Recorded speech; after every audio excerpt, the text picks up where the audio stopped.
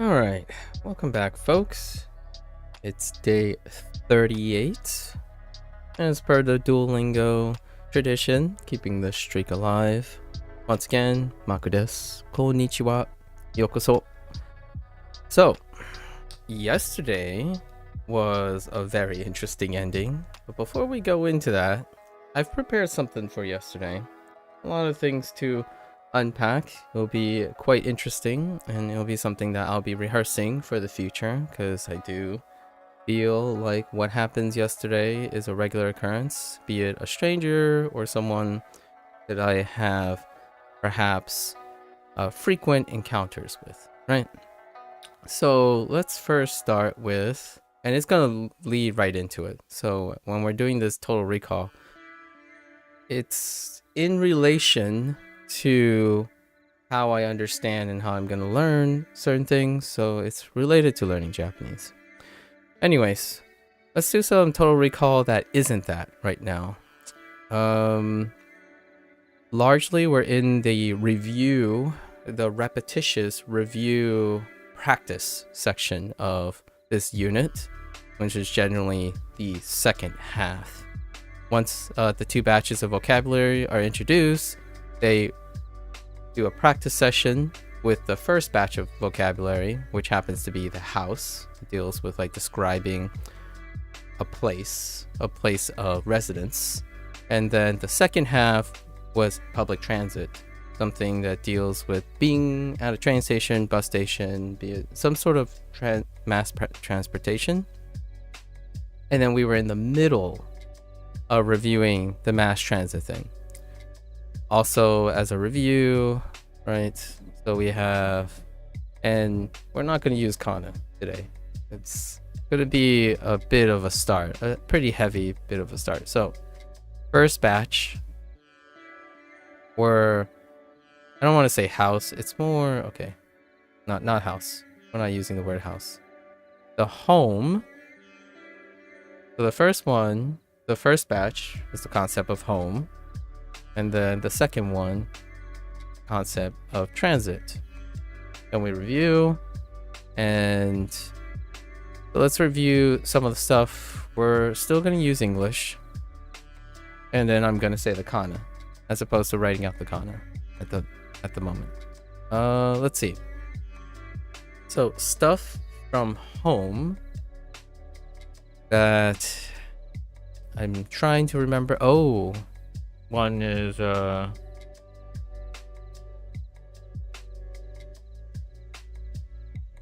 this one I should write out. I should write this one out.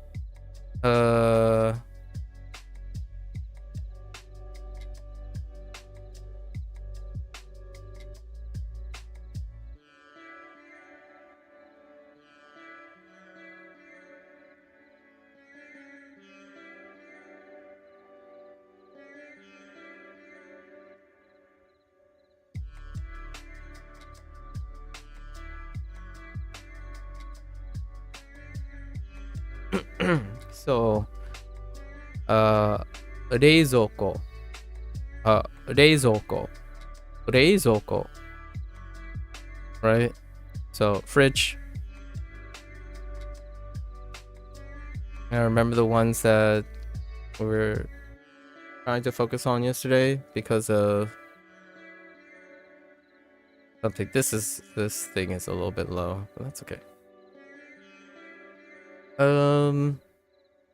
Something else that could be missed. Oh.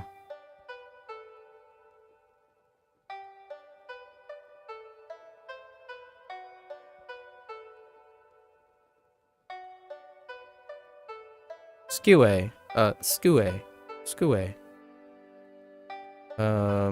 Desk.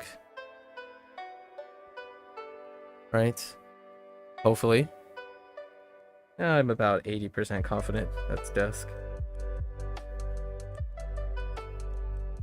No, actually. No, maybe not. Yeah, I'll just leave it. I'm thinking of another word right now, but I don't know if that means desk. Hold up. No, we're good.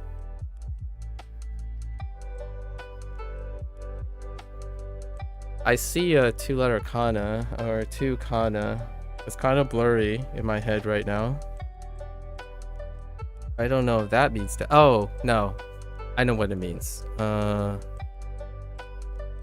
can kind of see it. It's a little hazy in my...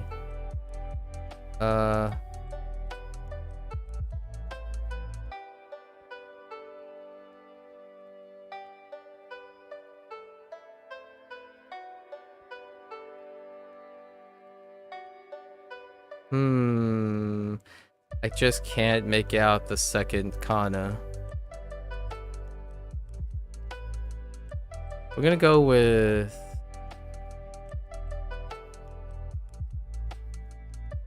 Isu. Probably not, but we'll go with it. Chairs. Okay. Probably those are the 3 that are a bit of a struggle. And they happen to be all hiragana, so... And you know, they're gonna have their respective kanjis, probably, but... So, some of the weakest points typically are relying on... not being reliant on cognates, as in things that borrow words, right? Katakana, when it comes to speech and listening, as a reinforcement tool that's already built in for its borrowed sounds. And in terms of katakana, the weakness of all the katakana terms is writing the katakana. So I'm actually kind of under... It takes me a lot longer to visualize the katakana due to its reliance or advantage with sound and writing, or sound and pronunciation, right? So hiragana has the opposite or a different problem, which the sound is great, the writing is pretty nice. However, the memory of the object, of what the object is referring to, is loose because of hiragana being something that I have to create new links with. So we're doing those things specifically, focusing on those things. So writing hiragana is easier, in my opinion, because it's abstract. It's far removed from something that's conflicted with the sound. And then katakana, it's conflicted with the sound, but that also serves as an advantageous memory aid for those words. Except for the one that I'm thinking of now, which I'm guessing it's not spelled out like that, but or it's not written that way. Renshirenji, microwave, right? So that one is an oddball for now. I'm sure they'll elaborate at some time, refine it, but Renshirenji, not sure. It feels it's half and half by its representation, but Renshirenji. That's covering the problematic ones. I think these are the problematic ones. And then, was there anything specific with the house? Am I satisfied with the progress after 38 days? I'm a journey person. I'm always satisfied with my progress. So I don't look... The only way you can estimate your progress from that type of... In my opinion, the only way you can answer that question is if you have a goal in mind way down the end. I don't have a goal down way at the end. So I'm always satisfied with my progress, for the most part. If I had a job which had a deadline, or like I'm pushing a deadline, then not so. However, I want to answer your question a little bit better, as in from a perspective that you're probably asking. So 38 days, where am I, right? So in order to use some, I guess, hyper objectivity to give someone, because my response is kind of unrelatable, right? It's not emotionally relatable. For me personally, I'm generally 90% of the time, I'm gonna say 90% of the time, satisfied, regardless of where I am. However, let's take my progress. So 38 days, let's use hyper objectivity. What is the average person competency at 38 days? I think the median was, let's just say vocab, like since Duolingo's strength is vocab. Personally, with Duolingo, there's about 480 words. And at my personal reservoir, I'm over 600 plus now, right? I'll end up reviewing this at day 60. Generally, I review things at day 30 and day 60, or I finish section 2 before day 60. That's when I'll review this stuff, but I've been keeping track. So just so that people are curious. So when we take the average, what is the average in 38 days? I think statistically, or like perseverally, I don't really data mine these things. To get to this point, at least in word count, the average is 2 to 3 months. So if we were going to compare it to average, right, or like 2 or 3 statistical average places wherever you get online, I am above average. So in that way, if someone was measuring themselves against a statistical average, then one would say that's a plus for satisfying. In terms of concepts, grammars, I did take a look at a lot of people talk about the JP, LT, and whatnot. And what is my grammar competence? Well, I did cover almost all of N5 myself. So not just Duolingo, but the points, I cover most of N5. And it still lines up to about 2 to 3 months. And 2 to 3 months dedicated. So 5 to 6 hours a day, which is about what I do in general. So right now I'm above average, if that helps with how I'm doing things. There's a big asterisk here. I'm not just using Duolingo, which that's the whole point. However, I'm also not using other tools so that are popularly suggested, like Anki, LingQ. The other stuff that I'm doing is my own skills, my own learning skills. So whatever I choose to capture and actively participate is how I'm getting all the other stuff. So some days I'm just naturally curious about this pattern that shows up on Duo. It's not Duo that's teaching me, but it's Duo that's exposing me. So anything that I'm exposed to Duo, I have a natural curiosity to add my skills to understand what it is. It's not Anki, it's not another tool. So you could say that YouTube is a tool, or the Google Online is a tool. But there are many sites, many things. So if you want to know where I am at 38 days, I am about a month above average. And if you're asking me personally about my life experience, how does that rank in my progress? I have generally been, when it comes to learning things, like the learning curve stuff, right? If you're talking about learning curve aspects, this is maybe a humble brag or however I focus on learning a lot. So generally over the years, the skills that I acquire, I would say if I'm conservatively, I'm in the 85 percentile when it comes to learning curves. So I still believe that I am in the learning curve of Japanese, like finding all the foundations so that I can use Japanese to learn Japanese. That's, if I had a goal, the goal is to be able to learn enough Japanese to use only Japanese to learn more Japanese. That's when my learning period kind of plateaus, and then I'm in the practice period that shows steady acquisition. And during this period, I would say I'm in the 85th percentile. This is a little bit redundant, my bad. That means that if you take all the people in the world, in my opinion, this is not like hard science or anything, I would say I could learn faster than above average more than 85% of people, in my opinion. I don't know how accurate that is. I have often been characterized as an advanced learner.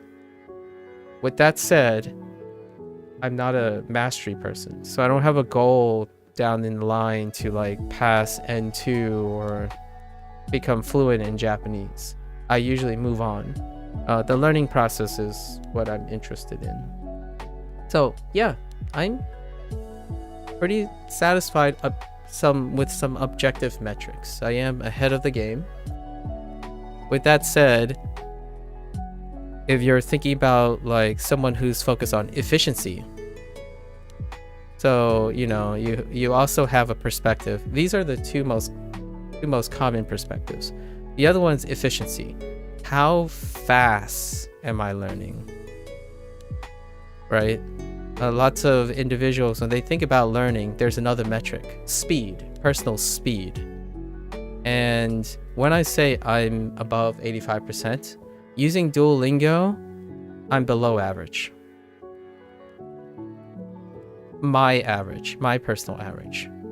So the way I'm learning now with Duolingo is slower than I usually am. I can think of many methods that I do normally, as in like have been doing, that would most definitely in 38 days, in how much time I put in, 5 to 6 hours a day, I would be way ahead of this. I would say I would probably strive for N3 by 38 days.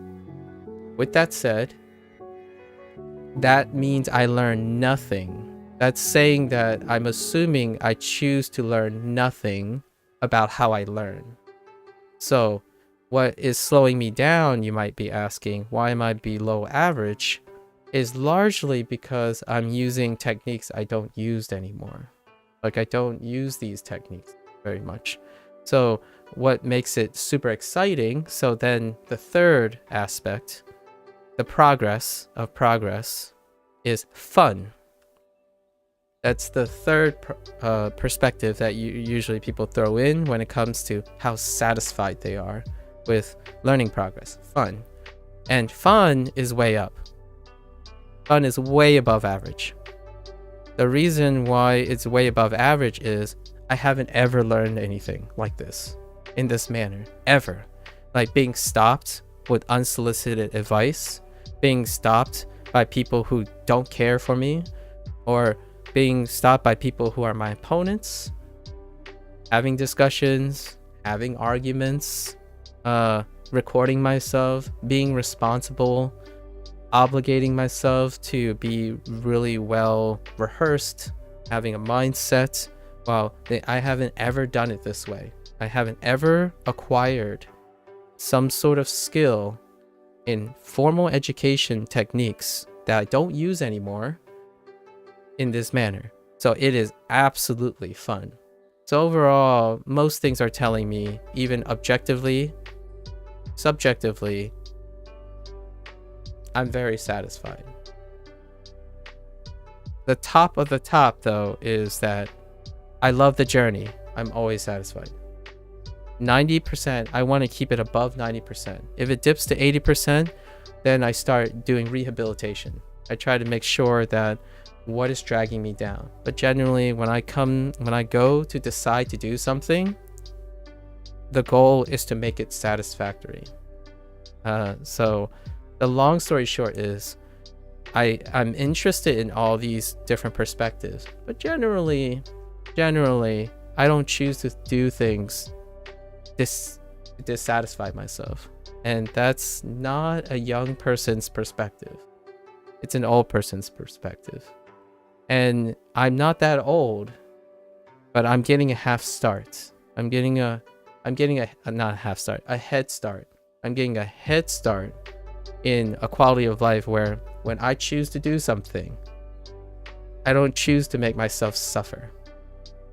And that is the ultimate goal. Every day must be as satisfactory as possible. Hopefully that helps. I gave some statistics and stuff and fun and whatnot because that is very important to people.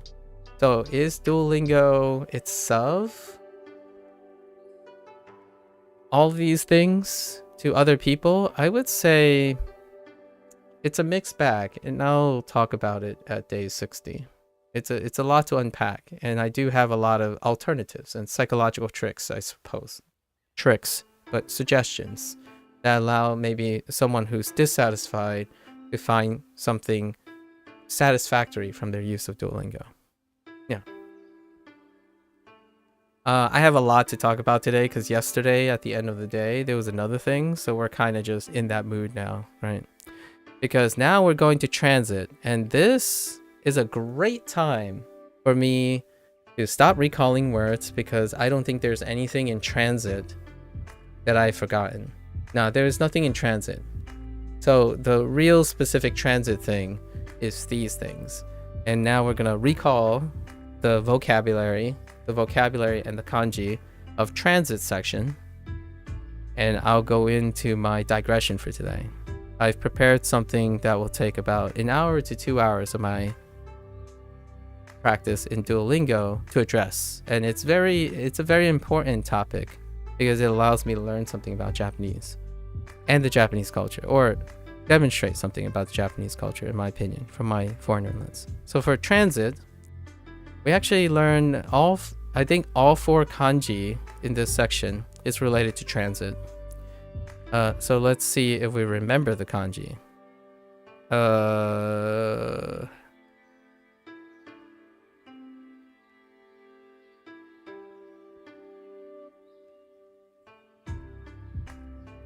This is ikimasu, right? The kanji in ikimasu. It's introduced as ikimasu. However, it is the root word iku, right? Iku, the plain form. That's fine for those who are very snobby about that. And then we have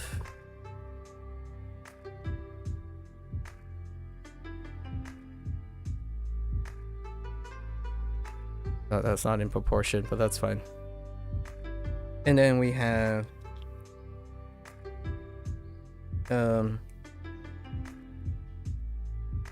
kimasu.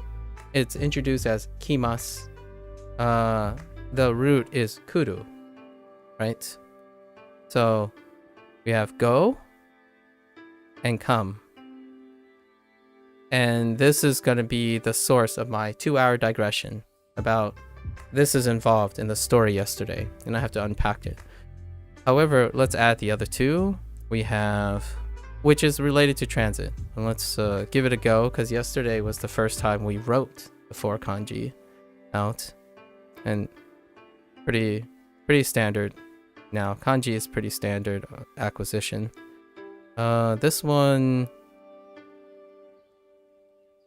Okay, I'll write the one that I remember for the time being.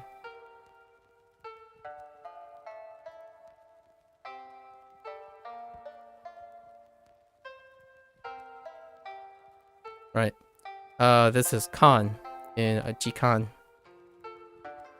And then we have jipun, the hun or the pun. And I'm currently drawing a blank on it.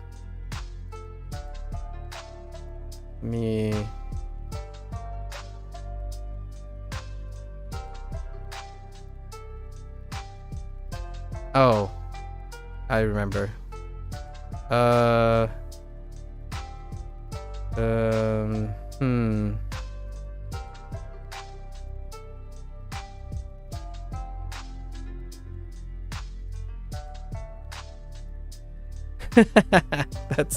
That's pretty shaky. Hold up. Yeah, so these are the 4 kanji. We have iku, kuru, pun or hun, because we haven't had enough Duolingo practice to see any new patterns. So the pun and hun, we have gohun, and jupun,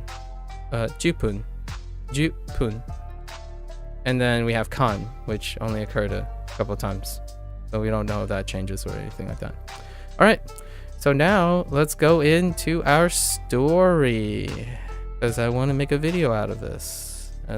So it all starts with ikimasu and kimasu. And it spirals pretty hard. So let's start with my digression.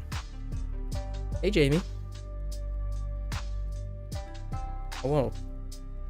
So from time to time, I have deep digressions, and this time it's very deliberate. These are called deep digressions. So let's put up some disclaimers. Thanks. So let's put up some disclaimers. This is my spiel. This is why I stream, and why a large motivations are taking deep dives into anecdotal psychological things on things. It's to increase appreciation for things, not to interrogate someone or determine who's right or wrong. The idea is to provide enough discussion topics or rhetoric for other people to consider, because I don't like the idea that there are hustles everywhere and individuals don't take things for fact these days, and rarely participate in the intellectual stimulation of thinking and challenging themselves. Like, it's not that fun anymore, or that's not entertaining. So these are my attempts to make it a little bit more interesting. At least for myself, this is the way I live. So this is like an activity I do nonstop all the time in my head.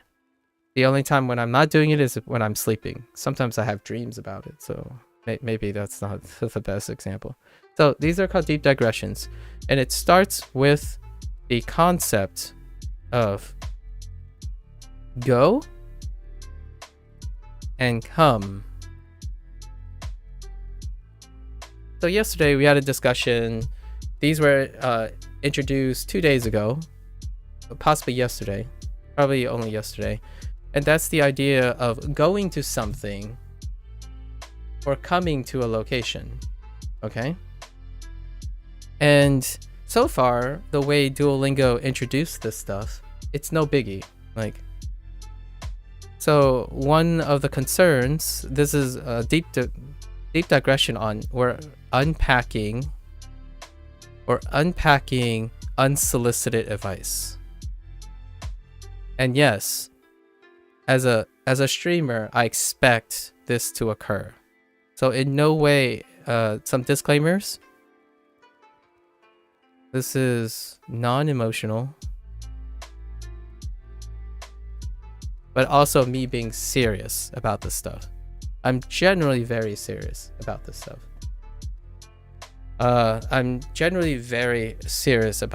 So it's unsolicited advice, and I absolutely love it. I might hurt people's pride and stuff, so I'm trying to give everything a fair shake. I really take this stuff seriously. It's the thing that makes me so excited about learning things. So, just as a heads up, right? I'm serious, but non-emotional. In regards to language, well, I have to explain this. So, you'll find out, Jamie, in a bit. So, Duolingo introduced go and come. And I do have I have a regular encounter with someone who who is very passionate, but to be very honest, passionate, but lacking emotional intelligence. And I talked about this quite a bit. There is a duality between having time to work on emotional intelligence versus a passion for skills. All right. So the solicited and unsolicited advice is the idea that when you understand through Duolingo does not explain this, so it is involved in Duolingo. Duolingo does not explicitly, the word explicit is very important, explicitly tell grammar points, as in abstractions. Anything with abstractions, that's not the type of method that Duolingo deploys. You form the abstractions. So this unsolicited advice is an abstraction, as in the advice was, be careful. I'm going to paraphrase the 2 hours more or less. Be careful that these two verbs have perspective differences, as in, and they specifically warn me because I am an English speaker versus a Japanese speaker. Now, the advice is that there's a perspective shift often, right? So, in the evening, I told a lot of times the warning is that if you get them mixed up, it becomes unintelligible. This is the warning. So this is fear-mongering. Sorry, I misspelled unintelligible. But this is fear-mongering. It's one of those that deter mistakes, but out of the kindness of your heart, or this passionate person, they're trying to avert a mistake being made, right? And they specifically use the word unintelligible or intelligible, and then imply that if this mistake is made with go and come, it becomes unintelligible to Japanese. Not only that, there was insistence that Japanese people would find it embarrassing of you as a foreigner. I must articulate this because this is where the component of emotional intelligence comes in. Japanese would be embarrassed. You would embarrass yourself as a foreigner. A lot of this is from this compassion.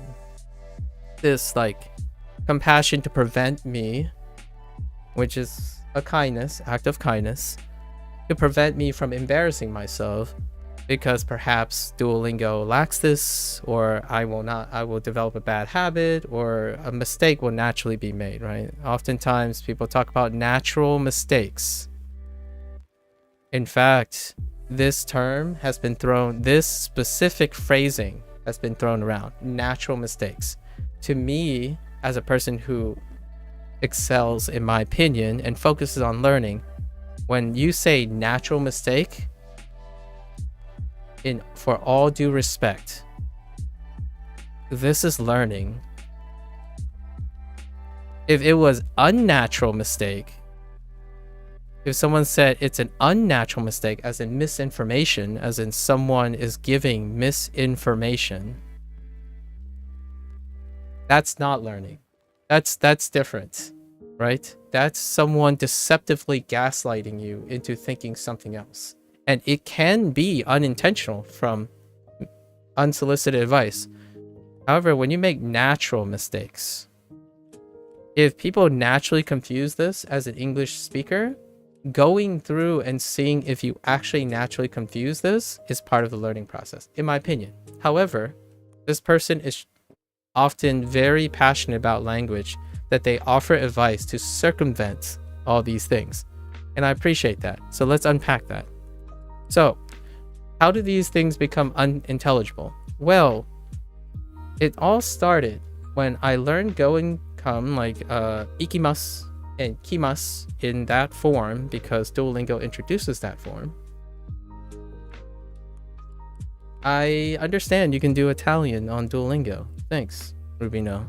I have no plans on using Duolingo, but thank you. Let's see. So go and come, the act.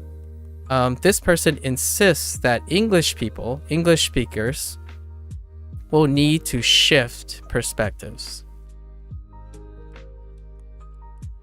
And sure enough, I need to confirm for myself, right? So I don't understand Japanese enough in the context of English learners, as in people who use English as learners. So I dug deep because my hypotheses, let's just throw that in first. I personally, at the time of this suggestion, didn't shift perspective. I didn't see it. As in, I don't think I need to. So my hypothesis is I don't have a problem with distinguishing go and come in the Japanese sense. That is my hypothesis. So instead of finding confirmation for my suspicions, I need to understand that I need to challenge it because someone else has a different perspective. So last evening after the stream went off, I started digging. I'm like, what is the perspective shift this person's talking about? Because I had a problem understanding. I had a problem understanding why this person thinks my perspective on go and come is not concordant with Japanese or understanding Japanese. So it's this idea, like a deep dive into is the idea that the perspective often can be from the speaker, I guess, or like basically it's that in Japanese it's always from the perspective of the speaker, right? So somehow again, I'm having trouble understanding this, but in English, when you say to go somewhere and to come somewhere, like for something to come somewhere, it's a different perspective, it's like a coming from a different point of view, right? And I can see that sort of. However, I don't quite understand it. Apparently this is a problem and I'm still having trouble processing it. However, there are diagrams, like the illustration would be someone comes to someone else, right? Like the idea is this is the mix that people use, and it's the example the person chose and another person I know, that more than one person. So I'm the odd man out. I'm the person that's being explained to. So where you have subject A can come to B. So whatever A is can come to B, right? That's not what imasu is. This is not imasu. This is ikimasu, as in to go. A goes to B. Fair enough. I had no problems understanding that. What I had a problem with was I don't understand how this is relevant to me. Okay? So here's the thing.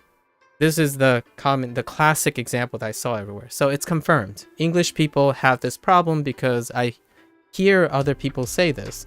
Like, hey, come to me or come to my house, right? It's go to my house because it's from the perspective of the speaker.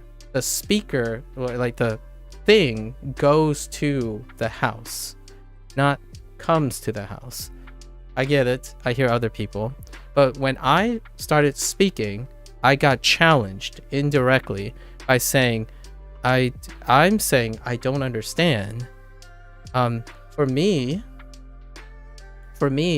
there's an idiosyncrasy about my English. I don't like using words like go and come. They're not descriptive enough. They don't show direction. They don't show intent. They don't show manner of movement. Much like Japanese, oftentimes I prefer to use more detailed words, and that led to a whole discussion about the discretion of using precision when you're asking questions and not. But what, for all intents and purposes, it was really weird for me to say when I read kimasu, like using kimasu is the train will come in 10 minutes. I do not hear that. That is ludicrously awkward for me. I don't say the train will come in 10 minutes. I say the train will arrive in 10 minutes. The train will depart in 10 minutes.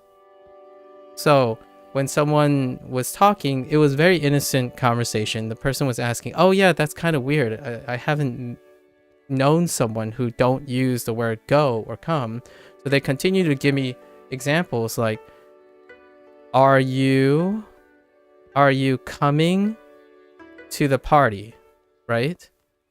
And the idea is English speakers would use likely because of Duolingo introducing it as come, to come, they will use kimasu, but it's ikimasu because they're going to it, right?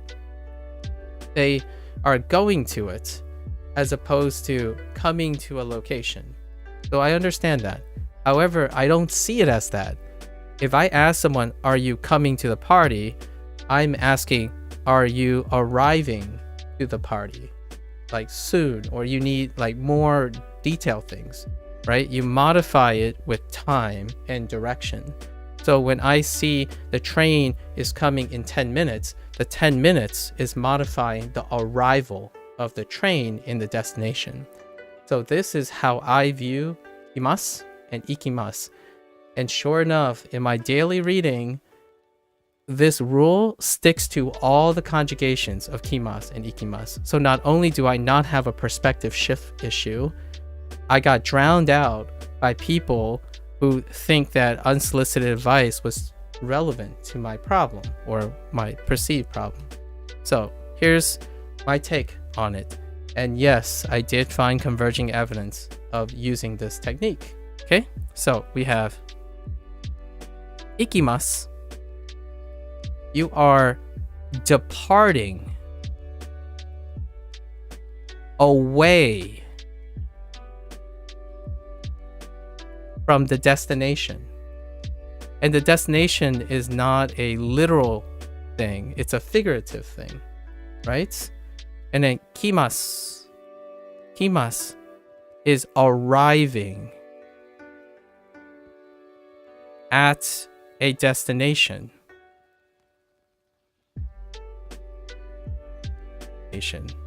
It's getting closer to a destination. And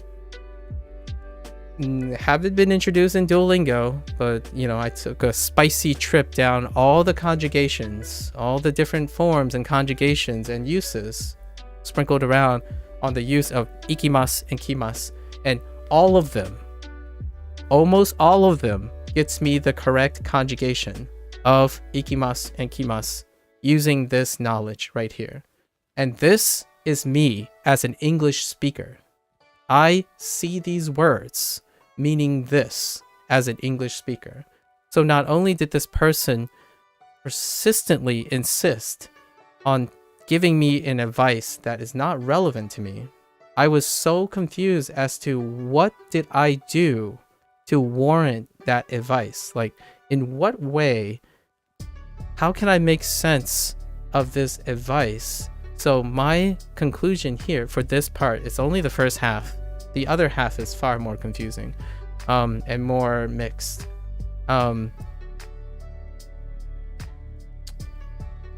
So this person, I understand the perspective shift. So I understand that, yes, it is confusing to English speakers. So thank you for the advice, right? Typical English speakers, maybe. I don't know enough about statistics, but maybe this is a common thing in English. All the sources that I've read indicate that this is a common occurrence, like a common occurrence of using the word come in the ikimasu perspective and not the kimasu section. I get it. So I like to thank this person for being emotionally I guess available to offer me a advice that I need to keep note of and remind other people so I can pass on this advice to other people. However, by coincidence, this person has failed to understand, along with someone else who I've spoken to quite at length, failed to understand that I do not have this perspective issue.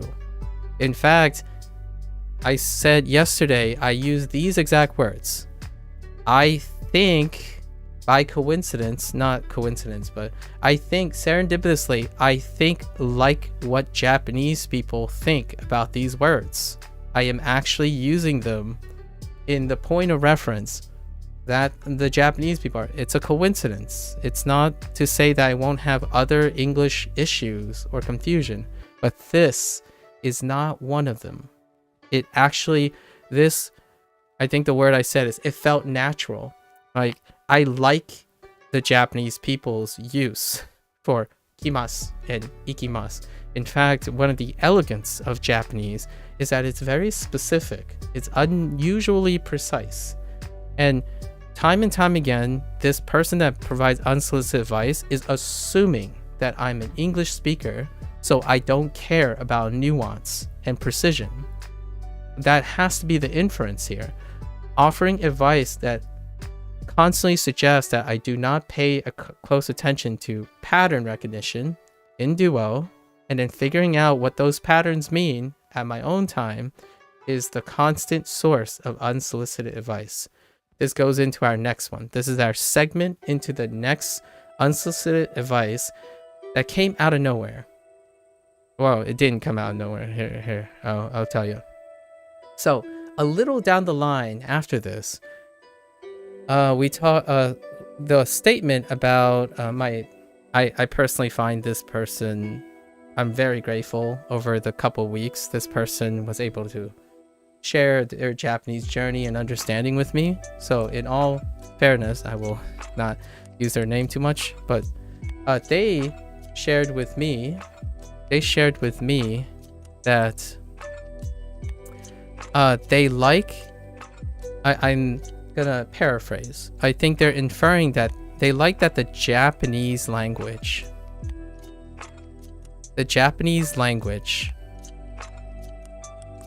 right?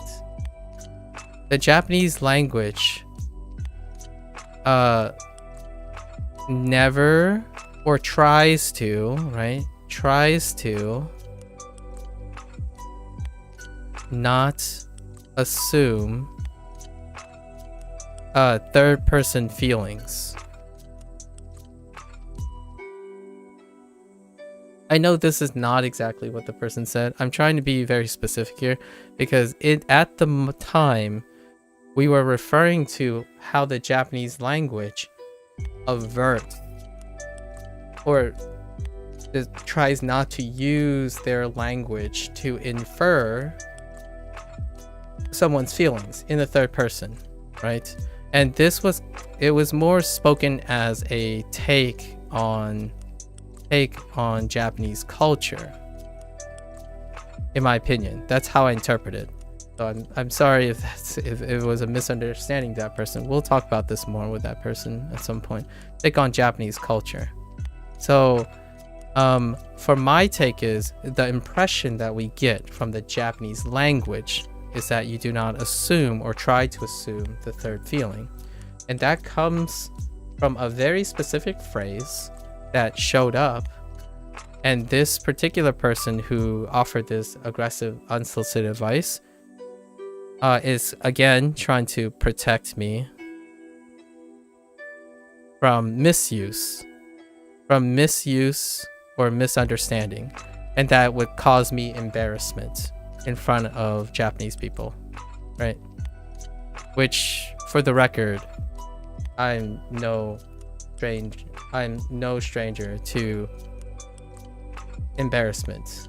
I'm in the United States, I'm multicultural, so I actually embrace embarrassment. Embarrassment is how I learn. So I'm not engraved into a Asian face culture. And the face culture, the concept of face culture is going to play a big role in what I was trying to say yesterday, but didn't ever get to because of the aggressive nature of this unsolicited advice, right?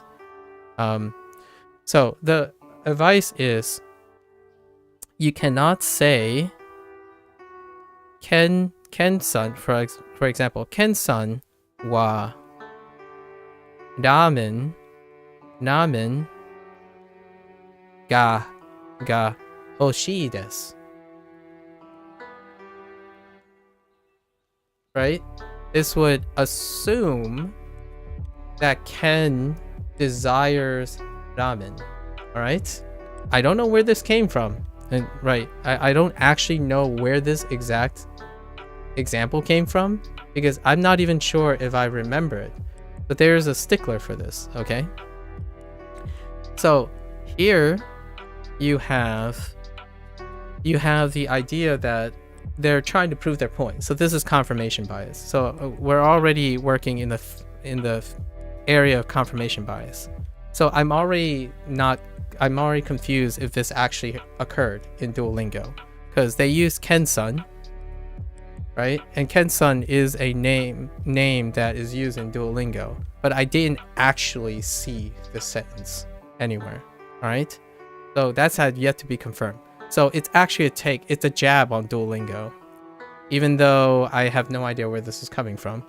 And this person, without a doubt, maybe they're not emotionally intelligent enough to be aware of their own prejudices, but all the time, all the unsolicited advice is targeted at something that either Duolingo doesn't do,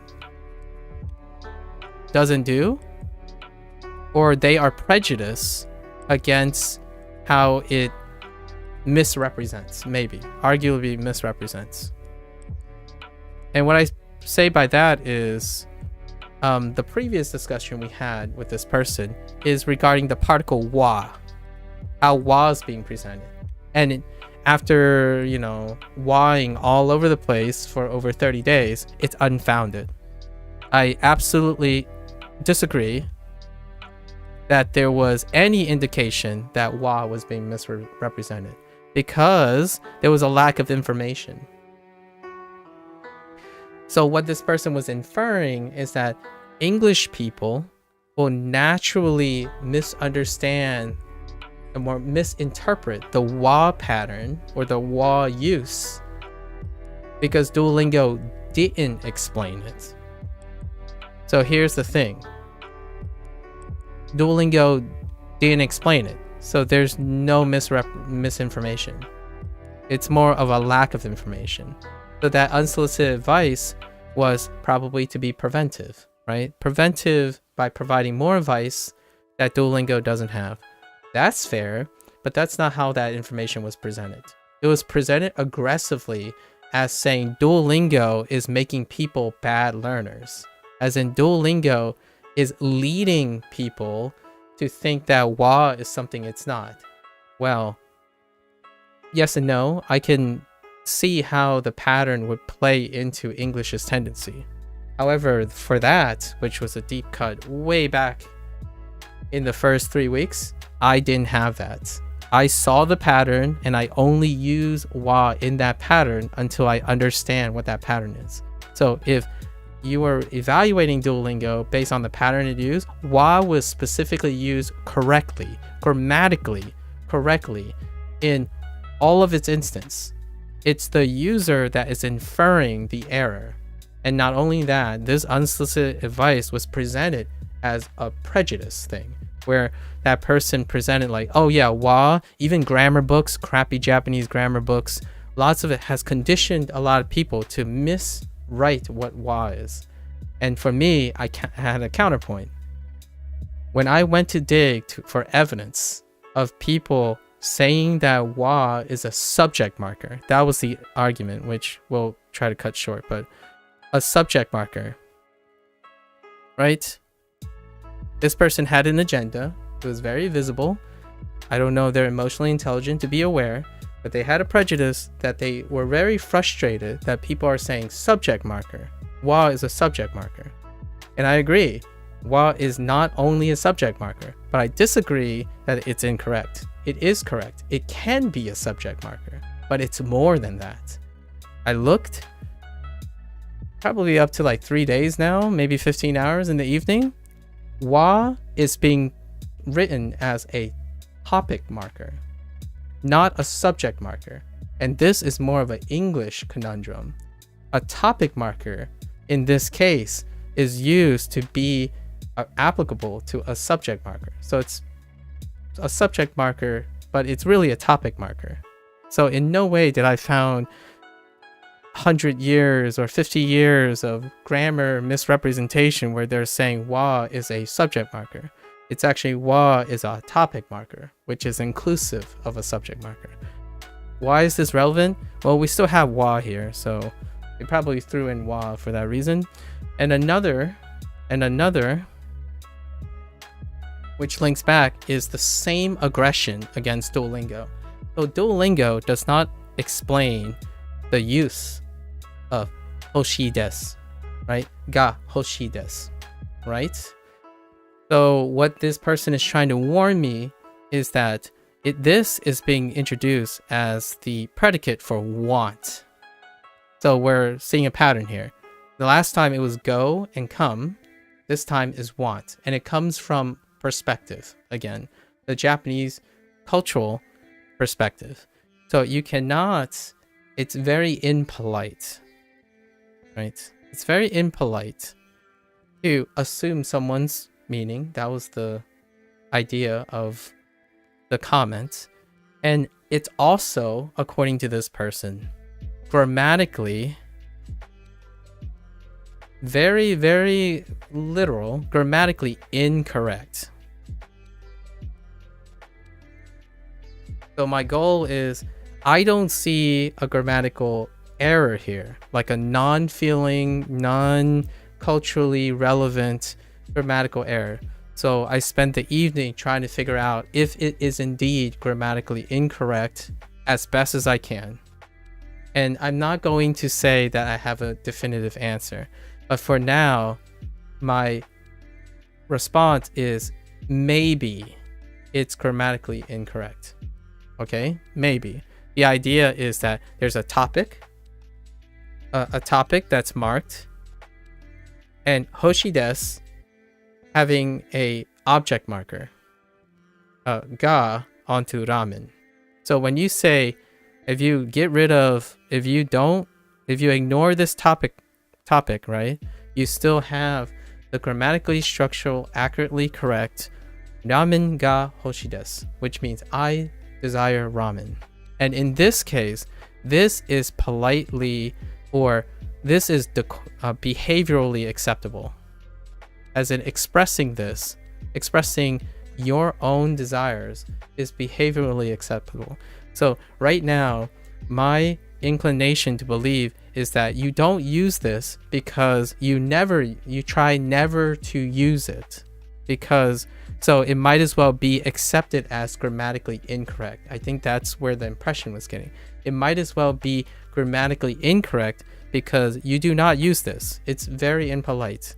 It's discouraged, right? It feeds into the notion that in the Japanese language, and maybe by extension, the Japanese culture never assumes or tries to assume third person feeling. And that's as good as I can get with being fair to this person, right? Now, here's the deeper cut. And this is relevant to my use of the Duolingo. I thought to myself, okay, where have I seen this phrase before? Have I seen Duolingo literally suggests this setup as acceptable? As in, is there any place in Duolingo that demonstrate a pattern that tells me you can do this? Okay? Because there's a difference between inferring and assuming stuff when you see a pattern versus literally knowing what the pattern is. And I'm trying to think back as far as I can. So what did I do? I spent like 30 minutes watching all my video, like a bunch of my videos where I think hoshii desu comes up, and on like 2x speed, and try to find out if there was a prompt in which they used and assumed the third person desires something. And I have yet to find one. So not only did this person, it's still, the jury's out, because maybe I'm gonna be hyper aware of this now. So when it comes up again, it'll be a learning lesson. I'll be able to tell people, hey, you shouldn't use hoshii desu to imply or infer someone else's desire. You can use it acceptably and, I guess, grammatically correctly to express your own desires. That's acceptable, right? So that's probably where I'm at right now for this. I don't think Duolingo actually has ever done this. Not that they don't, so they still don't explain why that's the case.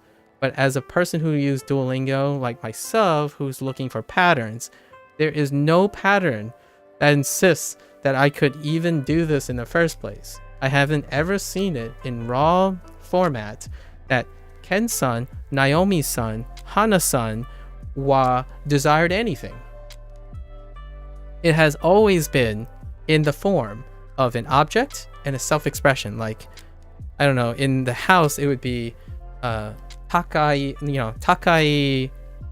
hondana ga hoshii desu, as in I want a expensive bookshelf. That's has the whole session yesterday. Nothing was in third person. There was no third person. It was just you. You used to live in a old house, or like that's a live, sorry. You want a new apartment. You want a spacious apartment. Like me, I want a spacious apartment. I want a new air conditioner. I want something. It has always been I want. So when I read this again yesterday and I sat down and I thought, I don't remember ever writing this. Like, I don't think I've ever translated a word in Duolingo that said, Ken-san wants ramen. It felt so weird. And guess what? Because I'm willing to bet this format doesn't even exist in Duolingo. So not only did this person insist that this is wrong, and it's to prevent people from using this wrong, I get it. It's kind of like the whole go, and come situation. You're assuming that I'm a person that in English I wouldn't ask if I could do this and just use it without knowing. So once again, it's to be protective of common errors that English people make. Yet this person did not ask me if I had a problem with it. However, they were also motivated to, in my opinion, slander Duolingo once again, because Duolingo doesn't explain anything, and this guy likes to explain some things. Sure, I like it, so now I can inform people if this ever happens, like, oh yeah, you shouldn't use this. I don't think it's grammatically incorrect. It's grammatically correct, but it might as well be grammatically incorrect because you don't use the phrase like this. Okay, so there's a difference between grammatically correct and emotional intelligence. In a way, ironically, for this person, because this person, in my opinion, lacks emotional intelligence. They throw emotional intelligence out the room all the time for providing unsolicited advice. Yesterday's confusion was that I did not understand why the advice is relevant here, because I'm in agreement. Like, all the things that person said was like, yes, that's exactly what I think it is. Thanks. I know. Am I doing something wrong? But it's really because this person wanted to emphasize that English speakers make these errors. Great. And I happen to be an English speaker who's also saying that I don't have these problems, and I agree with you the whole time, and I was baffled. I still don't understand why this person continued to press a point that I agree with them. And then now I'm going to talk about the point I wanted to make, because it's a really, really good one.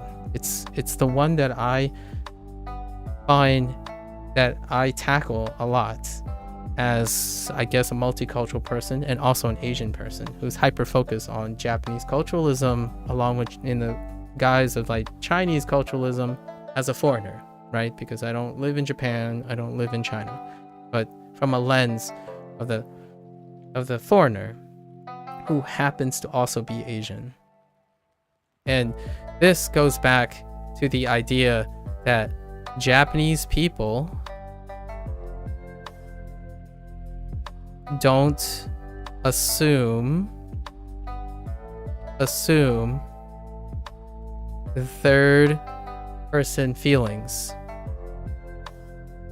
And this is my deep cut for my digression, because this is where I was going while this person constantly talked about language and anthropology and stuff. I was talking about psychology and philosophy largely. So this person counter-argued with anthropological facts, and I'm not disagreeing with them. Those are actually anthropological facts.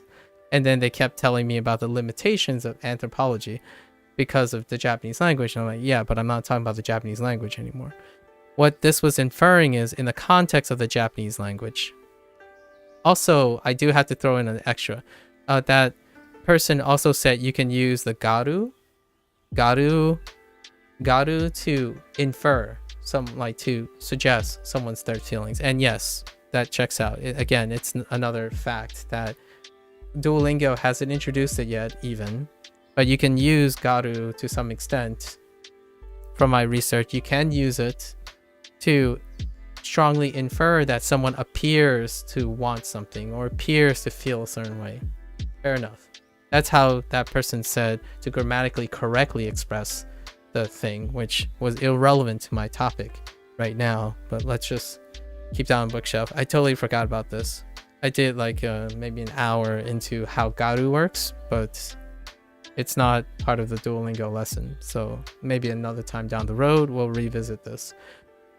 So, Japanese people don't assume third-person feelings because this is inferred in their behavioralisms through their language. And a lot of times, I always talk about learning a language is also learning about the Japanese culture, right?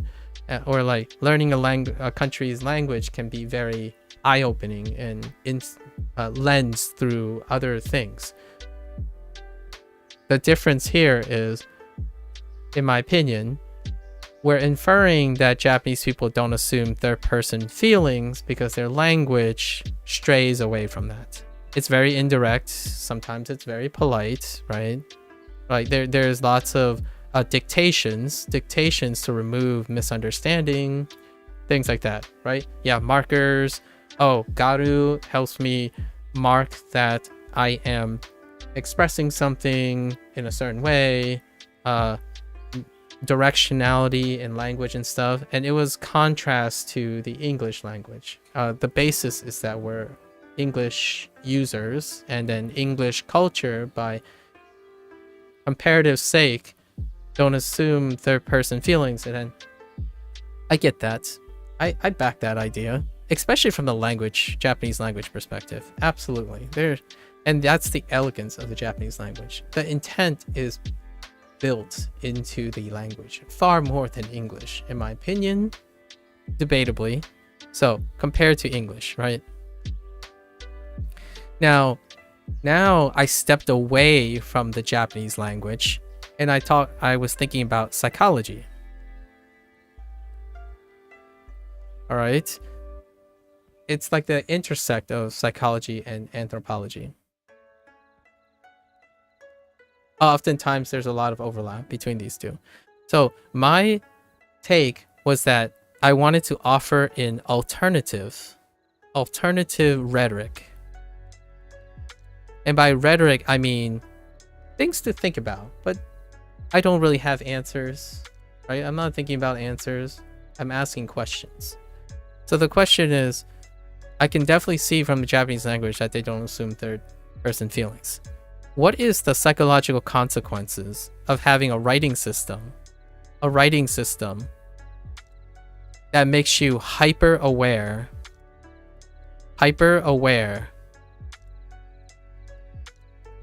of other people's feelings?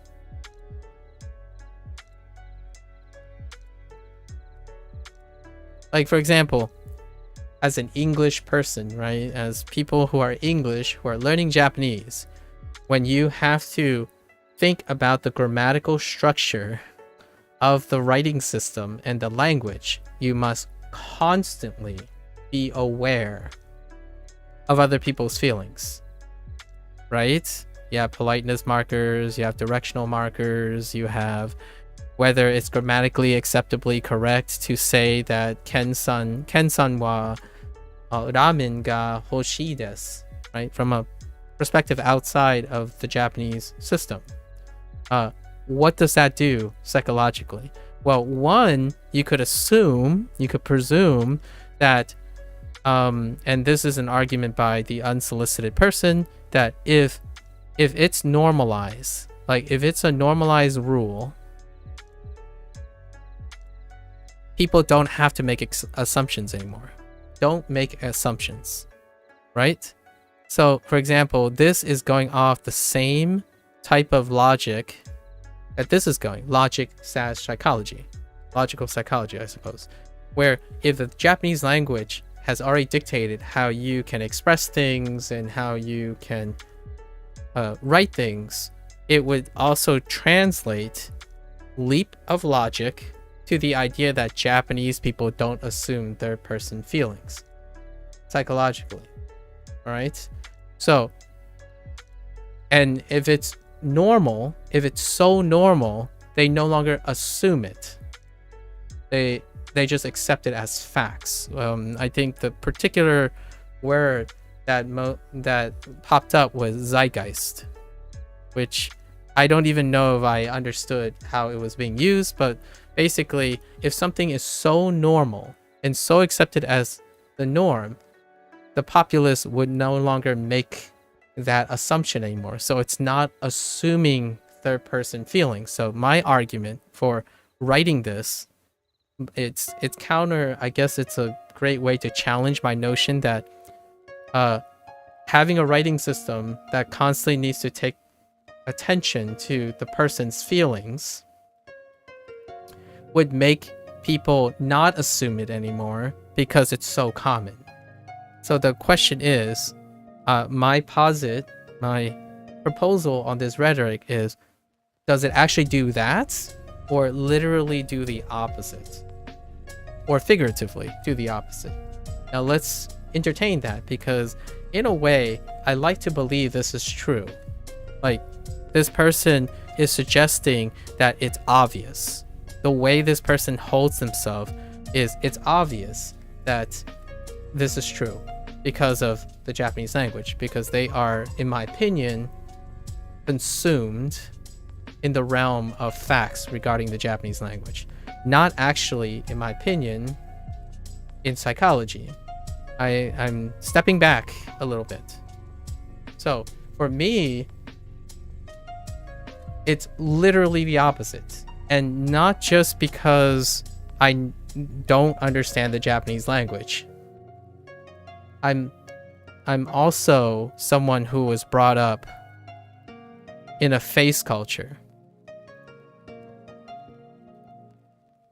And if there is any indicator, like if there's any obvious example of a face culture, it would technically be China, but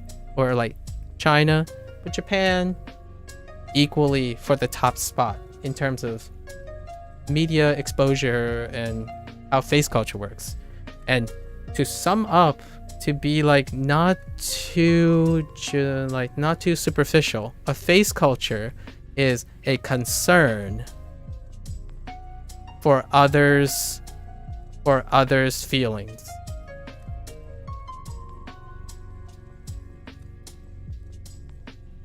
So in a face culture, you make sure you never embarrass yourself in public. You always act polite. You always do the things that are assuming what the other person takes as politeness. That is a face culture. And Japan is one of the biggest face culture that has good media exposure. China is the other one. All right? So is it because they're not assuming the third person feelings, or they're always assuming the person's feelings? What are some real world examples, actually anthropological in nature, but also psychological in nature, examples of these? Well, when you are writing a system where in psychology and philosophy that humans have emotions and they require vehicles of expression, and also methods of empathy. In my recent years, and this is the irony, because I imagine the person that said Japanese people don't assume third person, they're very, I find that we become quite close now as friends. The irony here is they watch a form of medium or maybe the irony. They watch a form of medium that already demonstrates the opposite encounter of a Japanese language. So a country that has a language that is very precise to the point, but precisely indirect to avoid assumption about people's feelings. The irony here is those people who are interested in the Japanese language consume a medium, anime, and manga. And one of the classical interpersonal conflicts that is in anime and manga is assuming people's feelings. So not only is this where I was going, I didn't ever get into it because we never got there. It was late. I needed to go. The idea is it's not that obvious. No, it's not obvious that Japanese people don't assume. It is pretty obvious if you only think about their language.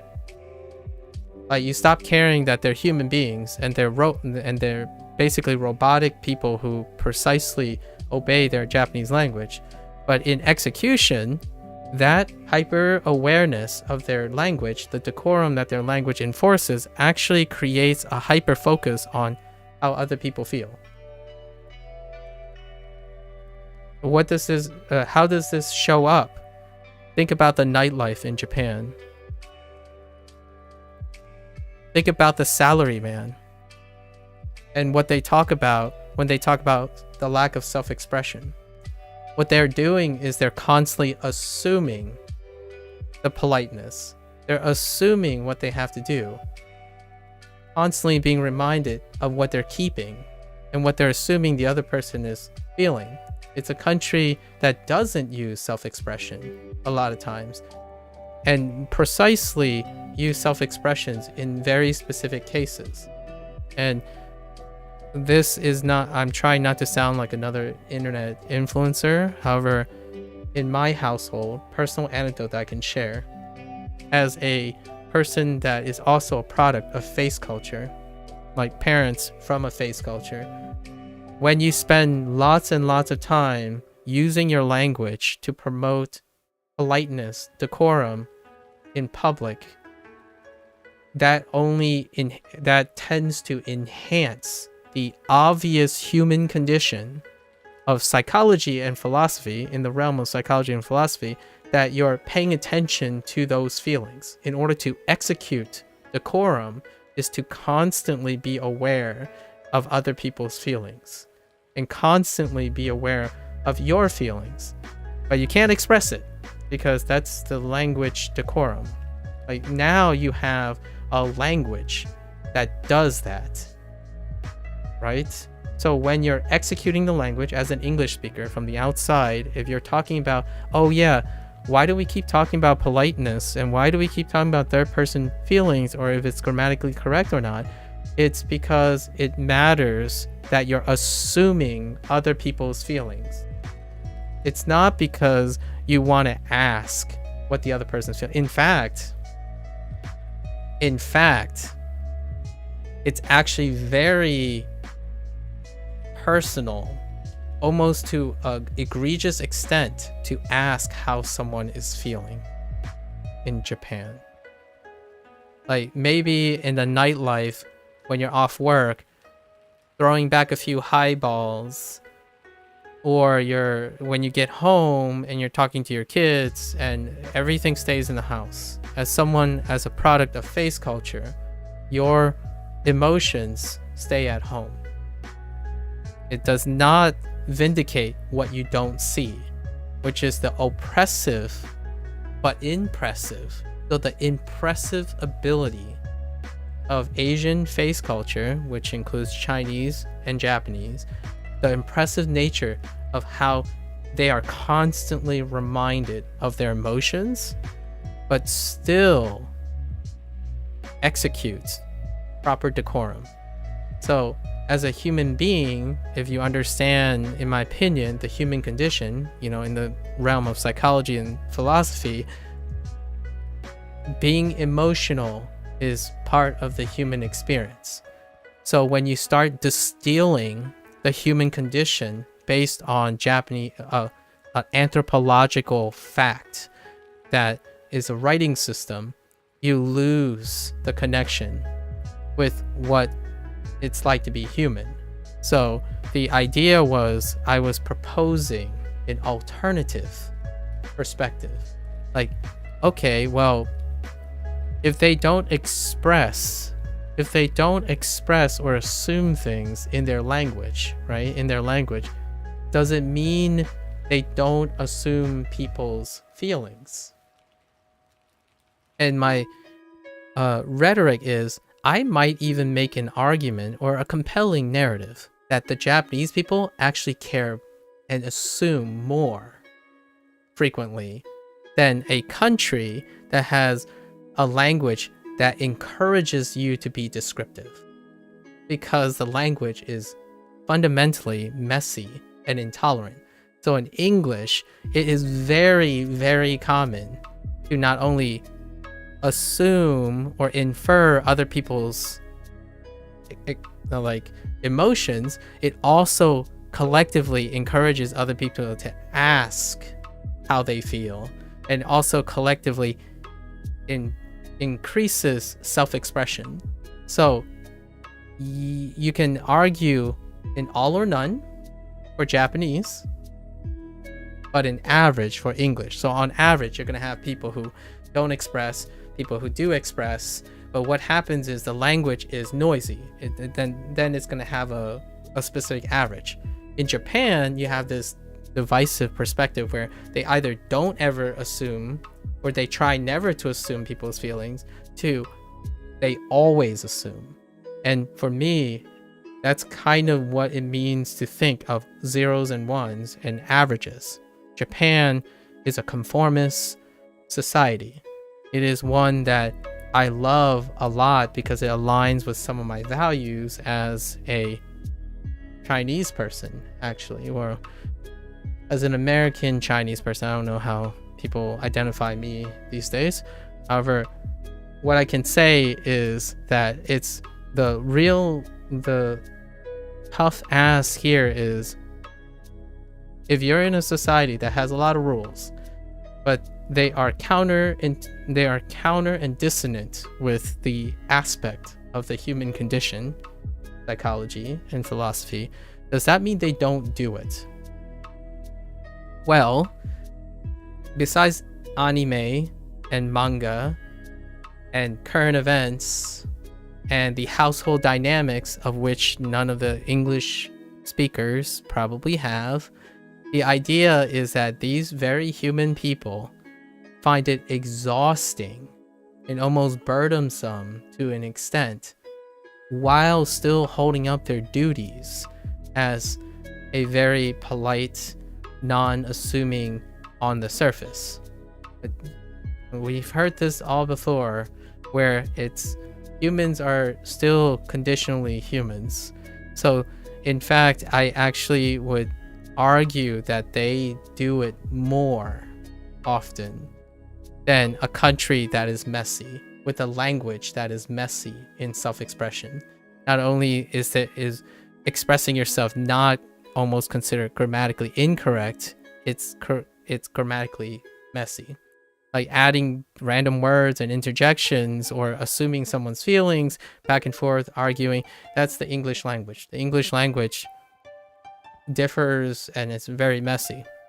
A language like this that promotes a behavior like don't assume people's feelings, that doesn't mean it's not happening, in my opinion. It actually might even do the opposite. So there's a leap of logic here, which that leap of logic can explain two different things: how Japanese people act and how Japanese people speak. When they act, it's most definitely not concordant with the idea that they assume other people's feelings, like that they don't assume other people's feelings. That dramatic, the diversity in bombastic, incredible, loud, emotional outbursts, and then the surprising to like foreigners, the sudden nuances of like, oh, I'm sorry, like making things that were unexpected and they hyper apologetic and whatnot, that is not because they don't assume the other person's feelings. That's literally because they do assume the other person's feelings. That's an inherent cultural dissonance between a face culture and the United States in general in the United States.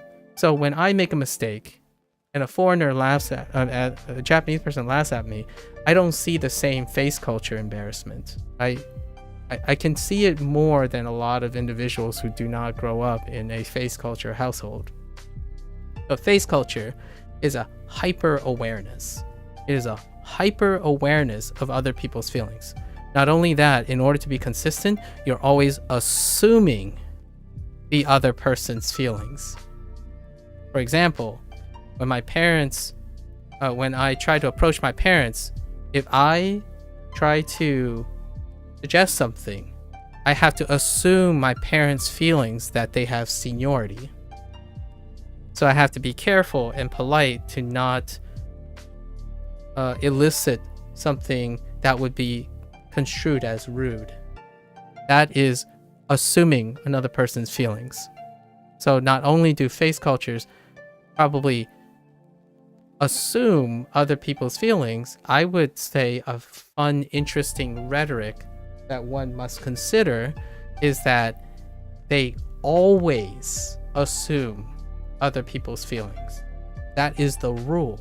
The rule is to assume and be polite and then solicit the feelings. But it's built on the concept of assuming someone's feelings. Like, oh, I'm not concerned whether this is considered as rude. I just assume it's rude, so I won't do it.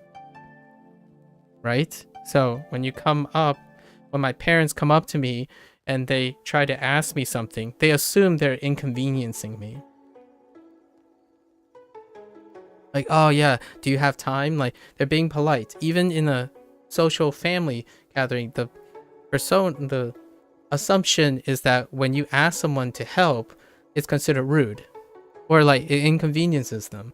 Well, I mean, I don't represent other Americans, but man, if a Japanese person come up to me and ask me for help, I will try my best to help them. I actually enjoy that. That is part of the assumption they're making, that they're inconveniencing me, so they're very apologetic, and it reinforces that apology. But do they really? What are they assuming about it? They didn't actually ask me; they inferred it, right, by their stuff. So people do assume feelings. In fact, in face culture, it's almost the rule than the exception. And that's kind of what I wanted to talk about. Like, it's not that obvious, and I'm not even saying that's what happens. It's not obvious. When you look at the Japanese language, certainly, it's very precise, and there's only like a few handful ways of expressing things, and it's very indirect. But man, all those people that I've talked to, I'm sure they've watched anime and manga, right? Throw up a rom-com, throw up a slice of life. What is the fundamental conflict of interest in Japanese culture? And now, ironically, anime and manga, that trending aspect of failing for interpersonal skills, because interpersonal skills rely on assuming other people's feelings because of face culture, right?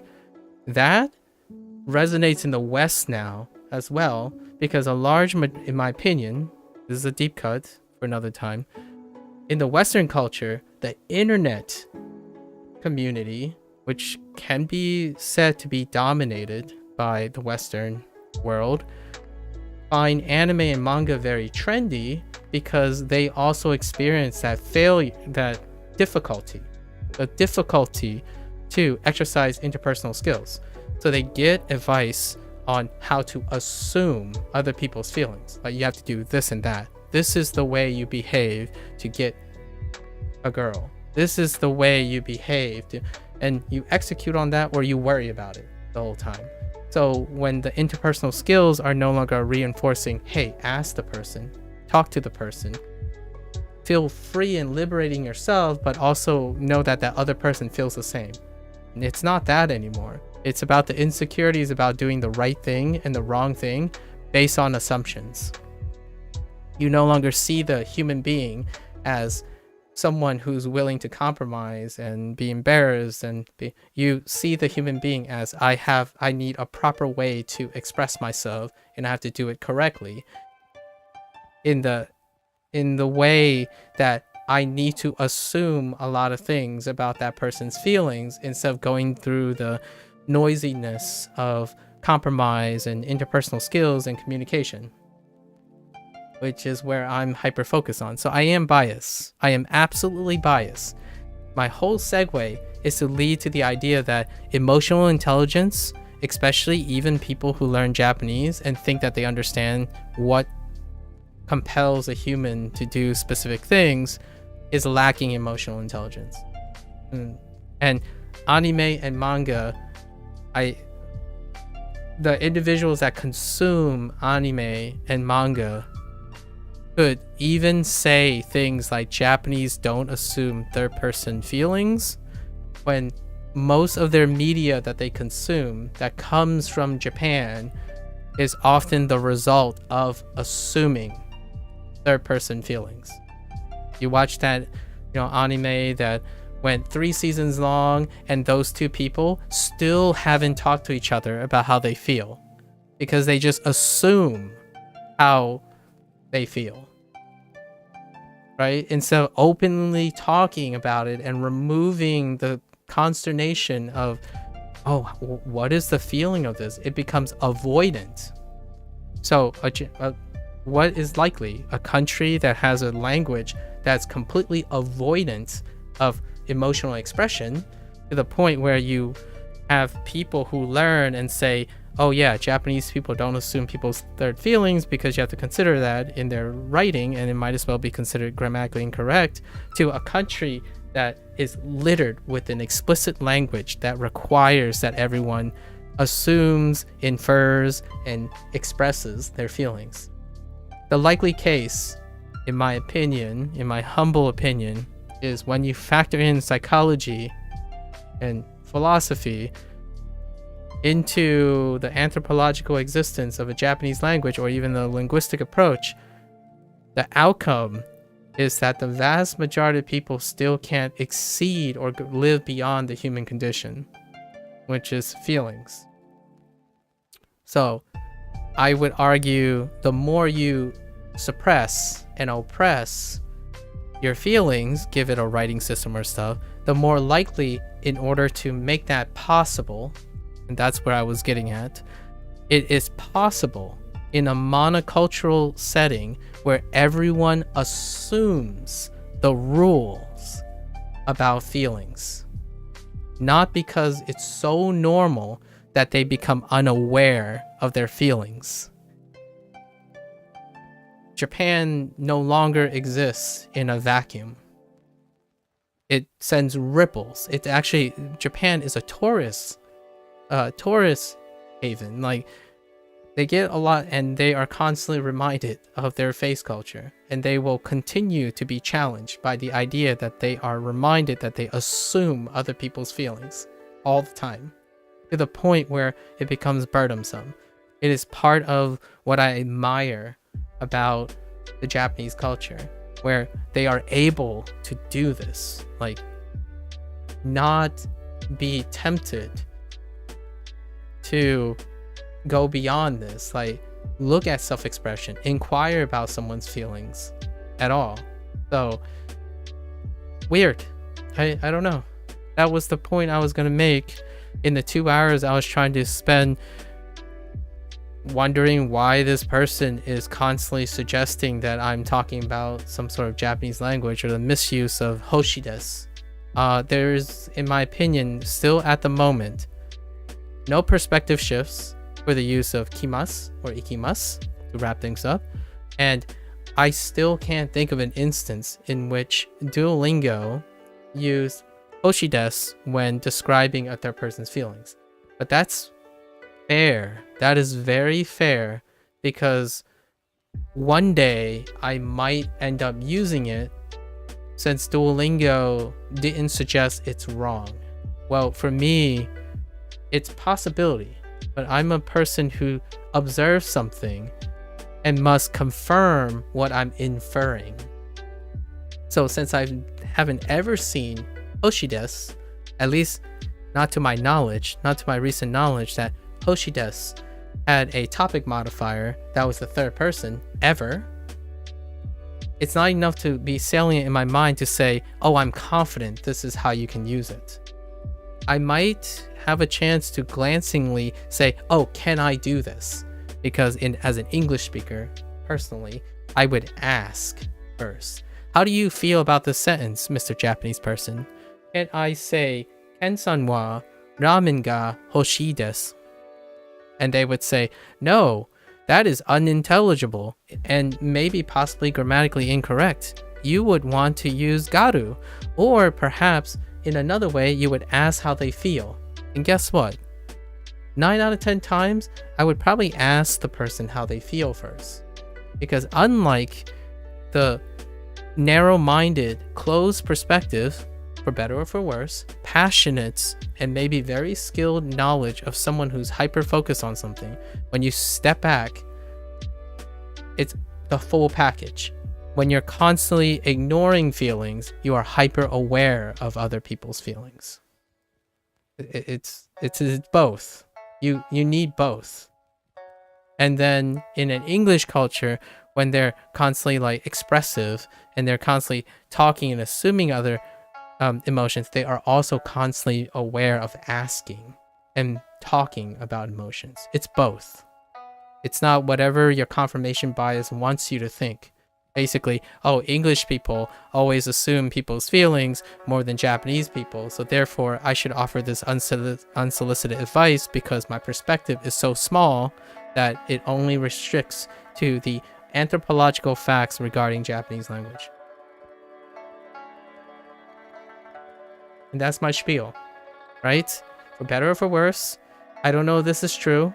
These are observations, right? Like what I mean is my rhetoric is that these are the thoughts that I have to think about. When I learn a Japanese language and I put it in the perspective of an English speaker, this comes up all the time and it's brilliant. I think this is the part of learning a new language that feels missing in a lot of people, where it's generally about the raw vocabulary and the stuff. I like to think of the implications, right? Implications make it interesting. Like, I won't forget Hoshi desu now, thanks to that person. So I'm not ungrateful at all. I actually find it very fun. Like, I have very fond and endearing feelings about it, because now I get to tell the story of Hoshi desu, and I get to explain some of the things about kimasu and ikimasu, right? And there you have it. That's I actually finished a little bit early. It only took me about an hour, but it's probably because I skipped garu, what I learned about garu. But garu is an alternative method of expressing third person feeling. Maybe Duo will introduce that, maybe it won't. One thing for sure is confirmation bias,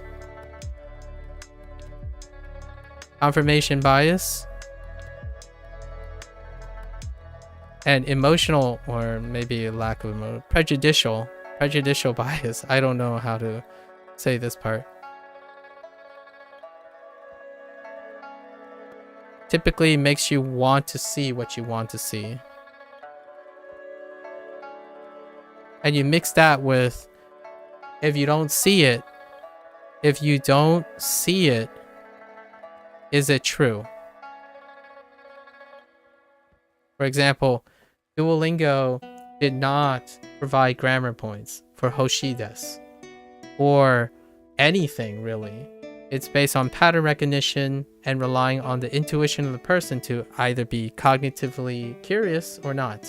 So it is very, very ripe ground. for anyone who has a grammar point. There are places where grammar points are introduced in the guide and the guidebook and stuff, for sure, but it's surface level stuff, absolutely. But the question is, though, are you a pattern person? Are you learning by patterns, or are you learning by your intellectual use, right? Your intellectual skills. And most of the people are intellectual skills because they are secondary learners. Language as a second language. Language as a secondary acquisition, right? So for me, yes, as well. However, I'm trying not to do that because Duolingo uses a strategy that is when you're a kid or younger. And I kind of like that. What does that do? It makes me slower. I already talked about my progress or my satisfaction and whatnot. It leads into this. So yes, it is slower than I usually go, for sure, because I'm not using this. However, ironically, this is also slowing me down even more because everyone else thinks like this. So naturally, I can continue to think with patterns and then have other people fill in the intellectual stimulus. Hence this digression. This digression would be one of them. Regardless or not, when you use Duolingo, you will not enter a conversation about the politeness of a language, its appropriate use, oshi desu, the perspective shift. This is through the discussion with other people who are dissatisfied or maybe even emotionally unintelligent, like unintelligible to themselves about how biased and how much they're attacking a product that probably doesn't even intend to do so. And then using that frustration to project onto another person, which by coincidence, from my perspective, don't even share those misconceptions. I often feel like in this case, because I speak American English, I suddenly stop being Chinese and stop being someone who's interested in the Japanese culture. I don't know what their prior experience is, but that's a leap of logic. And ironically, that's assuming everything. It's assuming so many things when you're providing unsolicited advice. Here's the greatest irony. Someone who's so interested in the Japanese language and also by transitive property, the Japanese culture. One of the golden rules about Japanese culture is not to provide unsolicited behavior.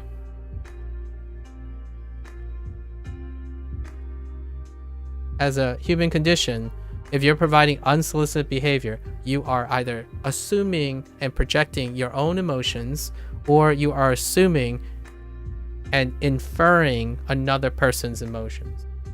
So if you naturally understand the Japanese language and perhaps the Japanese culture, this would be one of the top 5 things about unsolicited behavior, especially in the form of advice. It's ironic because the hoshi desu thing, the one common misuse of hoshi desu that I found on the internet is advice. Advice ga hoshi desu. That's asking for unsolicited advice.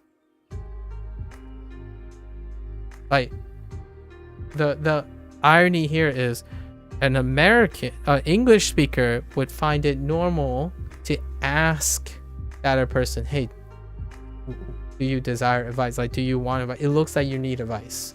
But at least that is more than someone who goes on and assumes that person needs advice and do it anyways. That is the irony. Like, it's so unpredicted, right? So yes, one can be incredibly knowledgeable, and I'm super appreciative of that. Like, I love knowledge. I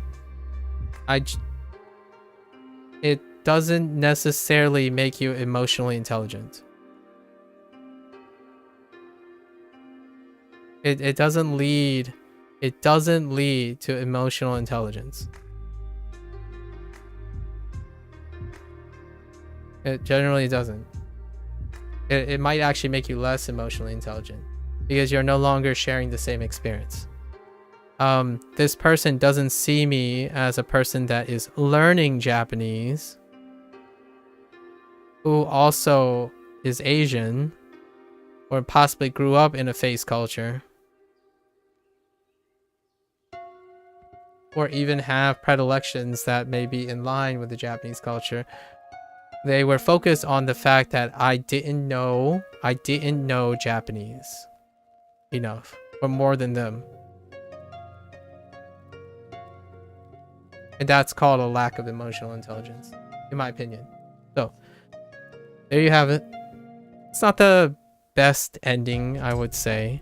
However, I still welcome everything. It's something to think about, right? I most definitely do not know more about the Japanese language than pretty much everyone I've encountered.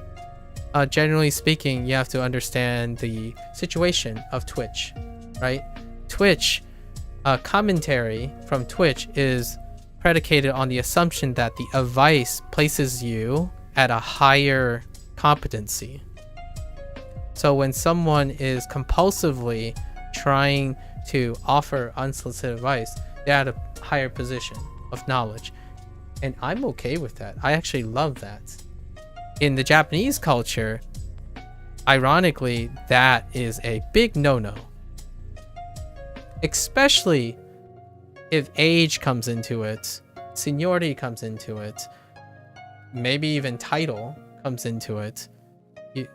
That's unacceptable. And you have to consider all that. Japanese people constantly consider that. I don't.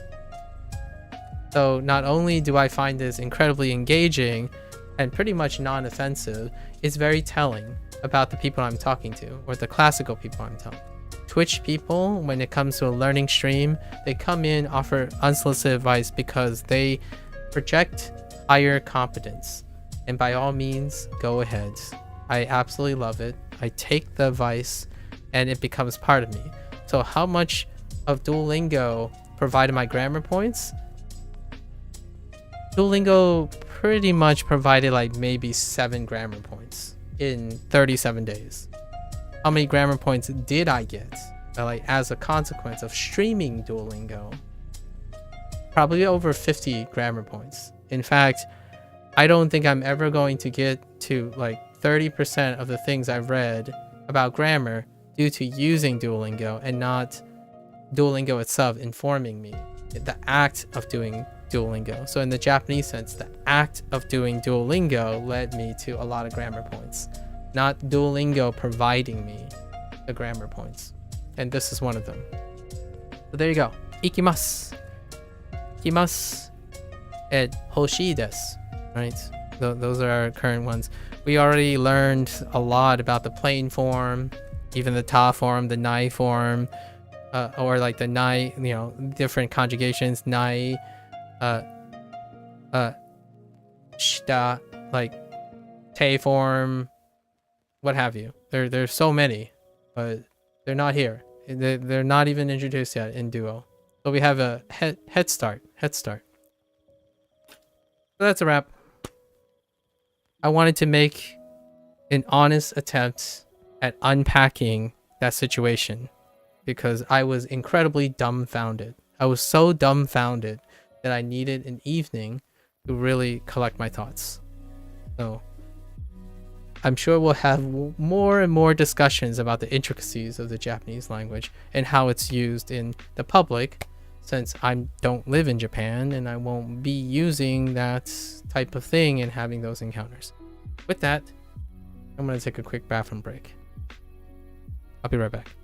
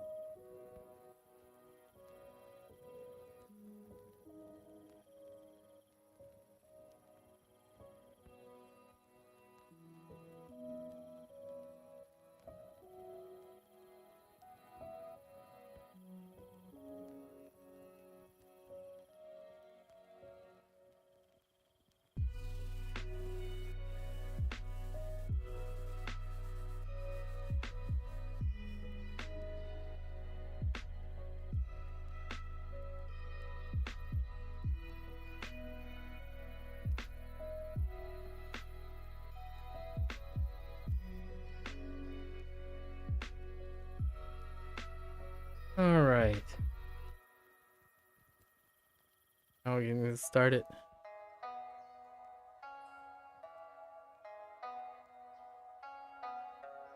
Yeah, that's okay. Using English. I'm sorry.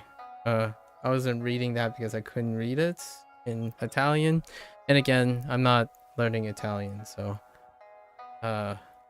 and probably won't for quite some time. Okay, let's start our lesson.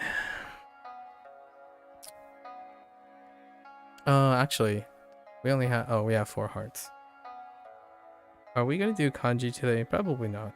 Let's not do kanji. I still remember the kanji from yesterday.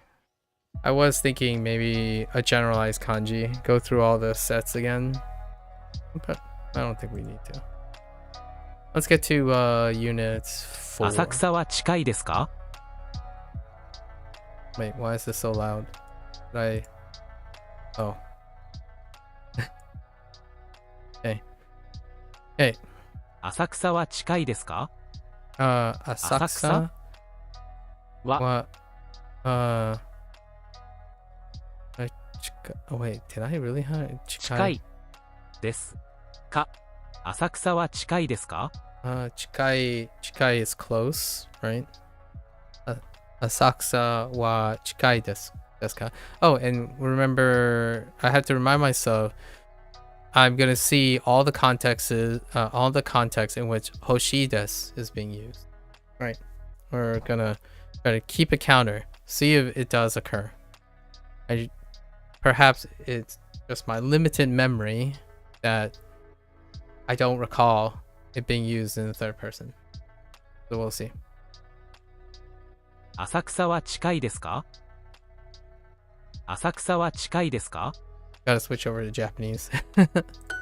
来ます Alright, kimasu. 来ます Okay. Kimasu. 来ます すみません、ここは上野公園ですか? すみません、ここは上野公園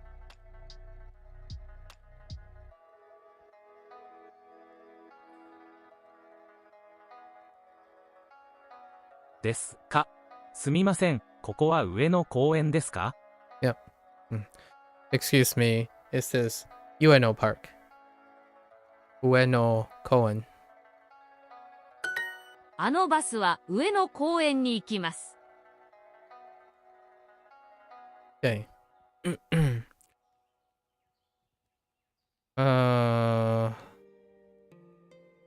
That bus over there.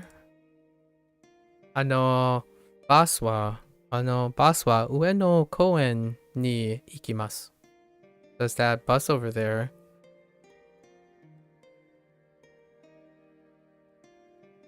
Oh. That bus over there goes to Ueno Koen. 次の駅は秋葉原駅じゃないです。東京駅です。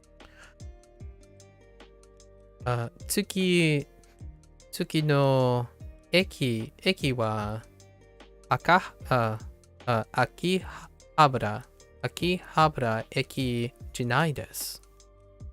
東京駅です。The next station is Tokyo Station.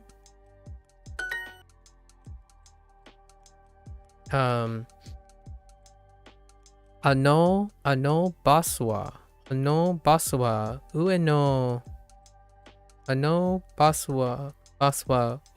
公園に行きます。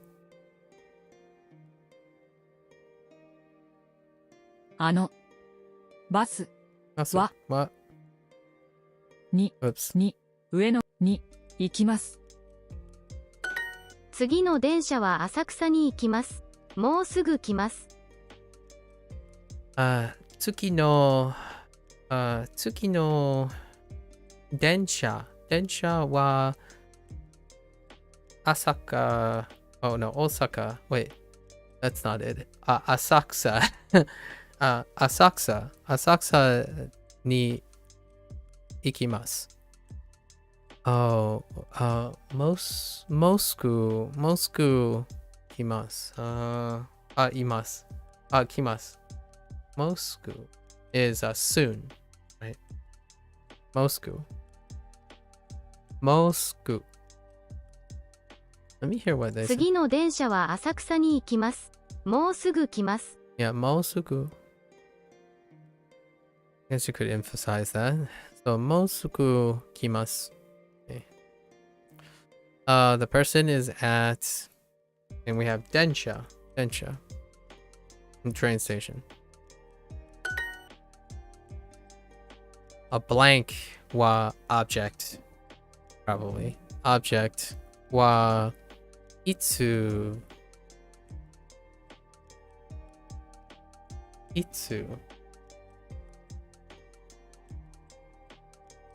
Itsu kimasu ka?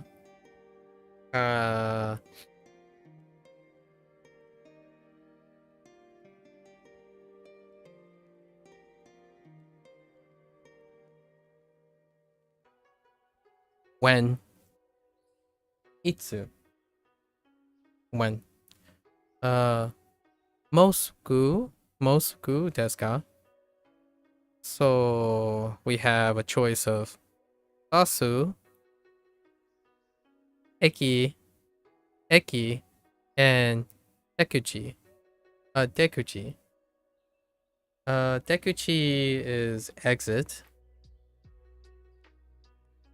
And Eki is station. Right. Yes. They're talking about something arriving. So.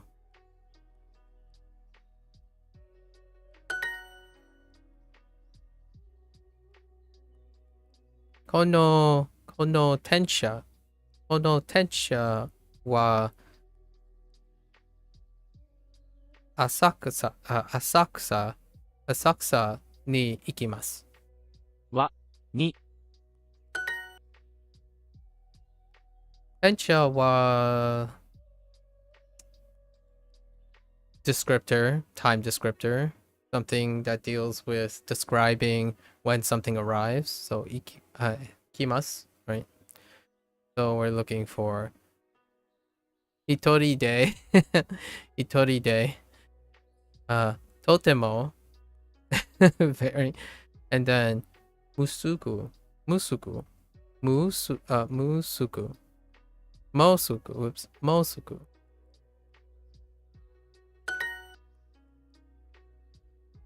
Tsuki no bus wa Ueno Koen ni ikimasu ka? は、に、 It'll be interesting how many particles it extends just instead of rearranging the exact number of particles in the future. Okay. 日曜日。日曜日。来ます。来ます。私。10 10 and 行きます。行きます。ここは浅草ですか？ここはは浅草ですか？次の駅は横浜駅ですか？次の駅は横浜駅ですか？ is the next station. Well, I guess I'm kind of curious if you mix up the stations, because one's capitalized and one's not.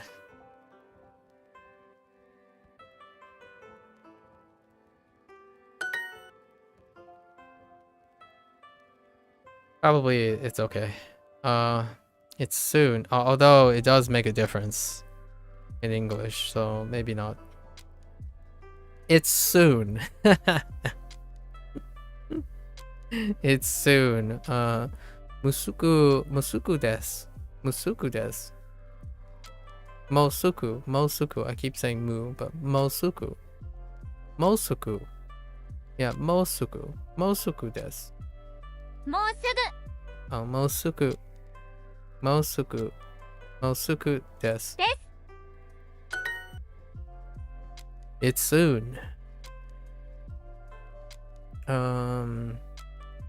Yeah, we're gonna have to remember mosuku. I didn't recall that at all. From Total Recall. So. Okay.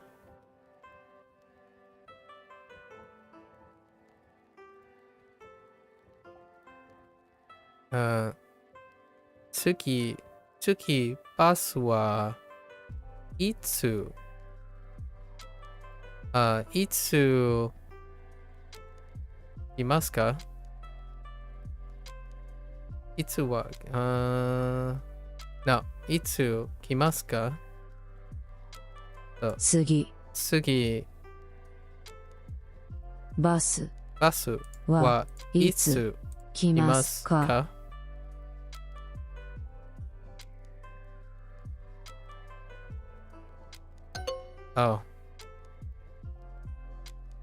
Oh, I forgot the no. Whoops.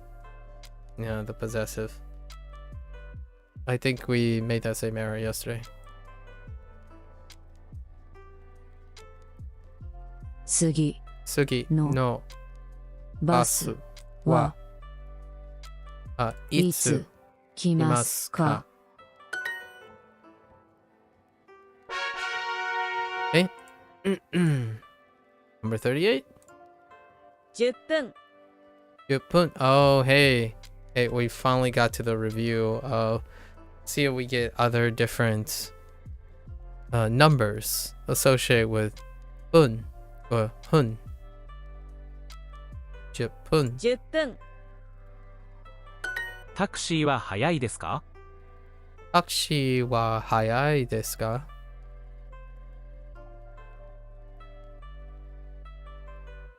Hayai. The taxi's fast. Taxi タクシーは wa 早い。 hayai. Desu ka? Desu Or ka? is it? Is the taxi fast? タクシーは早いですか？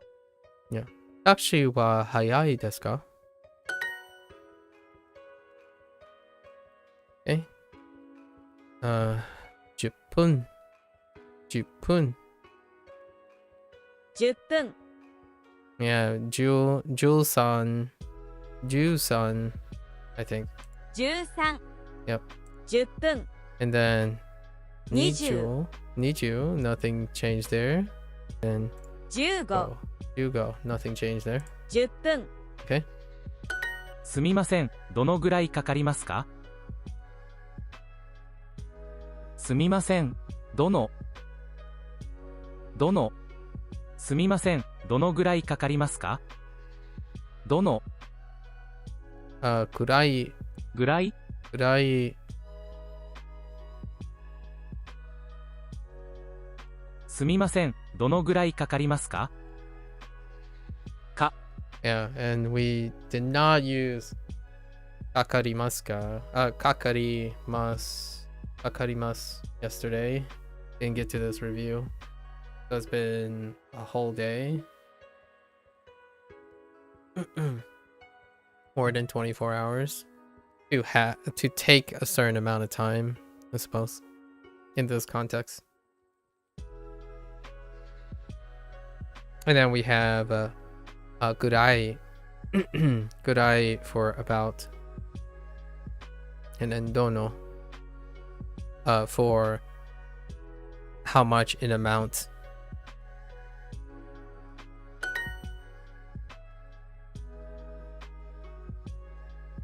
So hayai 早い。 comedy. Okay. コメディ And then tsuki,次 tsuki,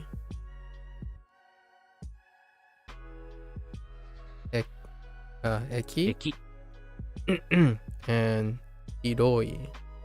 広い。渋谷駅ですか？多分10分ぐらいかかります。とても近いです。 Okay. So let's try this. Shibuya Shibuya eki desu ka? This is Shibuya Station. 多分10分多分10分ぐらいかかります。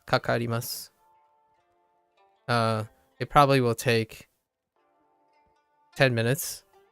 It'll probably take about 10 minutes. とても近いです。It's very close. It is very close.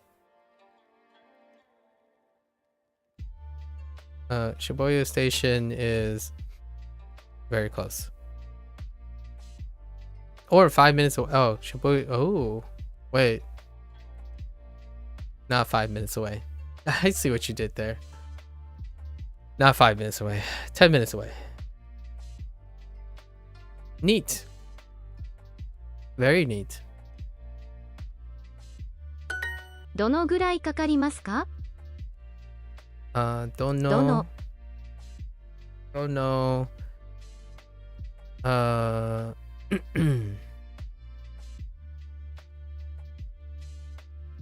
ぐらいかかりか That's what I heard. どのぐらいかかりますか？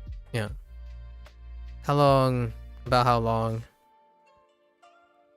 I wonder how their phrasing is for this. Yeah, about how long does it take? Okay, fair enough. Don't really start with questions with about, as opposed to how long does it take? How long will it take? About how long does it take? Interesting. すみません、このバスは浅草に行きますか？どのぐらいかかりますか？すみません。このバスは浅草に行きますか？ Excuse me, does that bus over there go to Asakusa? Oh, what bus? Oh no. Does that bus over there go to Asakusa? And don't know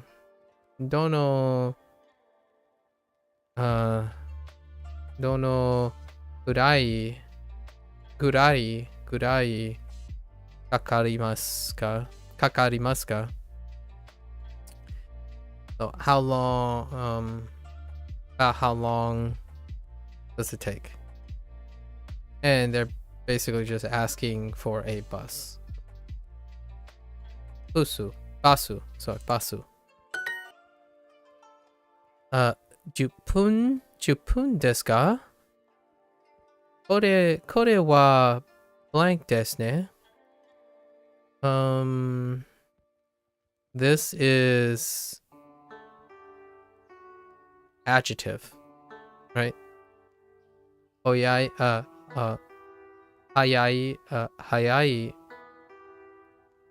安い。I mean, I guess 安い is an adjective too. 明るい。Okay, fair enough. 早い。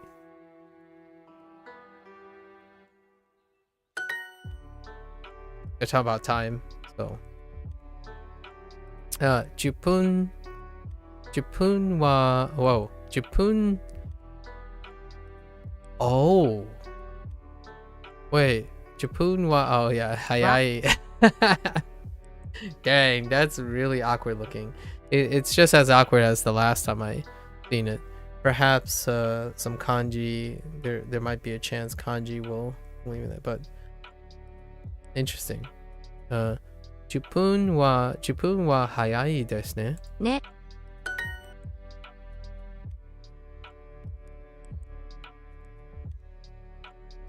Okay. Blank. Kurai. Kurai. Blank. Gurai kakarimasu ka? 10分ですか? And we have Nani. Okay. Nani. And Dono. It's just the amount. And then Doko. Koko wa Tokyo desu ka? 早いですね。ね。行きます。行きます。行きます。話します。話します。10分。10分。来ます。来ます。4時。4時。Okay. どの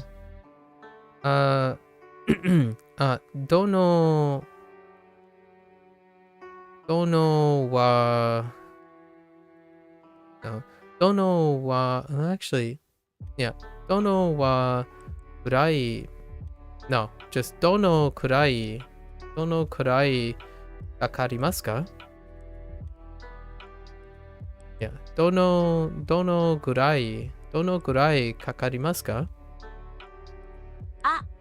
どのぐらいかかりますか？はい、10分ぐらいかかります。はい、10分ぐらいかかります。Yes.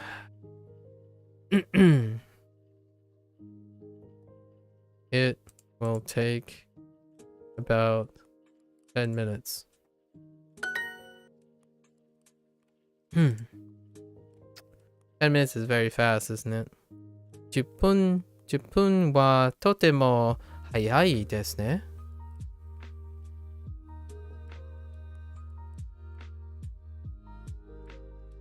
10分は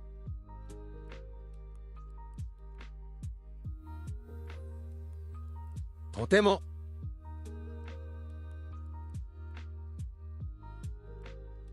早いですね。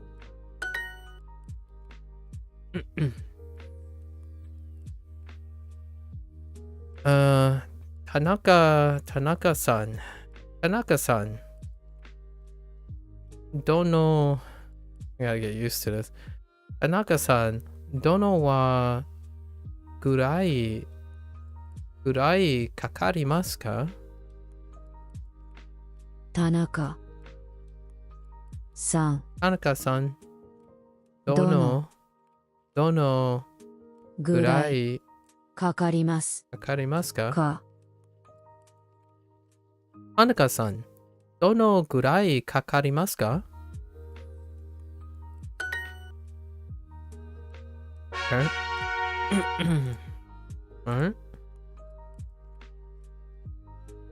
時間。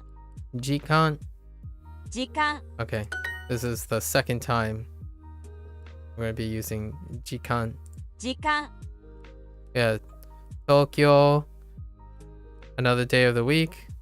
火曜。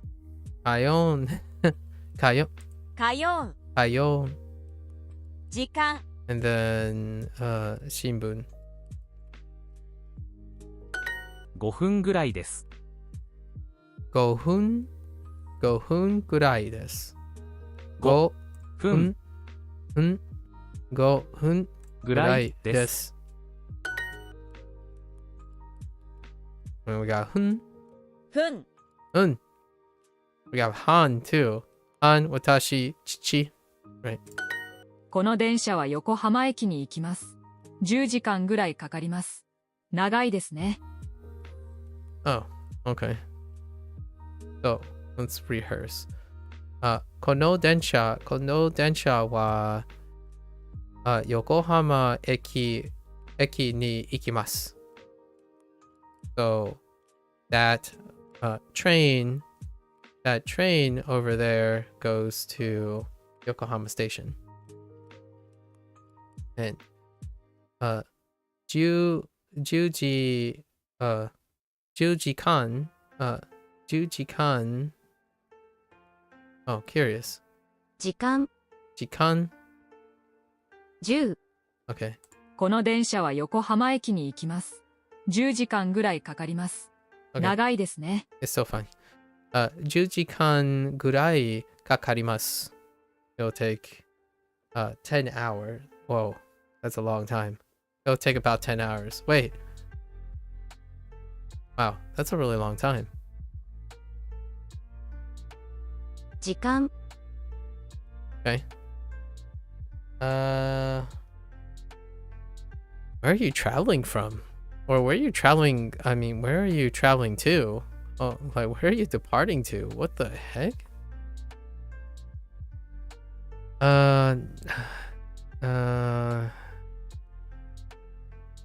Nagai desu ne. 長い Oh, we totally forgot we have long. Nagai. Yeah, totally forgot about. So now what do we have? We have Nagai, because it wasn't reinforced yesterday. Nagai and Mosuku. Mosuku. Those two terms. Mosuku and Nagai. Yokohama Station is about 10 hours away. Okay. K-pop. K-pop. K-POP Yeah. 家 Yeah. Jikan. 時間 Man, you really like comedy コメディ and eki. 駅あのバスは秋葉原に行きます。15分ぐらいかかります。 Try this. Ano basu wa Akihabara ni ikimasu. 15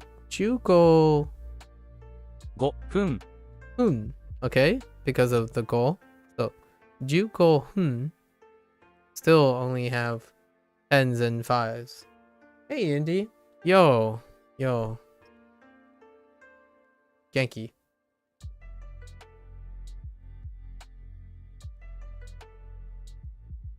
Dole desu ka? Yeah, dole desu ka? Indeed. Inde-san. Inde-san wa? Inde-san wa? How are you doing? Did you go for your walk? In before? Nah, today I ran half a marathon. Like, good for you.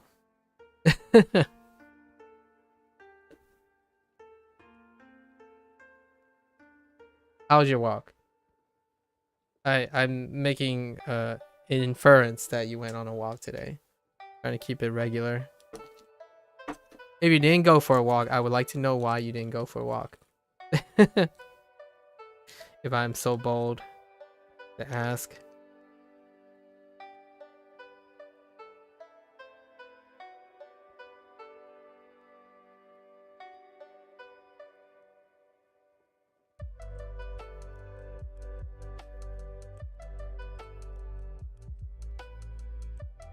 Duolingo game.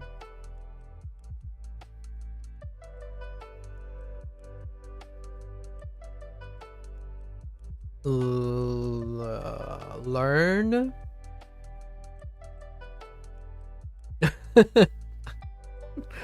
You use Duolingo today? There's a lot of possibilities. Although I do see the ending, the stay mas, which it's like a continuous, like you're in activation mode, I guess.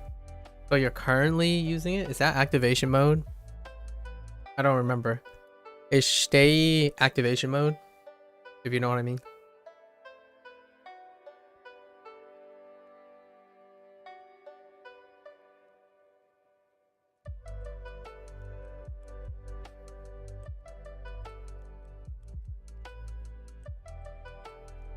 Dang it, man.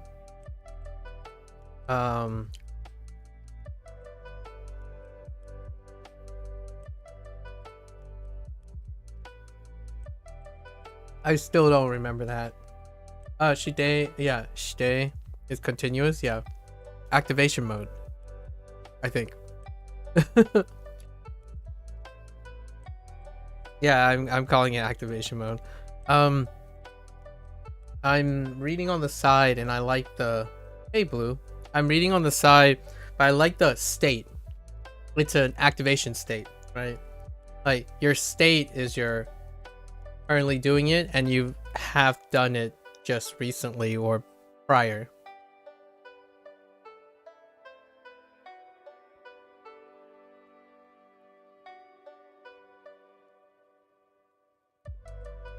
I like that thought. I enjoy that thought. That's what I read yesterday. In terms of the Te form or the continuous Te form. You know what I mean? I'm sure you heard it somewhere, read somewhere, where like the Te form is a change of state, and then there's like definite, transitive and intransitive states, etc. But yeah, activating. But what does that actually mean? Really? And I've forgotten the kanji for the thing before ga. Is that Nihongo? No, that's not it. You understand it your way? May I hear what your way is? How'd you go about it?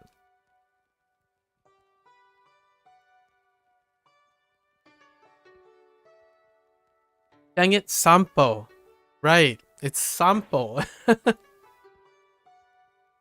You went on a walk. Dang it. You walked and came back. I got it. Dang it, I keep forgetting sampo. Okay. One day. I think I need to write sampo down. But the kana, whenever I hear the kana, it works. It helps. Thanks. Eventually. One day you're just gonna tell me sampo, right? Sampo ga ii desu, right? Sampo ga ii desu. It's a good walk. The walk was nice. Huh. Do you remember anything from the walk? Come on. You gotta have noticed like a dog doing backflips, or I'm kind of curious. Do you walk through like a park? Street side? I mean, you're in Central. You walk around a lake? Something? Did you notice a dog doing a backflip? Did you see an influencer trying to do backflips or something? I don't know what's my fascination with backflips. I default to backflips when I'm trying to think of something interesting.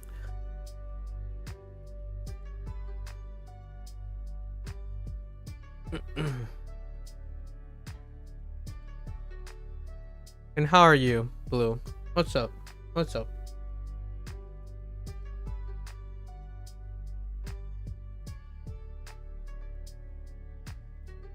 Okay. So, bus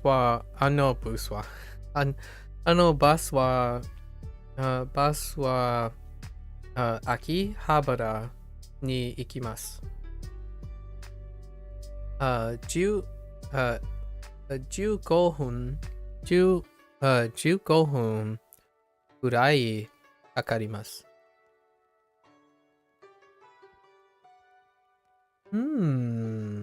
Oh, you're doing well? Nice. Hanashi, no. Atarashi, sorry. Atarashi, new.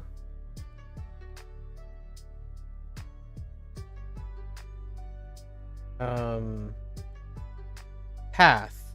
I'm gonna say path. You took a new path.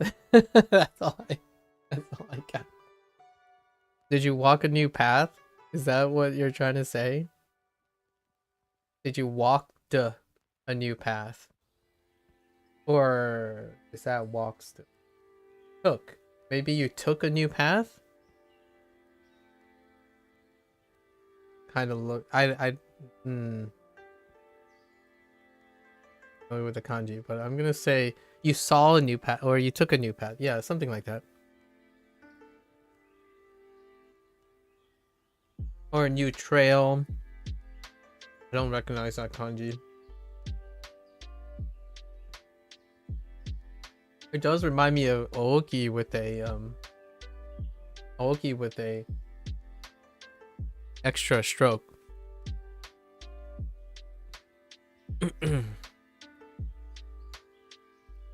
Okay, so Akihabara is 15 minutes away.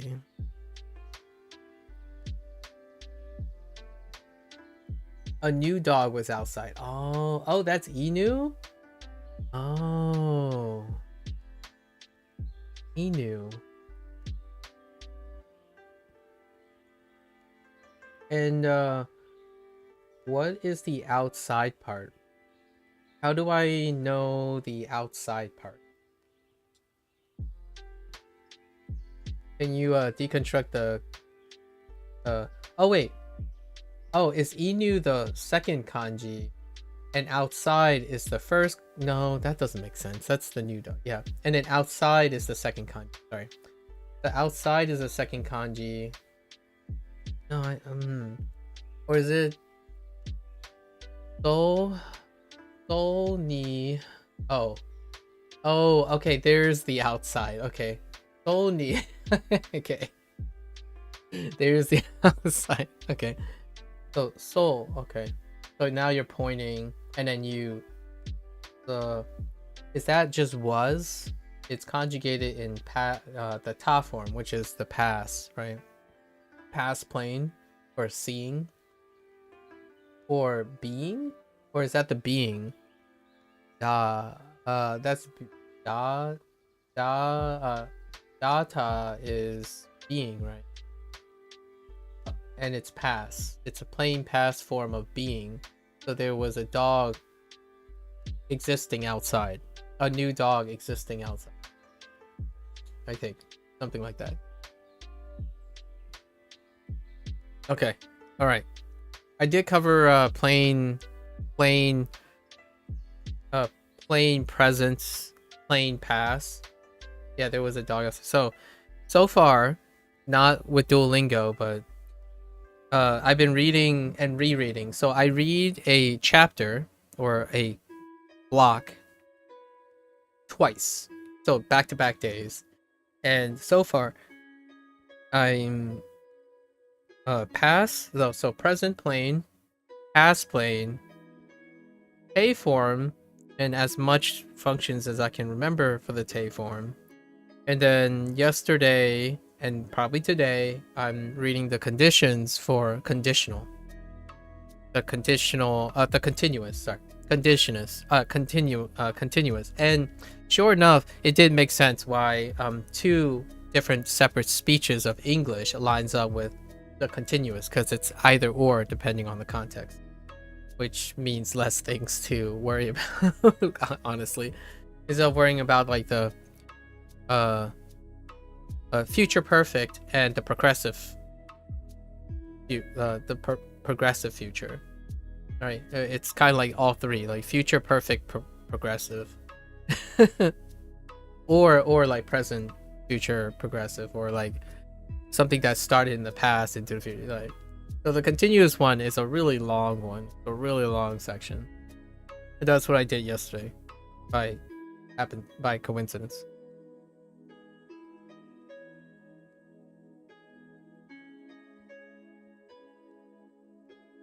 I'm looking forward to getting to causal.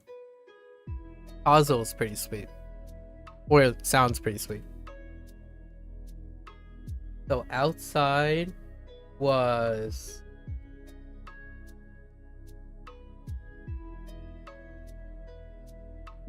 so there's a ni that's modifying that. So outside was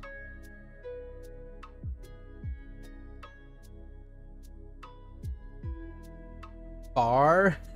I don't and then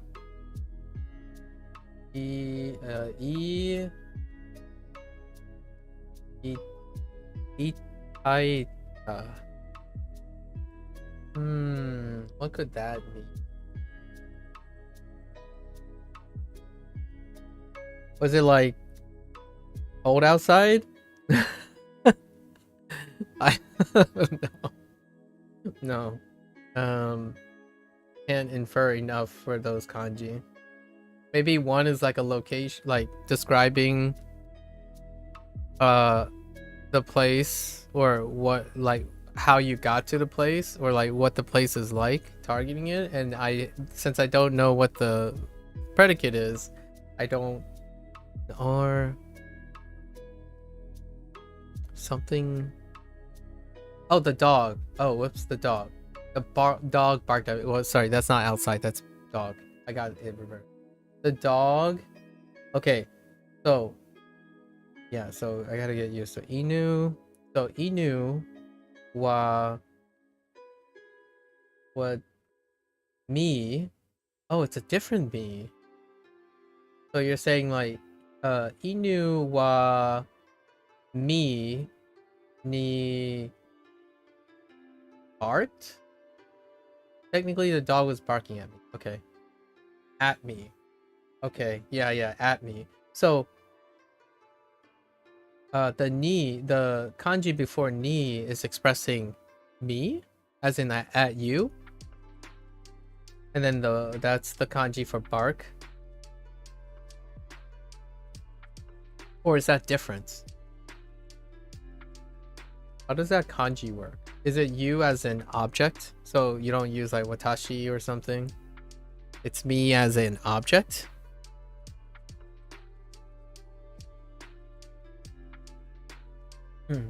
Why was the dog barking at you? Were you being a creeper? I'm just kidding.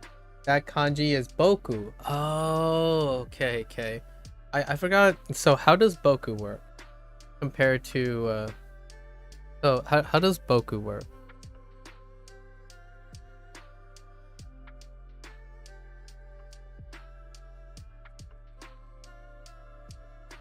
It's like a male, right? Yeah, okay. Now a male uses it, yeah. So boku, and it just replacement, right? Yeah. I guess closest thing to a pronoun, right? Closest thing to a pronoun. Okay, boku. I see. So inu wa boku ni bark. bark bark itaita. Itaita. I still haven't pronounced all of these things, so it's probably going to take a while to get used to hearing the endings and stuff. I don't say these out loud when I'm studying, so I imagine hopefully that maybe I'll get exposure here or something. I'm not too comfortable in saying where the like pitch accents and stuff are, or itaita, but bark. What is bark? So the question is, did you give the dog a treat? What kind of dog was it? What kind of dog? Ooh, can I say that? Oh no, I don't remember how to say it. I can kind of. Oh wait, does that phrase? It's actually the word for animal noises. Oh, okay. Can I use that phrase I learned, what kind of or what type of, to describe a living thing? Or is it just to describe an object? And I don't remember the phrase. I'm going to have to hear it again. But I know I've learned it because we described hobbies. Like, what type of hobbies? What type of hobbies do you like? And it was in the context of skitas. Ga skitas. Or yeah, ga skitas.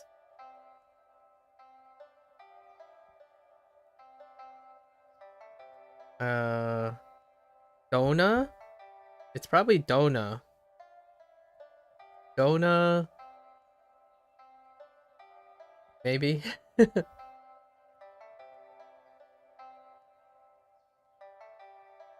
Oh, you use the same word for bird singing? Ah, animal noises. Yeah. It's like dona inu des ka. I guess. What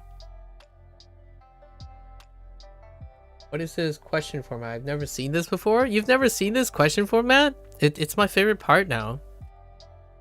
You're not good with dog breeds? Okay, that's fine. But is it dona? Guys, help me out. Is it dona? And I don't need a particle, right? It's dona inu desu ka? It was a medium-sized dog? I see. Or am I making up the word? Because I don't remember in Total Recall. It's been a while since I used what kind or what type. Oh, it's... Oh, don't... na is the modifier. Oh, right. Na is the oh, yeah, that's right. It's the first na. Yeah, you're right. You're right. So, yeah, dona. Yeah, dona inu desu ka? It's kind of in the back of my head right now. It only showed up in that one section, and I haven't hit practice on it, so kind of a little rough. It was from the last section or last unit. Yeah. So you guys don't have Lotus, you don't have this section? I absolutely love this section. Like the introduction of this talking. They actually get a little tricky too. It's kind of funny. I like this a lot. But also this conversation is happening in the past. Like, oh, true. Yeah, I had to conjugate it. Yeah, you're right.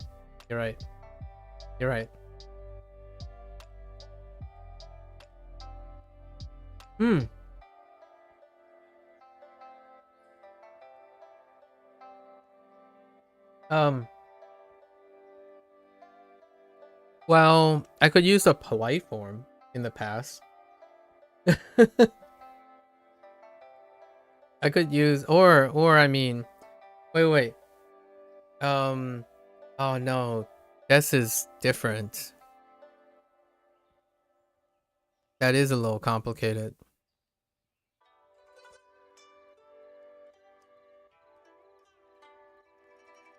Yeah, that one's a little complicated.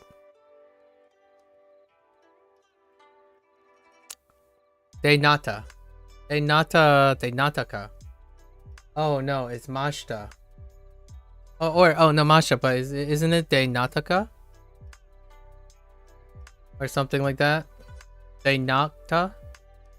Sorry, denakta? Dona inu denataka. Denataka. I'm trying to think of the oh, it's just wa? Oh. Or really? Huh. Oh yeah, you're right. Yeah, and then I could have used mashita. Mashita is the one that I remember, or the polite one. Dona na inu wa arimasu ka? Oh, okay. True. You could say that way. Oh yeah. Yeah. True. Well played. I was thinking about that, but I was thinking of the word think. But then I was thinking of having. So you could have just went with have. Makes sense. Like getting it so that it's the present time of you thinking of the continuous, like the person persists to have it. So you can ask in the present if you're asking for something that they still continue to have. That's fair. Like at the present moment. That's fair, actually. Nice. Well played.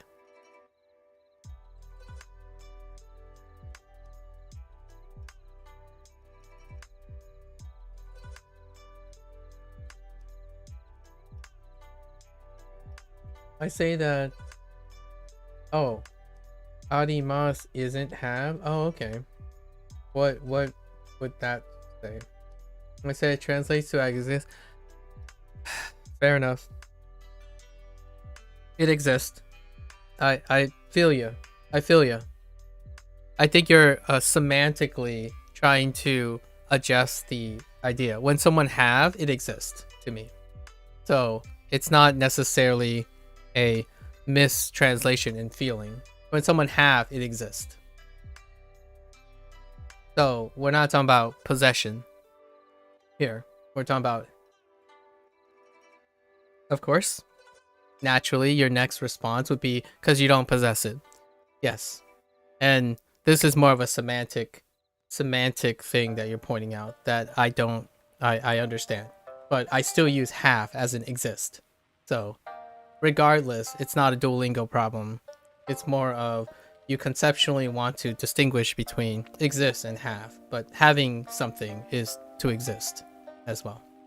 So yes, I understand it's not possess.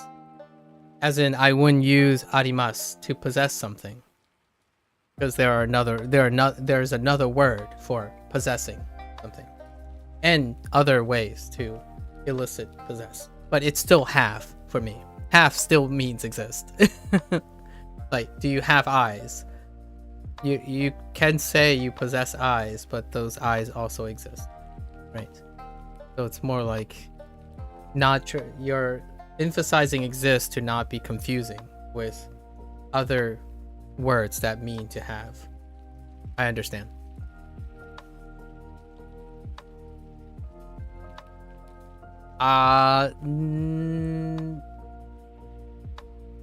Never mind. But it's both. It's not one or the other. It's both. You both have eyes and possess eyes. Is what I'm saying. Like, because of the context, that's how I view it, so that I can translate it properly. And it's both, not exclusive. I mean, like, it's mutually exclusive. You can have and possess at the same time, or have something or possess something. For the understanding of arimasu use case. Because some people say, oh, because I know you're saying with that statement, it's possess. Yes. Because it's both. You can, because of the context, one can interpret if it's possess or have.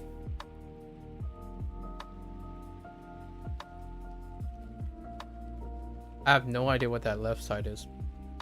Okay. Oh, is that possess? Yeah. I just went over teru. Yeah. Yeah, moteru. Yeah. Okay. Yeah, I just went over teru, which is it was part of the alternative use of the te form. Yeah.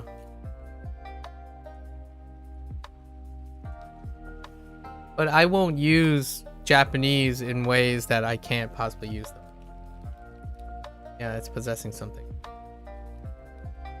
It's a conjugation using possess. But here's the thing. Oh, true, motsu. You're using, is that, yeah, that's just a plain form, right? Motsu. The plain form.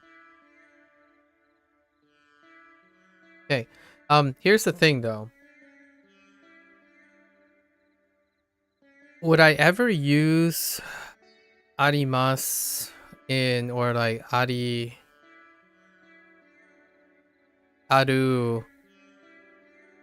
to possess something?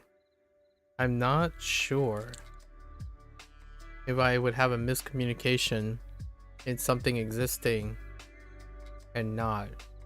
I'm curious. So someone told me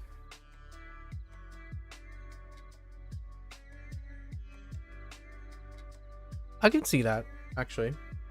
I could say something like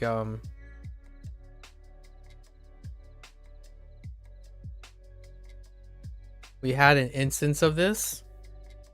Did that instance involve me asking a question? Because this is a very different context. So what was that instance, if I recall? I don't recall that I used it in a sense of not asking a question.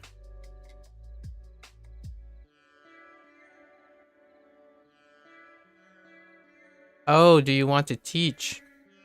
Yeah, but I wasn't in this discussion. But yeah.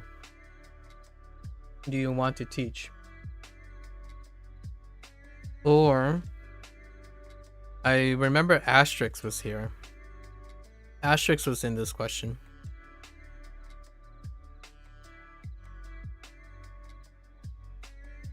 Yeah. Do you have an interest in teaching? Yeah.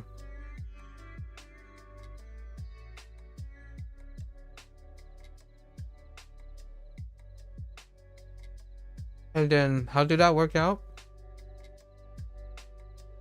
I don't remember. The reason is probably I didn't understand most of it.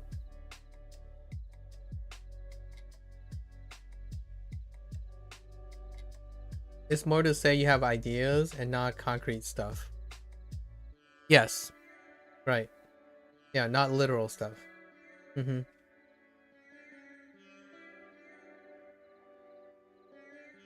So, does that mean would you use would you use arimasu for inu in this case? I guess the idea is that that person still has the dog.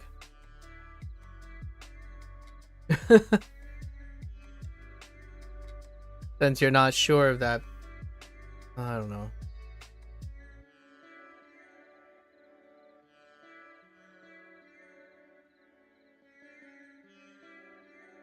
It's weird to see this from the opposite side.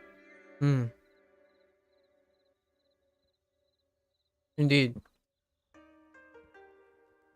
What we're here for. When you talk about animate stuff, you use imasu, okay?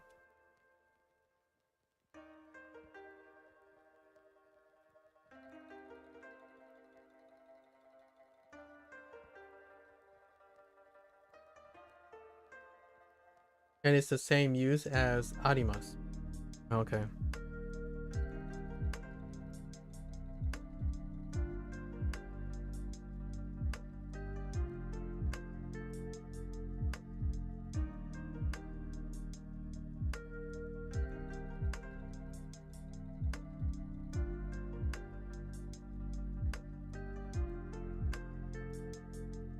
Mm-hmm.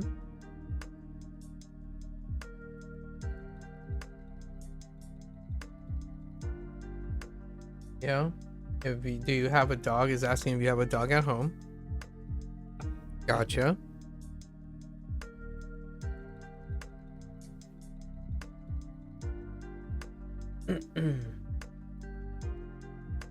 And then you're using imasu to ask if is there a dog? Yeah.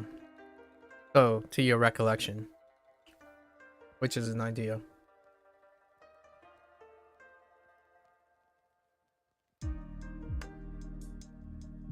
So the question I'm asking is a bit of both of them. Do you recall something is an idea, right? So you would still use imasu, right? Or do you infer that it's an animate object and use arimasu? Or aru.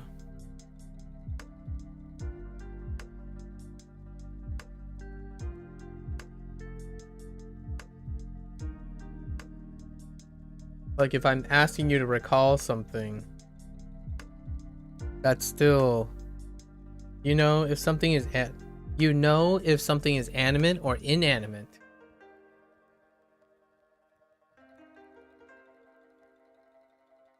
I suppose.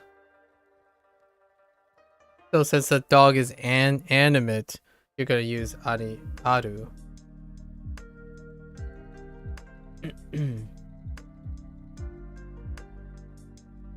That's interesting.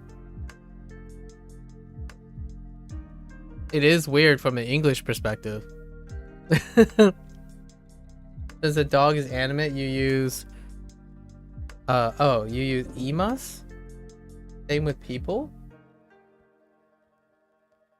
Wait. When you talk about anime stuff, you use imas, and it's the same use as arimas. So I'm a little confused.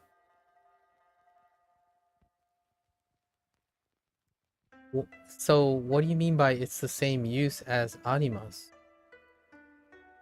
So it's a different use as arimas. Same with people? Yeah, I get that. I get that. There's just a lot of assumptions being made here. I guess in those fringe cases, you would need more context.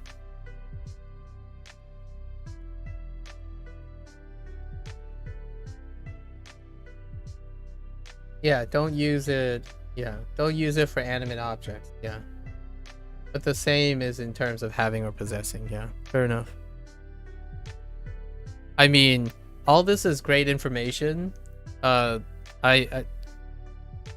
doesn't answer both my lingering questions, but it's very informative. I think I've gotten the answer that I want, but neither of you answered my question.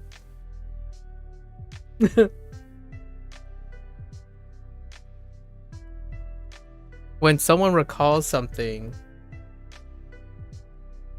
yeah, well, okay. If we're going with the having and possess, when it comes to using the stuff, it would be, from my perspective, it's very difficult to use arimas incorrectly based on how I'm learning these predicates. They are constantly associated with objects of particular things. They are connected with those things. So using it outside of that would be very uncomfortable. This is the same problem with Hoshides yesterday with Hideyoshi.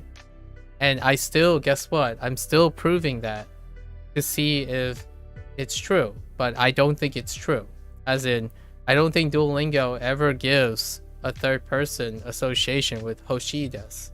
So, like arimas, all the stuff that arimas is attached to right now is none of those things. So I wouldn't be comfortable in using them associated with things I haven't seen being associated. So my comment is, it's very informative that you're giving me all of this.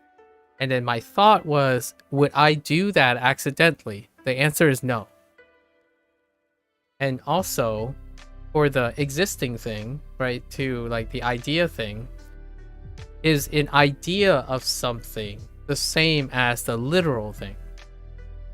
So when I asked you, do you recall a dog? You would, because I have? When did I do it?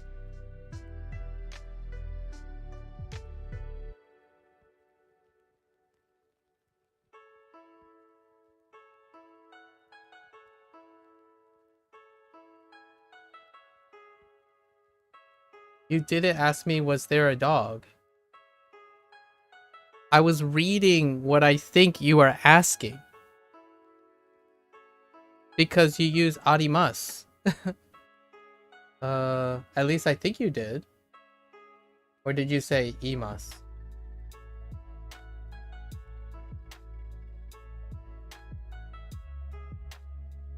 Yeah, you use arimas.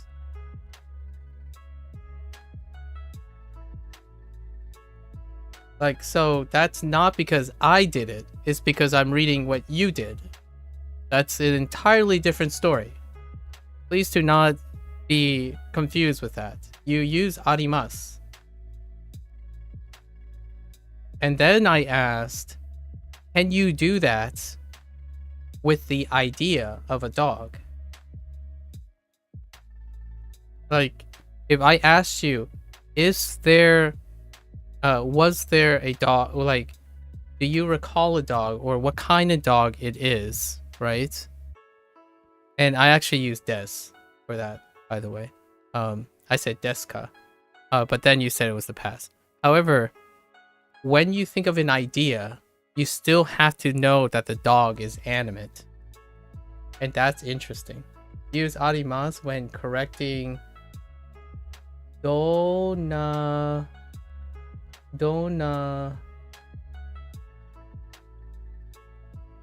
ine inu, and that was incorrect. Okay. So I use arimasu because I saw you use arimasu first. And that's why I asked in that way. But in a way, now I have another question. When I ask you something and it's an idea, you still assume that the dog is animate, right? And that's what I think you guys answer my question about that. Where you still assume the dog's animate, even if it's the idea of the dog. Which is a little confusing for me. I think that part is more confusing than all the others. So I could ask, so you're saying I should say, Dona inu imasu ka, or something. Or something like that. I'm supposed to use imasu there to ask what kind of dog that person has. I get it. I got it. It's not because I knew what I was doing. I use arimasu because the statement you said before was arimasu. That's the only reason I used it. I don't actually know how to express it. It's not like I thought about having or possessing. We've already clarified that. And then also, and when you said like things are ideas versus concrete, I didn't know what happens when you express a thought and not a reality. You're still wrong, but you aren't gonna accept what I'm saying? Explain to me. What did I do wrong? Like, I still don't understand. Like, I know I did something wrong, but it's not that. But go ahead. Keep going. Like, I want to know. Like, I don't actually understand what it is. Like, you have already told me that arimasu should not be used for animate objects. I get that. That's fine. And then you should not use it for possession, right? And you have to tell that it exists. So you used it for its existence, right? You used it for its existence. So the dog existed.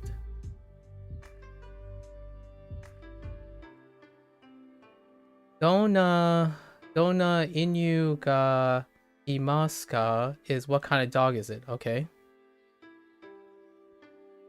Okay. Not what kind of dog do you have? Alright. Thanks.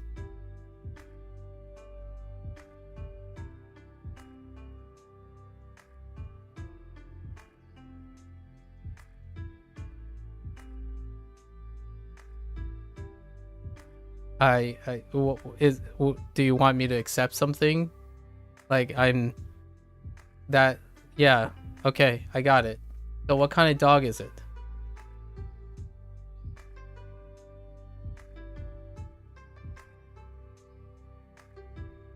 Okay.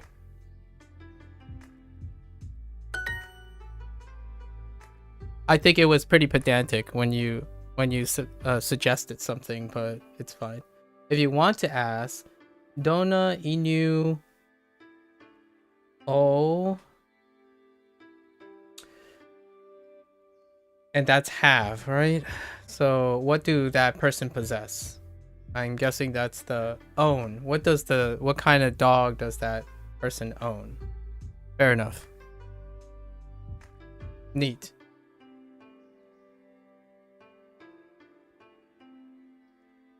Do you possess? Yeah, same thing. What does that person possess? Or what does he possess?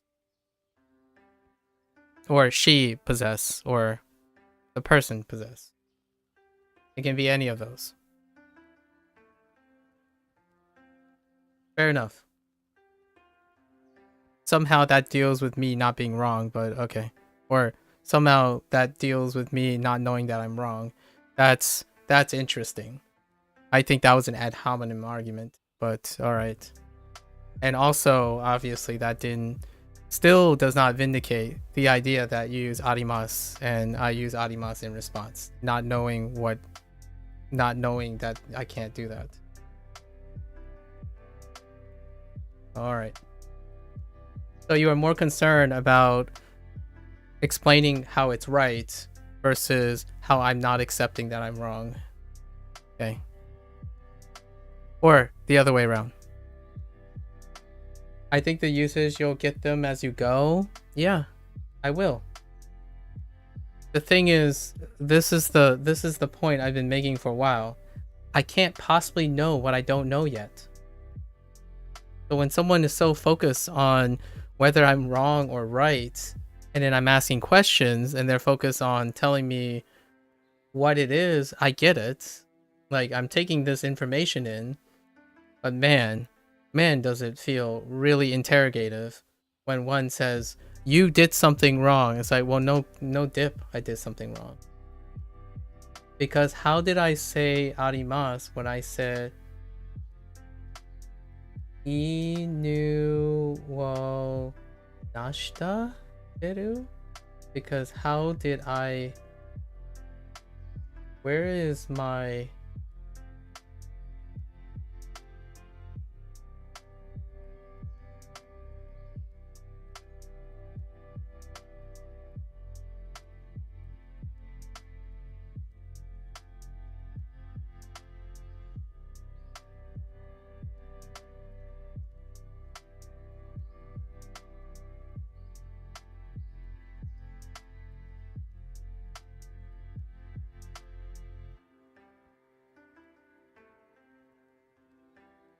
No idea. You're right. You literally said the dog barked at you. Yeah, but I was talking about this part where we're talking about how to say stuff.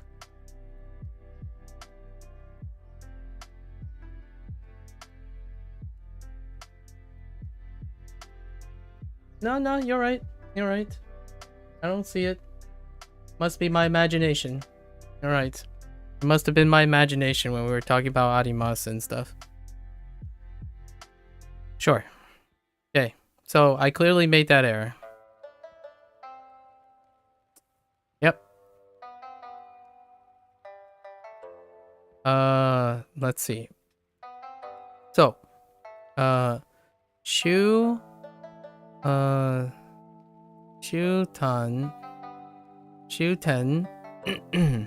Which one's shuten?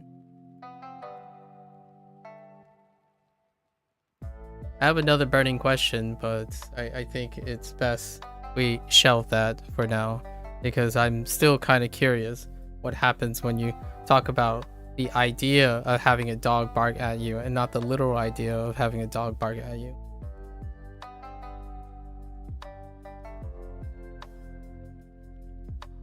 Yep, I read a different line, I suppose. I must have read arimasu when you were typing arimasu somewhere else. Okay. Shuten.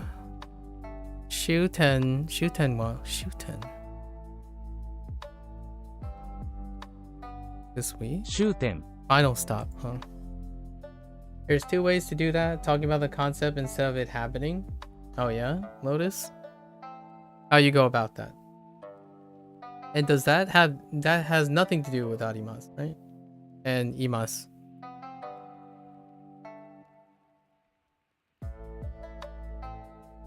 Or do you still use arimasu and imasu? No, both. If there's a dog barking, it could be figurative. Because you're recalling the idea. So if I'm asking you questions about what you recall, I guess you just use the word I think as opposed to, and then like if you think the dog, the owner possess the dog, you should just use the possess. Like everything just goes with I think, right? You would modify it as I think. Inu wa something u otto ga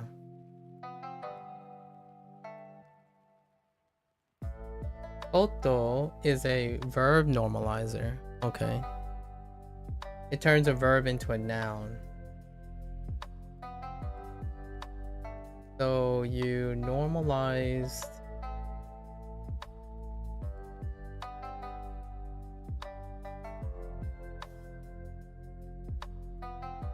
so my sentence above is a dog barking occurred. Oh, okay. Okay. Now what happens when you think the person has a dog?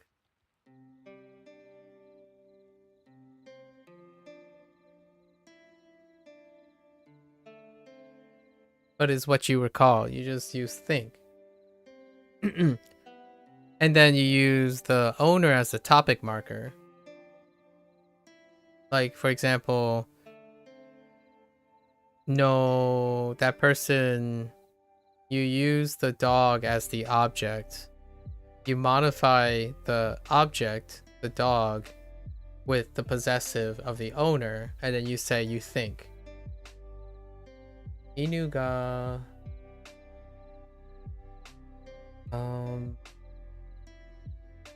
the dog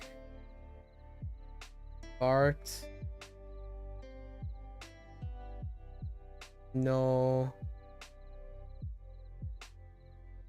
Oh, this is still the bark. You're talking about the dog barking.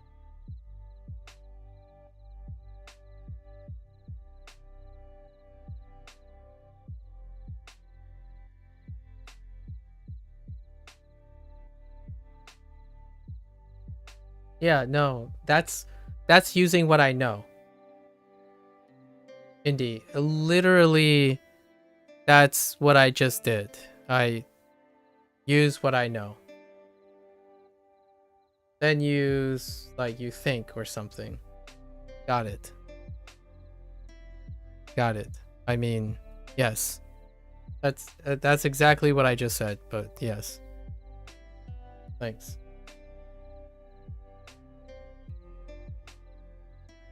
To omoimasu. To omoimasu. Okay.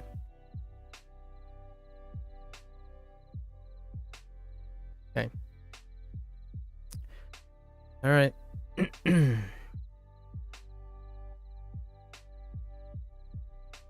Okay. So, final stop. I definitely didn't remember that. So, Shuten wa Tokyo eki janai desu. Shibuya eki desu. Gotta love asynchronous chatting.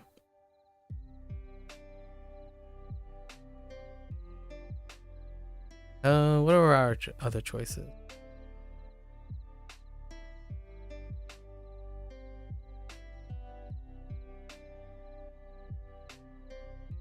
Do Shushin? Shu?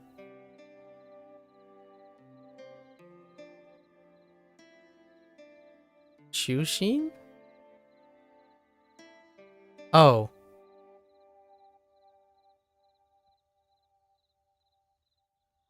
The next stop?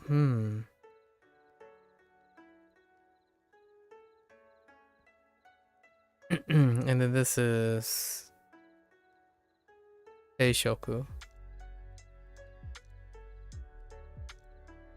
Shushin.50分ぐらいかかります。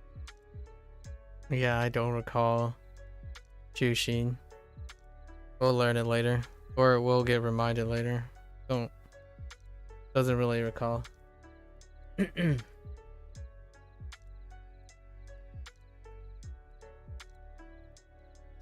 Yeah, it can be tough. I mean, like it's I just constantly feel like there's just it's nice that there are so many technicalities, but it's also not nice. And what I mean by that is when someone gives me a rule, right? When someone gives me a use case, I have this tendency of looking at exploring something that I can't explain still. Like there are a lot of things I can't explain still. And then there are a lot of things when you're talking about language you just can't explain, or some people accept it as can't explaining, right? Like for example, I want to do a lot of things in English, but I don't think there's ever going to be a time when I can do it in Japanese, in the sense of I don't think you don't do that. For example, how do you play around with the idea that someone figuratively have a dog?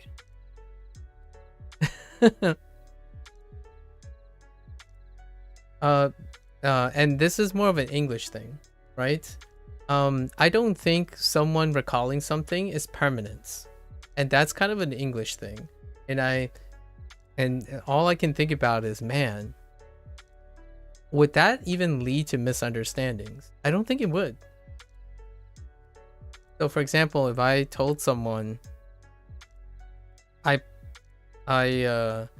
think the person had a dog versus I had a dog, I wonder what that's like. You think the nuances are too hard to explain now? That's fine. I know. That's exactly the sentiment. It's too hard to explain right now. But I am going to go further and say I don't actually think we'll ever get there. Because I don't think I'm interested enough anymore to go there. Which is the idea of figurative versus literal when you're referring to animate and inanimate, right? There's a lot of assumptions being made that I don't comfortably make that type of assumption. And that's kind of the weird part about Japanese use case. It's what we were talking about yesterday. There's a lot of assumptions being made, and you have to remember them.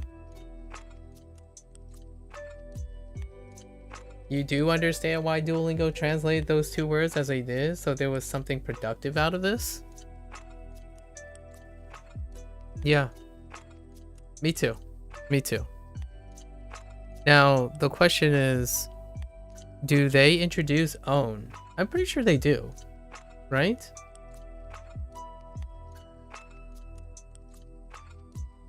If you own something, like the literal act of possessing something. If they do, I still don't think. Yep, they say own chickens. Okay, so here's my take on it. And I'm not saying that I may or may not make an error, right? It's not that. That's not the problem here. The idea is, would you use have over own if they taught you own? So they start with have. Yes, you might. If they only taught you have, certainly. But nuance comes with exposure. So there's no way possibly one could say you would make an error if you had the knowledge to not make that error. And oftentimes, the perspective here that's different is you have someone with knowledge and someone without knowledge. So the person with knowledge is anticipating the person without knowledge will act in a certain way. And that's kind of the tough part. This is where all the miscommunication comes in, right? This is where most of the miscommunication happens. Yesterday, Hideyoshi constantly provides information that I can't possibly know or comment about. And then when I looked into it, it still ended up not coming out the same way, probably because I have limited experience. But one thing I can tell you is Oshi desu is not used for third person feelings. It didn't. At least as far as yesterday goes, Hoshides was not associated with third person, like a person. So when it's not there, I don't assume it's there. So everything I do when I'm saying experimentally, it's not because Duolingo instructed me to do so. It did not. So everything else is experiment. So full-heartedly, when I take that chance, I'm accepting the consequences of being wrong.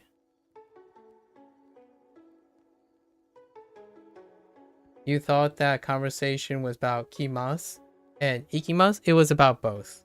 You weren't there till the end, but it's about both of them. I talked about both of them earlier today, so it will be in a video if you're interested in my thoughts about it, but it is there. It's about both.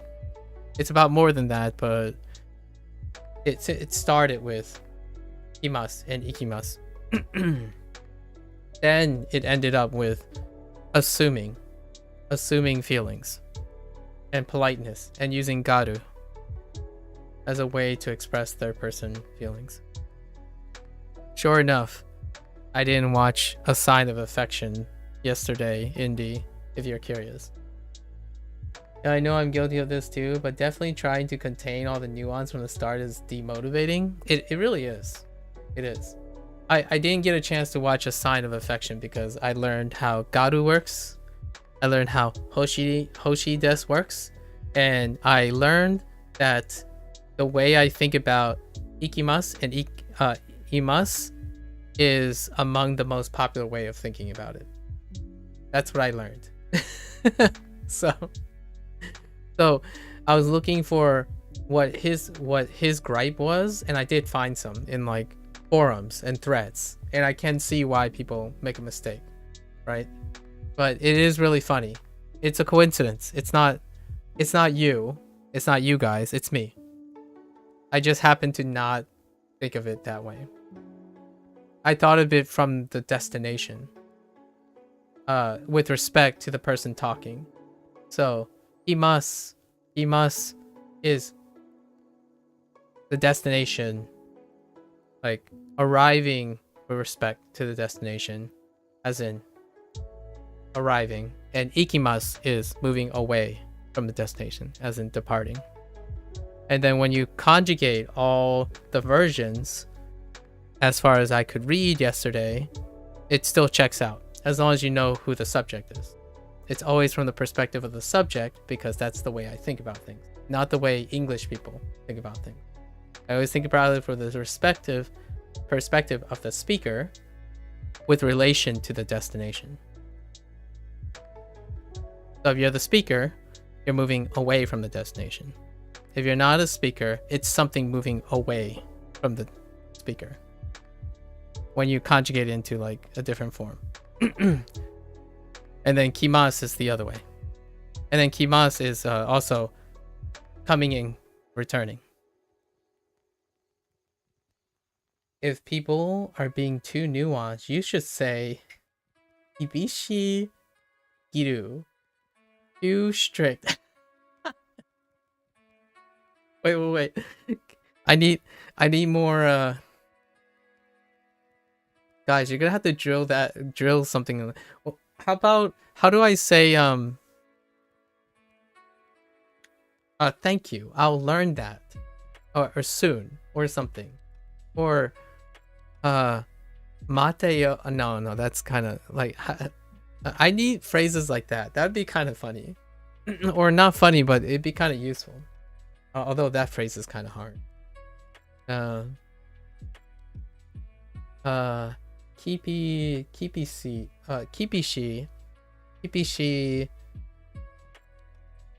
Sugiru. Interesting.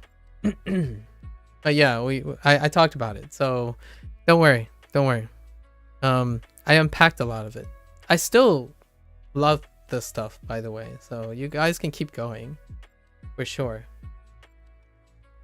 Literally, thanks for teaching me. Oh shit. Shiete. Oh, shiete? Oh, shiete kurete. Oh, arigato. Okay. Oh no, the pronunciation is bad, hard. Or oh shiete kurete kurete kurete kurete kurete kurete. Arigato. Let me type that in. Hold up. Let me type that in. I like that one.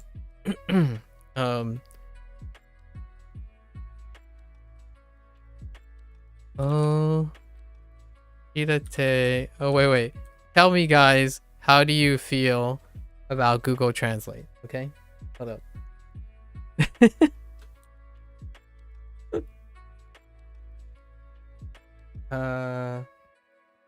How do you? Okay. Wait. Here. 教えてくれてありがと Okay. Oshiete kurete arigato. Okay. And Miss Contextual. Oh, this one's pretty good. う。教えてくれてありがと Right? Oshiete kurete arigato. I definitely like it when I hear it. Imitating is so much nicer when I don't know what I'm saying. Well, in this case, I have no idea what I'm saying. So, oshiete kurete, that's all kind of new. I guess kurete is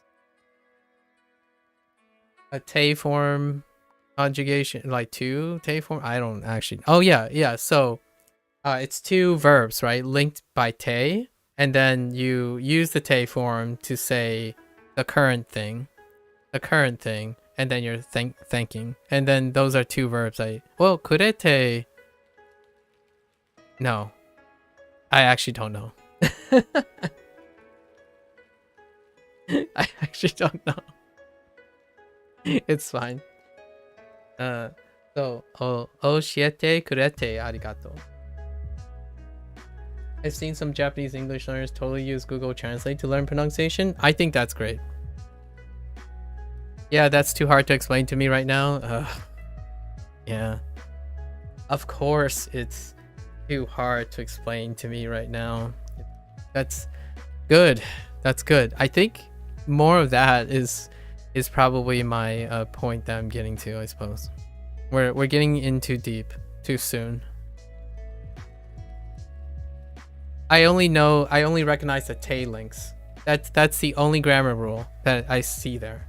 Other than because I don't know how kurete works and what's being implied, but I noticed that the te is being used as a verb link. In that's the only context that I know from that. Outside of arigato. 50分ぐらいかかります。 5 Imagine what this is going to be like in 6 months, guys. Just think about it. What kind of discussions we're going to have in another 6 months. 50分ぐらいかかります。10分かかります。 Oh, here's one. I do have a question about this though. Akarimasu, right? This is special, right? We're specifically Duo has only talk about is implicitness of because this is technically a variant of have or take, right? Because in English, have and take, yeah, to take time. So this is just very specific to time, right? There's nothing else. We're not. That's an assumption because I've only seen it used in the scape of time. It's used for money too. Oh, okay. Okay. Yeah. Okay. Yeah, there wasn't a predicate introduced for money. All they did so far was des, like it is something, as opposed to anything else. As everyone knows, time is money. True.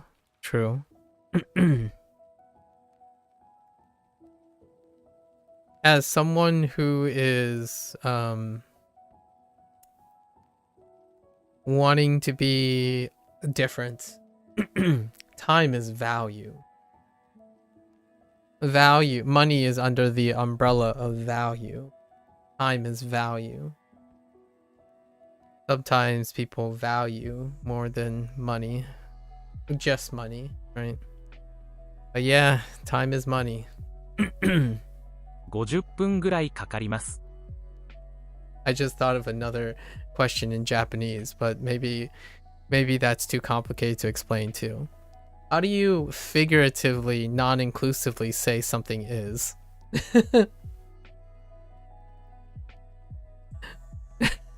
50分ぐらいかかります。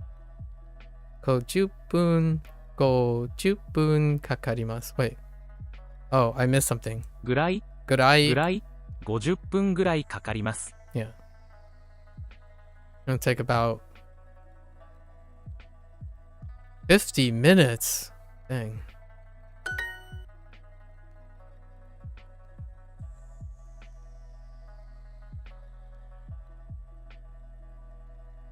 Okay, you just replace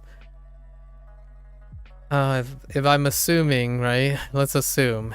Do you just replace the time and counter with money? Is it that simple? Lotus? I want to assume it's that simple, but man, if Japanese has taught me anything, it's really not that simple. Oh, true. You would possess money. Oh no. Oh no, you would possess money. True. Oh no. Okay, something. Okay, that must be cost. Or to send. No, ni 100 yen. Oh.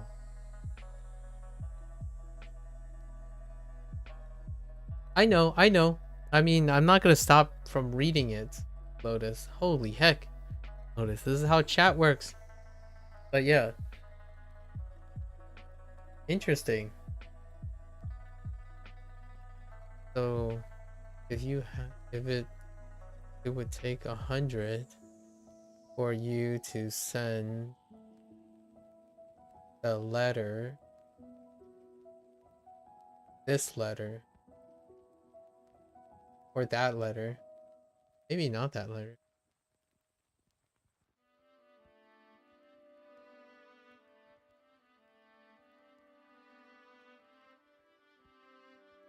Cost me. Oh.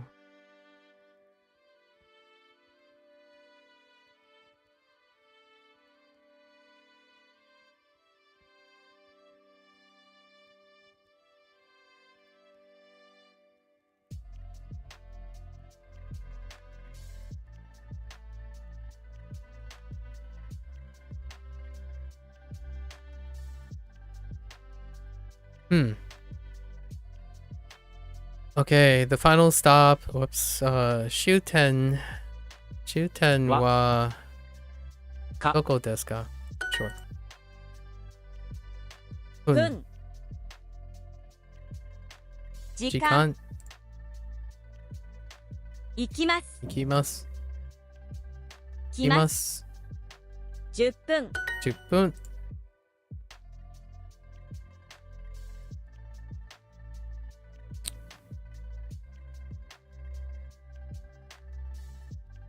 2時間2時間2時間は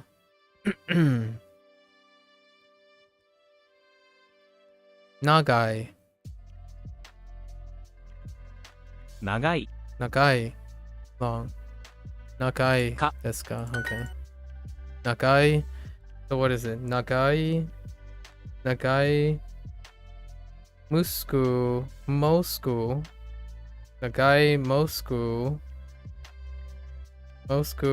and Shuten And I don't know what Shu the other one was. Shu Shin. I don't remember anymore. So that's also one. 来ま Kimasu. す。時間。 Bikan. 10分。 10分。 10分。分。 分。行きま Oh, 行きます。30分ですか？ Duolingo introduced it as something like, it cost me 1,000 yen for a new bike. So it'd be more like, I paid 100 yen to send the letter, but I can see the difference between the two. Interesting. Huh. Oh, so they translated.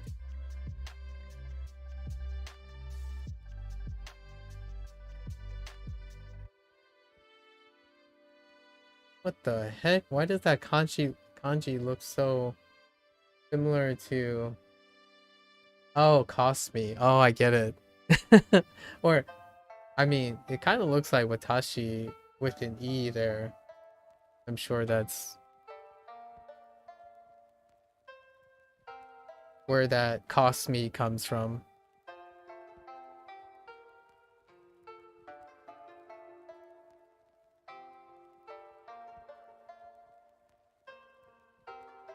Uh, 30分.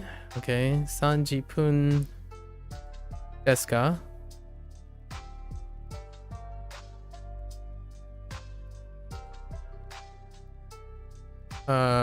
It is...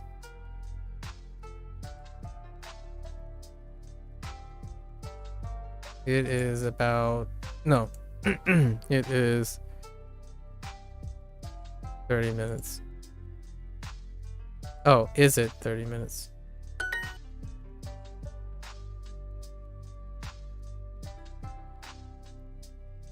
Okay. Go. 10分。10分。10分。くらい。くらい。かかります。かかります。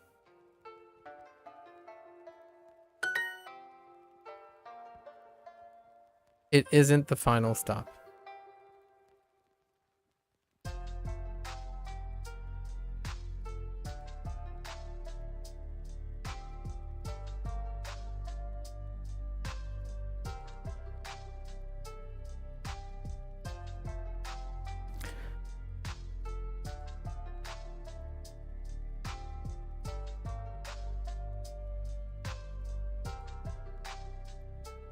You know what's funny when you guys use the word nuance?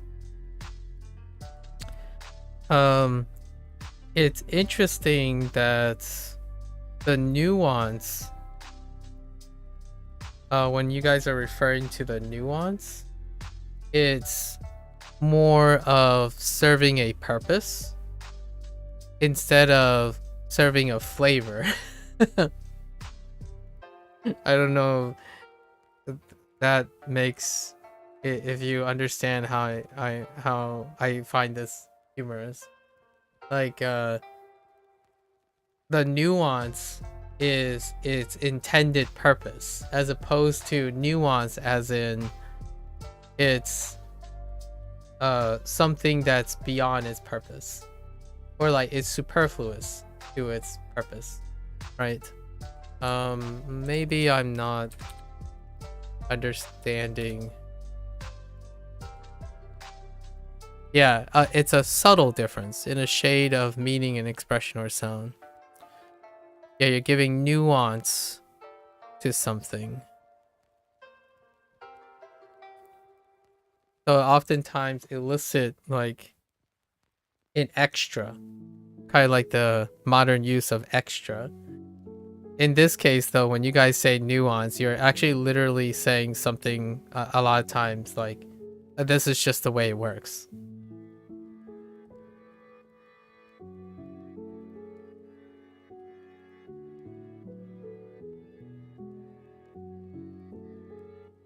I don't know if you're asking, you're probably asking Lotus. Like, does that mean in Japanese? It means the same thing.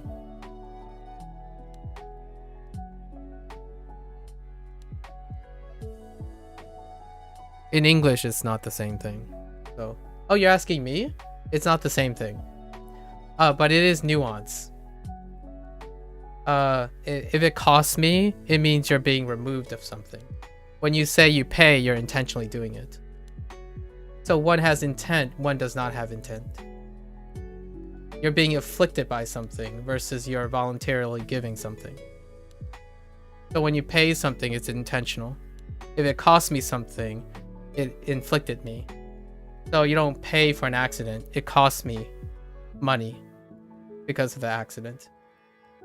So a lot of people think of costs when it's involuntary.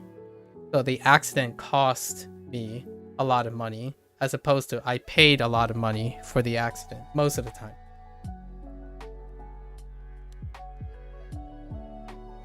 The nuance of nuance, so meta, yeah. However, that's a nuance of English.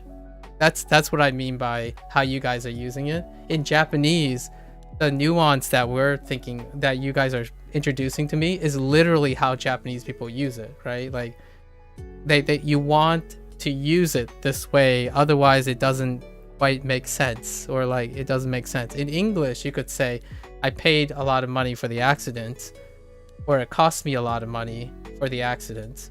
However, one is victimizing, one is a victim, and one is a intentional action. So when you pay for something, like you pay for something you buy, you're voluntarily doing it. But when you get accosted by something, it costs you things. So that's what, no one needs to know that to use English, is what I mean, in my opinion. So I'm curious where, when the boundaries of Japanese reaches that thing. And it, because if I use, we already talked about the whole arimasu thing. That is just not correct. Like that will make that's not, you don't do that. So that nuance is mechanical, and I would say that's something I need to know, as opposed to a nuance of the Japanese language. It's kind of the funny feeling that I get when you guys say that. You don't need it for talking to someone. You could need it for listening in a conversation, because natives, I think. Yeah. I think, yeah. I'm giving the impression. So I suppose more accurately in what I'm saying is I'm given the impression that I would be ridiculed for doing these things, if you know what I mean. Yeah. So like, for example, I don't know if you notice these things. I'm kind of curious, genuinely curious about these things about you guys. When someone says, have you ever given a gift, or like you ask someone like, oh, you got the groceries, how much did you pay for it, or how much did it cost? There are two different feelings, like, but it's just it's a nuance of flavor. It's not a nuance of mechanics. Groceries definitely cost. Yeah, exactly.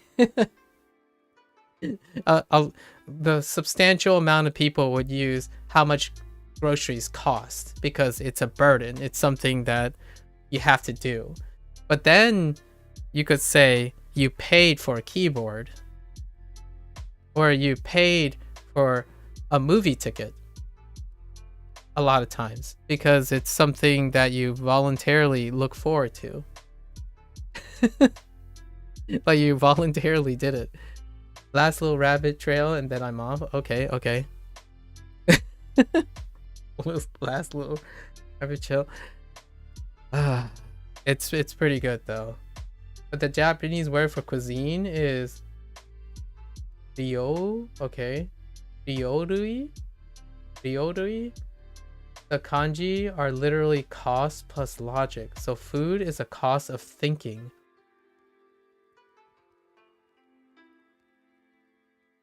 Wait.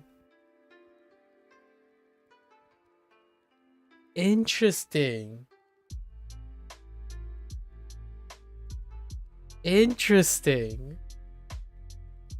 I don't even know what's going on in you guys' heads now. Now I'm so curious. Every time I say these things, I'm absolutely baffled by what I'm possibly unintentionally doing or intentionally doing. The Japanese word for cuisine is cost plus logic. The food obviously logically costs money. It's so good. the food is the cost of thinking. Oh.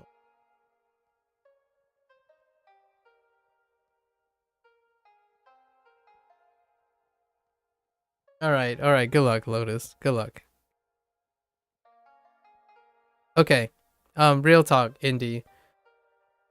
Real talk. Have you found an example? All right. This is an important thing. And this is something that has already been learned by both of us. Have you found an instance in which the example that Hideyoshi gave yesterday existed in Duolingo? Have you ever gotten an example of Naomi, Hana, or Ken-san wa insert any noun, let's just say ramen, ga hoshii desu? To your memory, do you remember any instance of that? That would be something that both you and I can be on the same page about. That isn't too difficult to explain. They either did it or they didn't. Because I really want to know if somehow I forgot that that's where the person got the idea from.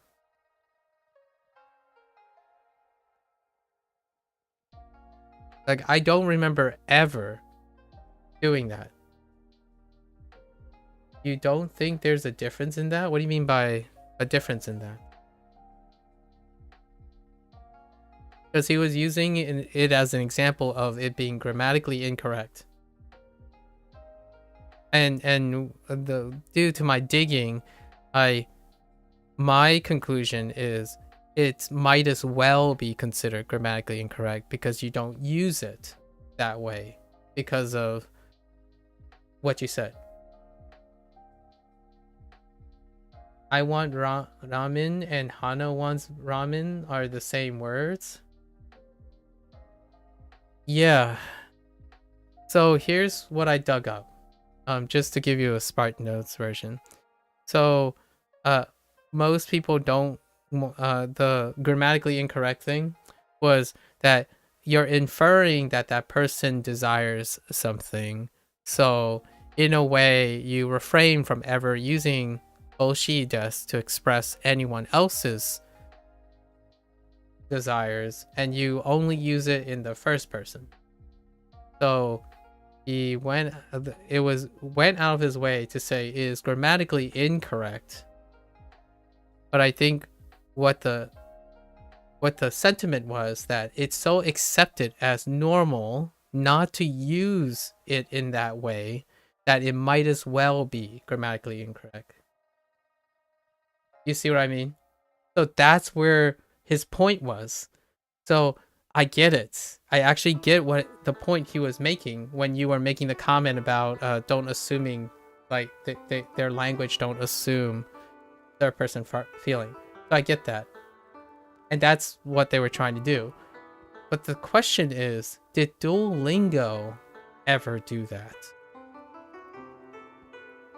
Because if you read in between the lines, the person is giving advice on what Duolingo is teaching me, right? That's why the arimasu thing came up, and the imasu, or the ikimasu, and the kimasu thing came up. It's what Duolingo doesn't tell you, which it's not supposed to. It wasn't designed to do that. It was not their goal. The nuances, the nuance is a very complicated thing. So I asked myself, where did he get that example? Where did he get Ken-san wa Ramen ga hoshii desu. Where did he get that example? It's not from Duolingo. At least I don't remember. And I've seen it a bunch of times, I think. Hoshii desu showed up here for rooms, apartments, desks, like, you know, that stuff. And it showed up from food. Yeah, it showed up for food as well. Well, it wouldn't be said like, I know, I'm giving an example.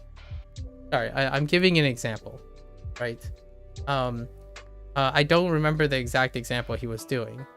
So all I know that his point was that it's someone else's thing. Would you like to say something? Would you like ramen? Yeah, culturally, you would say that. So here's the question. Here's the reason why I was having trouble understanding that, and you weren't there to the end because I know you probably went to bed or something at some point. I was really looking forward to your input, because in the end, culturally, for me, I think I understand the Japanese culture well enough. I would ask an open-ended or more open, inferring question, like a direct question, as in you would naturally ask the person. You wouldn't say that person likes this. The idea is some people think, and in English apparently this happens, right? For English speakers, like the situation is, would you want some advice? Or do you like some advice? And that's where Hoshida ga Hoshides was introduced. And that's what I think he was referring to.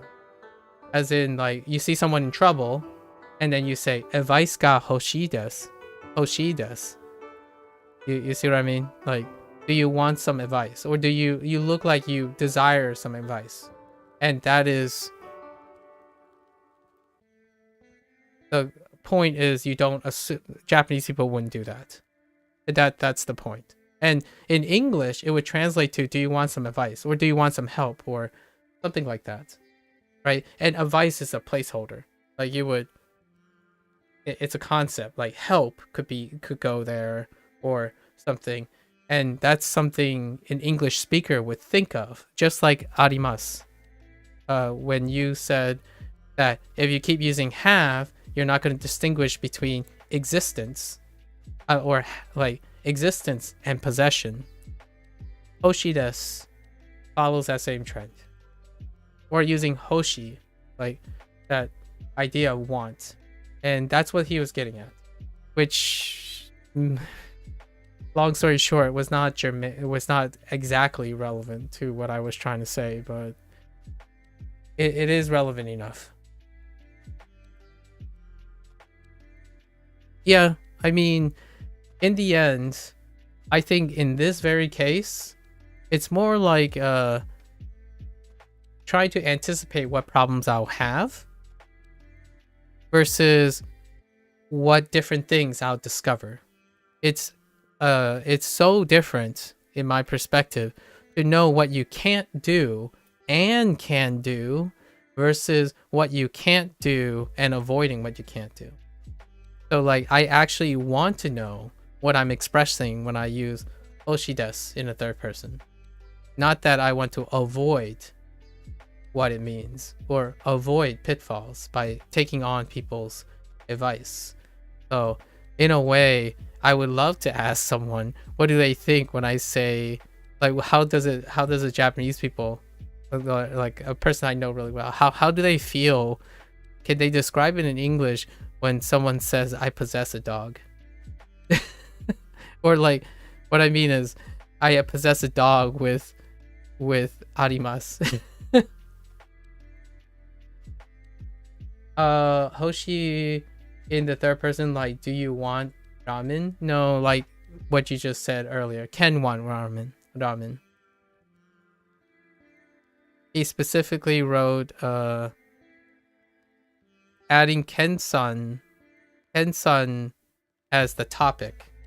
When you topic up the want is grammatically incorrect. My digging suggests it's a maybe. Yeah, I feel like you only say it as a question. Yeah, basically. And that's what I would do. You know? Like, however, apparently the stereotype here, it's a stereotype. I actually think this is a conceptual stereotype now. The idea is the reason why this is misused or like used in a polite sense or a social decorum sense is unsolicited advice. Isn't that funny? Isn't that really humorous? The rabbit hole that we fell into is using Japanese phrases as ways to give unsolicited advice. That's the thing, the inference. So like, say two people walk up to a ramen shop, right? A ramen shop. You and your friend walked up to a ramen shop, and then you tell that person that my friend wants ramen, but imagine it be like someone you only distinctively know or something. Like, I know even between friends it'll still be a moot point, right? It'd still be a moot point.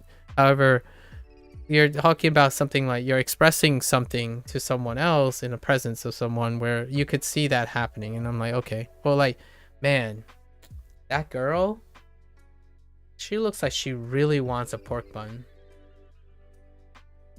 And he's saying you use garu. Garu is the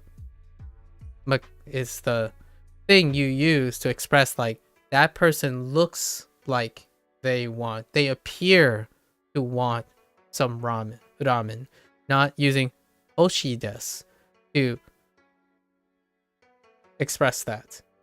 So that's the point. That's the point. It was, in the end, introducing something that I couldn't possibly know until now. 終点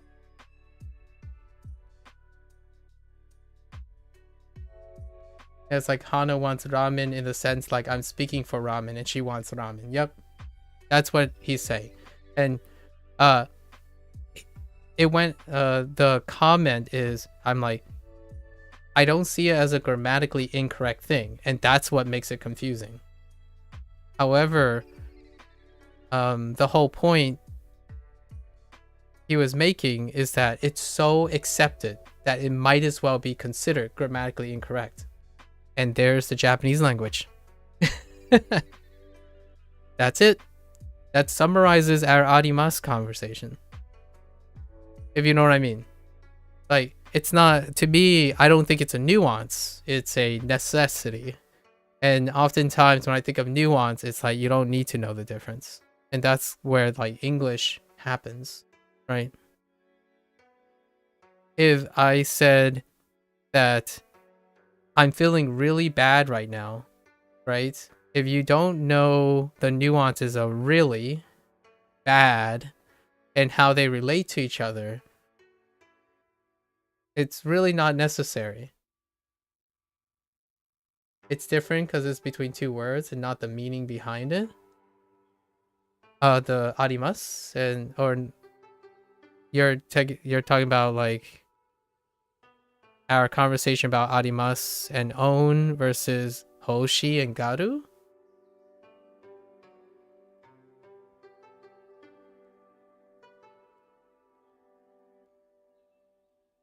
You'll explain it like this since Duo defines it this way.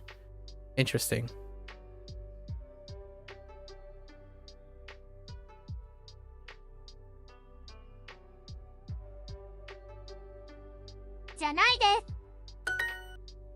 We're on different two wavelengths right now. I just want to hear what you want to say about this though. So arimasu and ikimasu is there are and it is, or imasu, sorry, imasu. So I'll learn imasu later, obviously. Or unless imasu is no. Yeah, I wait. Do I have imasu? No, I don't have imasu yet, but I get it. I think I'm still on the same page. So there are and it is. Yeah. That's one of the things that were listed for arimasu. And then motsu is to have, to carry, to possess.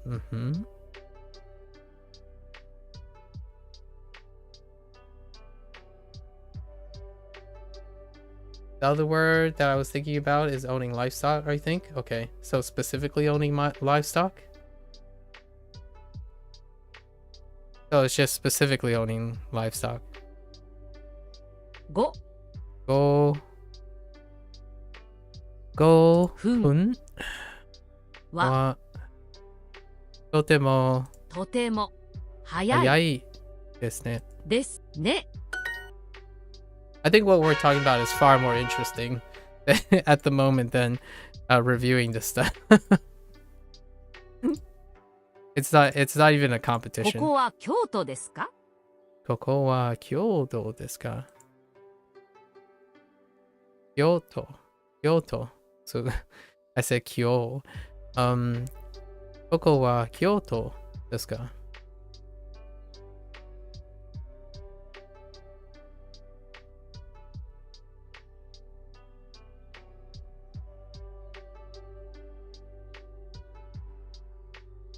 So you said something like 電話 okay.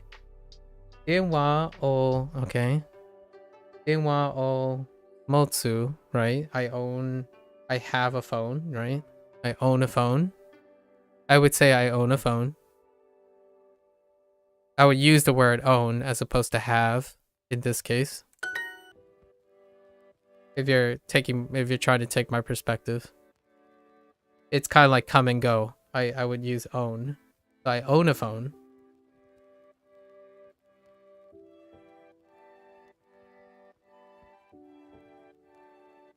At least unless Duolingo tells you it means have.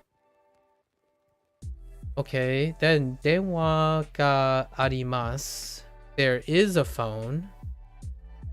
And then because of the way Duo is teaching now, it would be I have a phone. Right?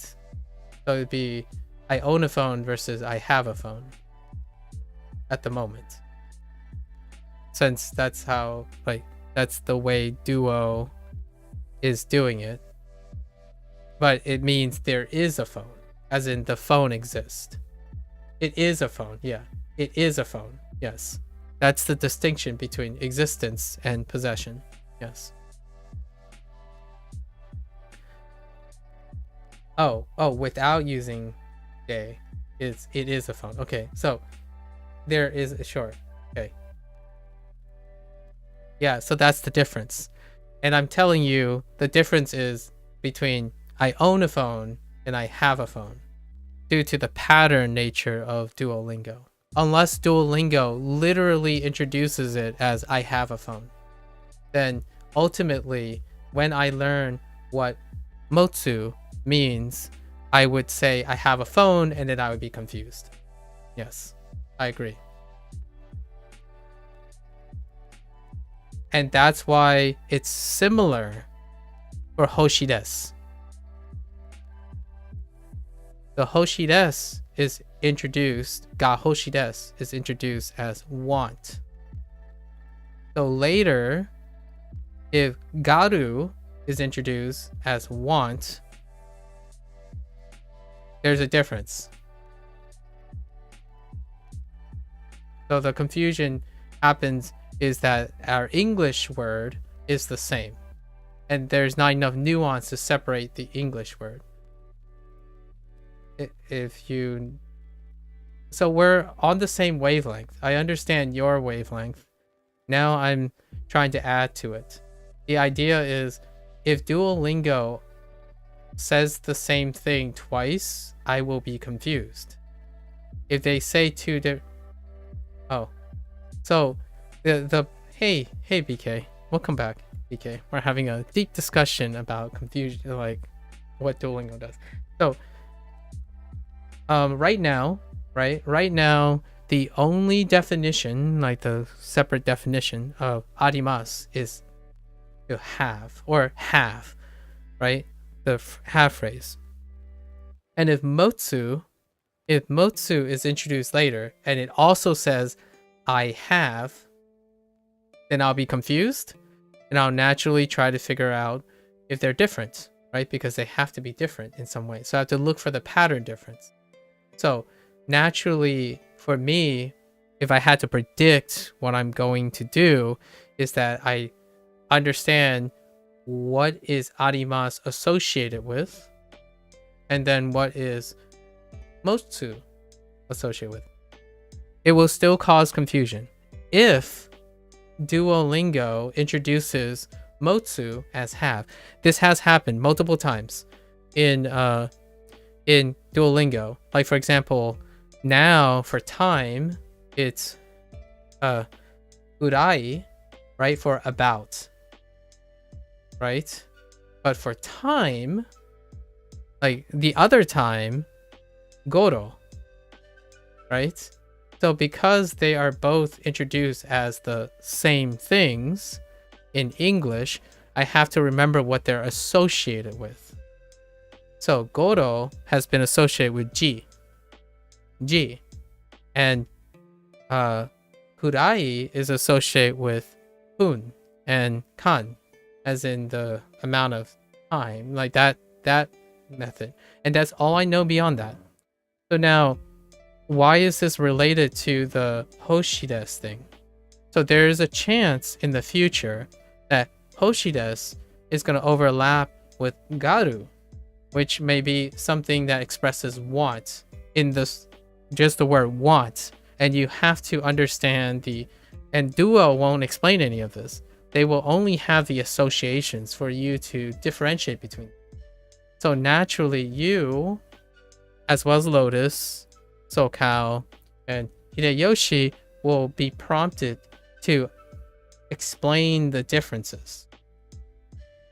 And for your example, I don't know if whatever the next word is for possess, the possess, it's going to be introduced as possess or own. If it is, then I will then be able to differentiate between them. However, because you introduce the whole nuance of arimasu, that's extra. So that's helpful. However, I wouldn't confuse it because I would only use it in the context that I know how to use it. And then the rest is experimentation because I'm outside of my realm of knowledge. So the difference between trying new things without knowledge and seeing what Duolingo has to offer is kind of the cloudy part that we're in. So for me, since you introduced motsu as own, I will forever know it as the phrase own, not have. And that's the nuance of the stuff. Much like our discussion with go and come, to come is to arrive, to go is to depart. Much like that. So this whole thing started when you told me to explain about my walk. Yeah, basically. And that's the best part, right? Right? What I mean is, now I know way more than I should. When you do this, you don't want the differences. When you do this, you don't want the differences between things. Oh, when you're talking about... Wait. Just how you said it. Oh, okay. Yeah, so now I know way more than I need to know, which is great. And I think that's... Well, here's the thing. I think I need to know it, Indy. That's the difference. I feel right now, I think the difference, the feeling between talking about Japanese and English is every time someone presents an English question to me, you don't really need to know it. It doesn't feel like it's urgent to need to know it. You're not going, no one's going to look at you weird for saying, oh, why do you keep saying things cost you things? But to me, your word choices is what I'm hyper focused on. So in a way, I can get into your shoes how maybe frustrated you can become talking to me, or like Lotus talking to me and SoCal and stuff, because the way you see the nuances in Japanese is the way I see your nuances in your English. As in, how Hideyoshi speaks and types has so many unintentional subtexts, and sometimes I like to think that I can read between those subtexts. So for example, when someone constantly say things like, man, I hate this video game. It cost me $60 and this is all I get. That is different from, I paid $60. I guess I wasted my money. So there's the nuance in those two comments are really, really big, but it might not be big to anyone who doesn't care. And it doesn't affect, like, it doesn't make someone confused like in Japanese. At least in my opinion, I often am giving the impression that without knowing these nuances, it will confuse someone who knows Japanese. As opposed to, it's extra. It's extra. Do you notice the difference between someone who says, man, I can't afford that. I can't afford that video game, or it costs too much? When someone says a video game costs too much versus I can't afford that, there's subtext in there. It's talking about, one, someone is looking at if they can buy something, versus one, that someone needs something that they can't afford. Like, but it's not the exact words. The one that the person that's saying they can't afford a video game is empowering themselves to think if they can purchase something, versus, oh, this is going to cost me $60, as in they feel like they have no choice, but they can't afford it, which would be the other way around if you're not reading into it. I think you learn more when you look at the nuances between how questions are asked and statements about the same thing. True.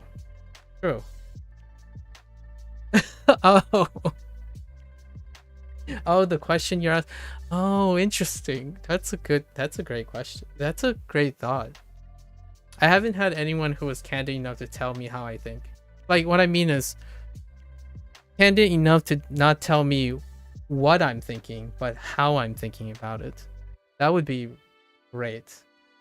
I know this might be getting old. Just tell me when to stop. But you do have a psychology degree. This would be a perfect time to use all your psychology. Hey, I know you're probably not. I don't know if you're using your psychology degree, but that would be pretty. I would love it. Here's the thing. If there's any encouragement, I think it would be pretty swell if you had enough time in your day to like review your psychology stuff and explain to me things that I do that you've learned about already. Honestly, I haven't ever talked to someone who was even remotely interested in being open enough to psychoanalyze each other. Like, what I mean is in an openly way, because I definitely know that I am very vigorous in challenging any notion of anything. So be it argumentative or not, when it's between people I know. So like you said, right, you start off general, and when you become very familiar with the person, you become very specific. So naturally, the reason why in my opinion, the motivators of you constantly introducing and being more open about the nuances of the Japanese language is because of how frequently and how familiar we are becoming. Otherwise, you wouldn't give two buttons and a cuckoo's nest about whether I use arimasu incorrectly or not, right? So reading into that, there's no amount of gracefulness. I mean, I don't know how embarrassed you are all the time, but if you ever watch any other videos that I use something you said as an example, it always follows with the idea like, it's nice to have someone who actually says those things as opposed to no one at all. So hopefully you understand that this is the nature of a relationship, right?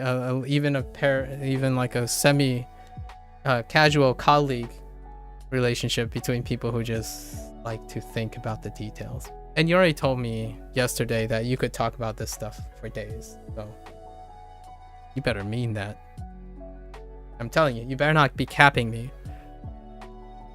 Yeah, we gotta be ready to talk about this for days. Throw in some psychology too. I still wanted to tell you yesterday though, Indy, I still want to tell you yesterday, when you said that the Japanese language, like, I think it all started was when you said the Japanese language. You like that about at least the Japanese language, by extension the culture, where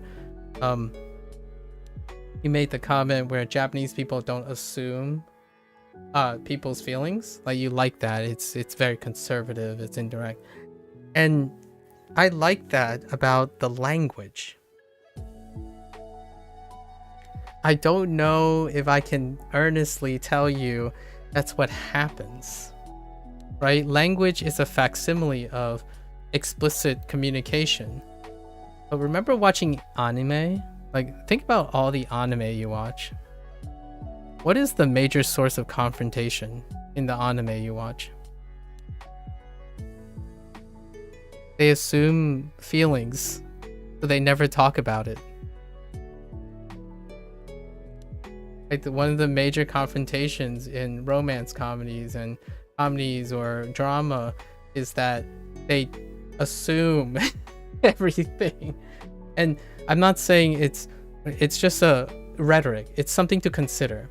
Like, behavioralisms is another element of language. Language is trying to capture emotion and feelings. But man,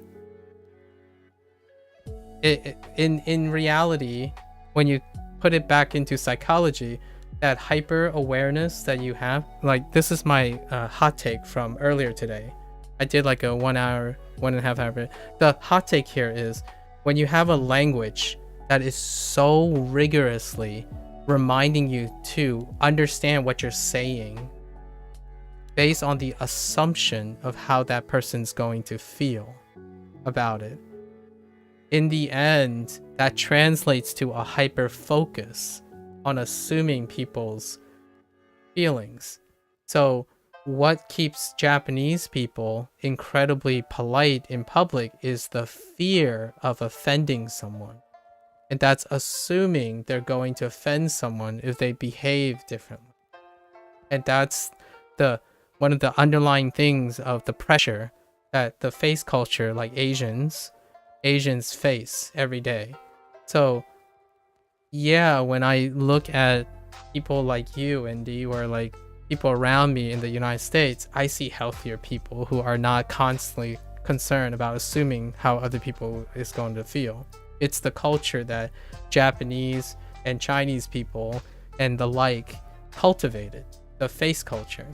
And it's due to constantly assuming that the worst. You always assume that you're going to offend someone. So you do everything possible, including your language, to make sure you don't offend anyone. And it's kind of the whole, like, it's a funny paradox of perspective. I am raised to always assume the worst, the things that I could screw up. And ironically, nowadays, the Western world, because of the internet, it's remarkably becoming very Asian in a way. Like, they're constantly worried. You're constantly being made to think you must worry instead of communicating and like asking, what do you like? But even in Japan, that is so casual. You don't go up to a stranger and say, hey, would you like some ramen? Would you like to sit down and let's talk about our feelings? Like, that doesn't happen at all in Japan. They assume people don't want to talk in public, so they don't, right? When you're going to bathhouse, you assume they want to talk, so everyone talks at a bathhouse. When you're drinking, everyone assumes they're gonna feel like talking, so everyone talks when they're drinking at night. That's kind of the thing. Asians work really well. Like my parents do the same thing. If you go to eat dim sum, you assume you're going to be in a crowded place, and you assume you should eat really loudly because the chefs and people will feel good about it. Meanwhile, once they hit into a French restaurant, backhand. No, I'm just kidding. I don't think French people would do that. But then it doesn't translate anymore. And that's kind of how I was feeling. I wanted to give you a different, I wanted to share a different perspective, because I live constantly assuming the worst when I was growing up. Like, oh yeah, you can't do this, you can't do that. And now the Japanese language kind of feels like that, really. Kimi, is it Kimi Todoke? Are you telling me, is it, wait, oh no, Kimi ni, yeah, it's Todoke, right? I knew you were gonna say Kimi. Yeah, dude, that show, you like that show? it drove, I think that anime show almost drove even the most diehard rom-com people, like, there's so many seasons. Oh wait, did you watch the most recent one? Kimi Todoke? Did you watch the most recent one? Didn't they add one more season? I didn't watch the most recent one. I only watched the 2 seasons. That show goes on. Oh, and the live action. I didn't watch the live action. No, I think there's another anime season. I thought they expanded. I don't know. Wait, hold up. Yeah, Kimi no Todoke is exactly what I'm thinking of when I think about the quintessential anime that illustrates what I'm saying. It might not be that obvious, right? Yeah, there's no, never mind. It's just a live action. I'm just kidding. Sorry. I'm referring to the live action, the Netflix live action. Never mind. That show, talking about assuming. And that's all I wanted to contribute, but obviously, if you're talking about the language, then whatever Hideyoshi said is correct. And they were more focused on the correctness of the language, and I'm okay with that. It's what I said. Like, whatever he or she, or whatever Hideyoshi says, I don't know about, so it's extra information. What I do know about is that face culture kind of sucks and generally deals with assuming how people will react. You're trying to stop it from happening, prevent it from happening. So whenever I think about how to speak proper Japanese, that's what I think about. How do you speak proper Japanese? Because you're going to assume if you don't speak proper Japanese, you're going to offend someone. For better or for worse. I think the reality is, I don't think that's even true either. Like, Japanese people are probably quite forgiving to foreigners, as most people try to insist. The assumption is there.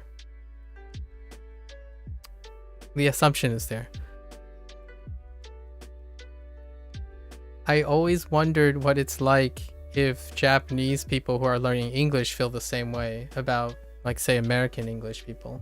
When they come here and when they come and visit the States and they say something like, oh, how do I do this in Japanese? The dog ball I like, right? Or the dog ball I want. And immediately the question is that offensive or is that funny? English people are more harsh than Japanese people, you think? Interesting. You know what's funny about that? I lightly agree. In a way. Hear me out here. English speakers are more expressive.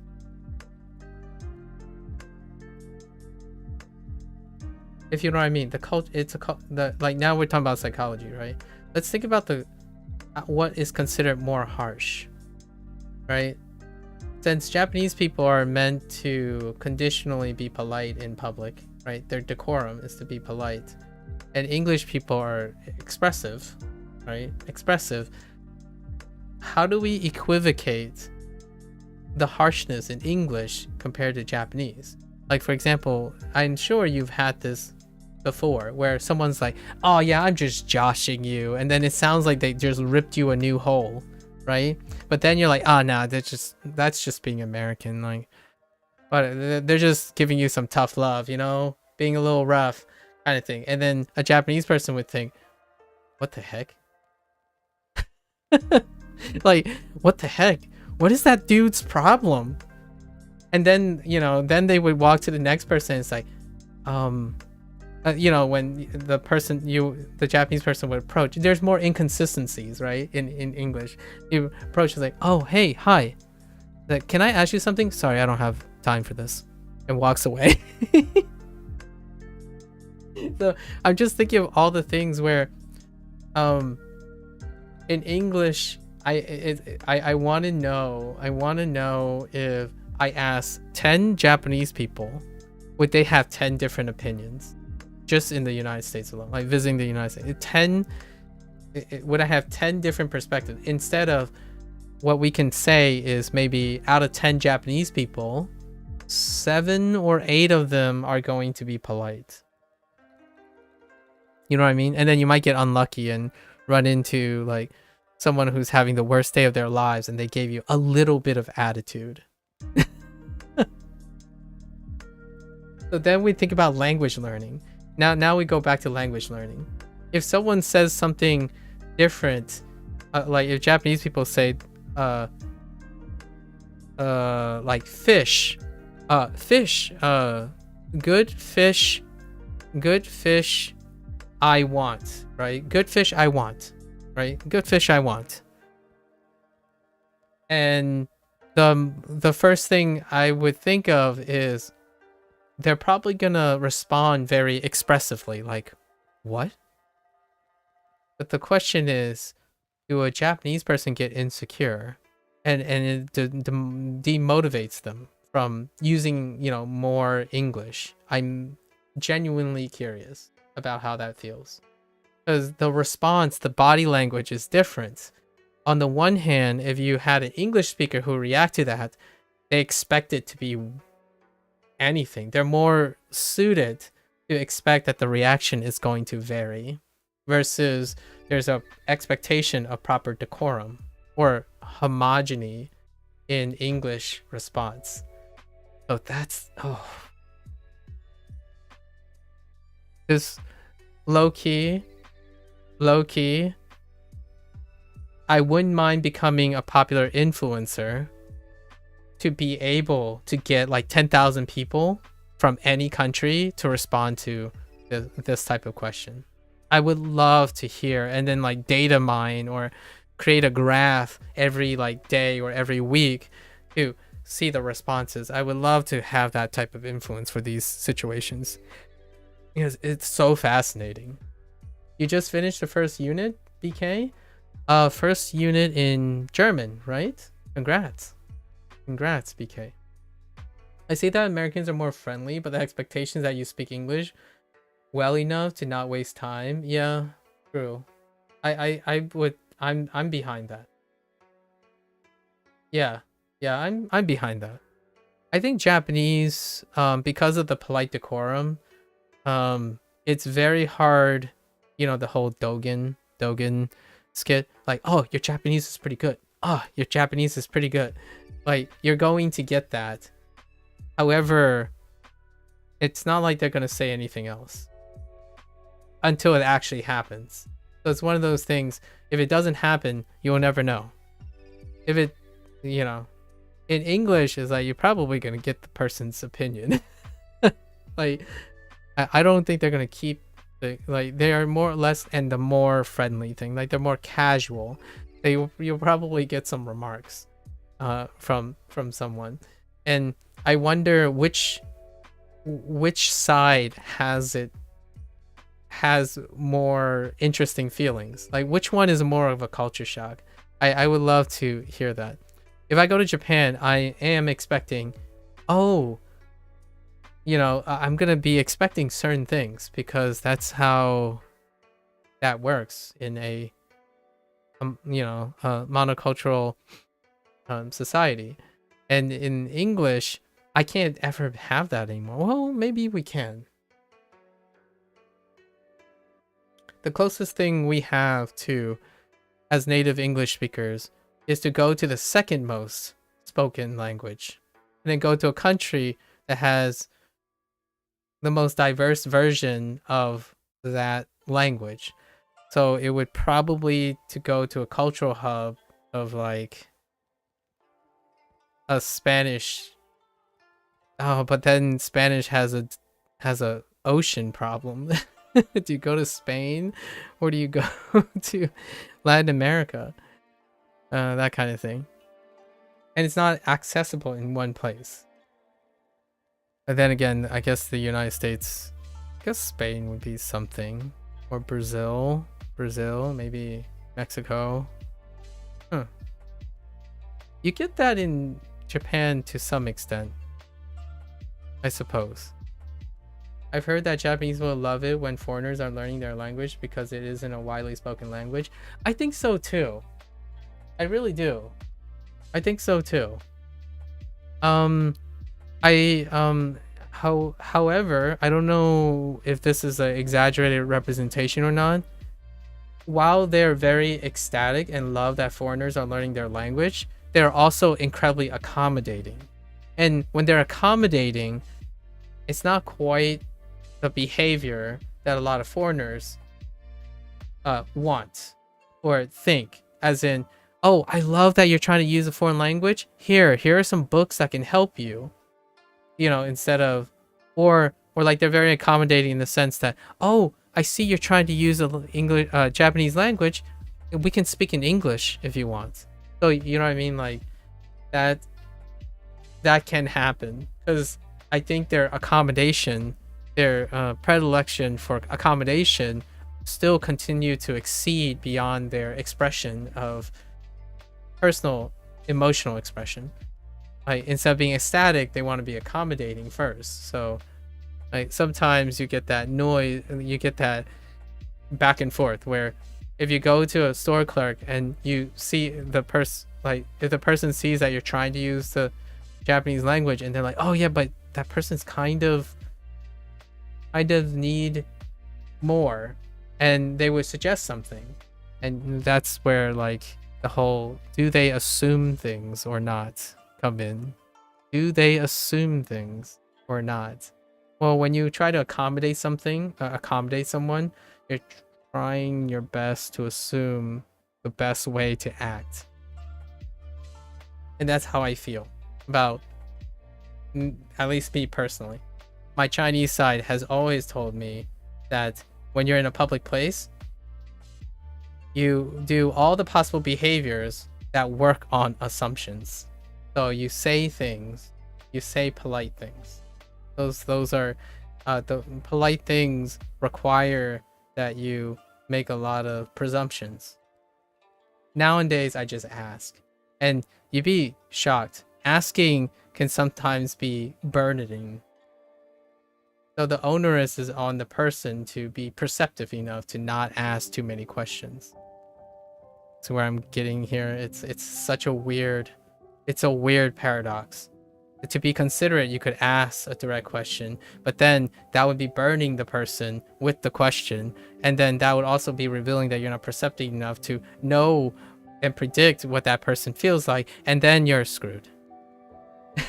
I kind of described all the Gen Alpha and Gen Z internet kids that have trouble speaking to a person that they like and approach them to talk about it, right? Or the whole premise of Kimi ni Todoke, basically. The entire premise of Kimi ni Todoke. The whole season is that. How do I approach the person to talk about things and just assume that's like, oh no, but they wouldn't. Nah, no. Like, What if they not? Okay, let's just not talk about it at all. Sorry, I actually like Kimi ni Todoke. It's very cute. It's a super cute, like, two people hyperly aggressively considerate of each other, but the consideration is based on an assumption of feelings, and that's rom-com for you, right? Like Toradora. Wait, do you like Toradora? Toradora was pretty good. It also works on that same thing. Whenever there's a tsundere, whenever there's a tsundere archetype, it works on that too. You love Toradora? Of course you do. Of course you like Toradora. Oh, rom-com. Does someone have an interest in tsunderes? If you like, I'm just saying though, if you like Toradora and Your Lie in April, and Kimi no Totoke, Totoke, I think Nodame, oh, and I said this word wrong. I heard someone, a professional musician, said it. It's a cantabile. Nodame cantabile. I think you'll like that. It's the cross between Toradora and Your Lie in April.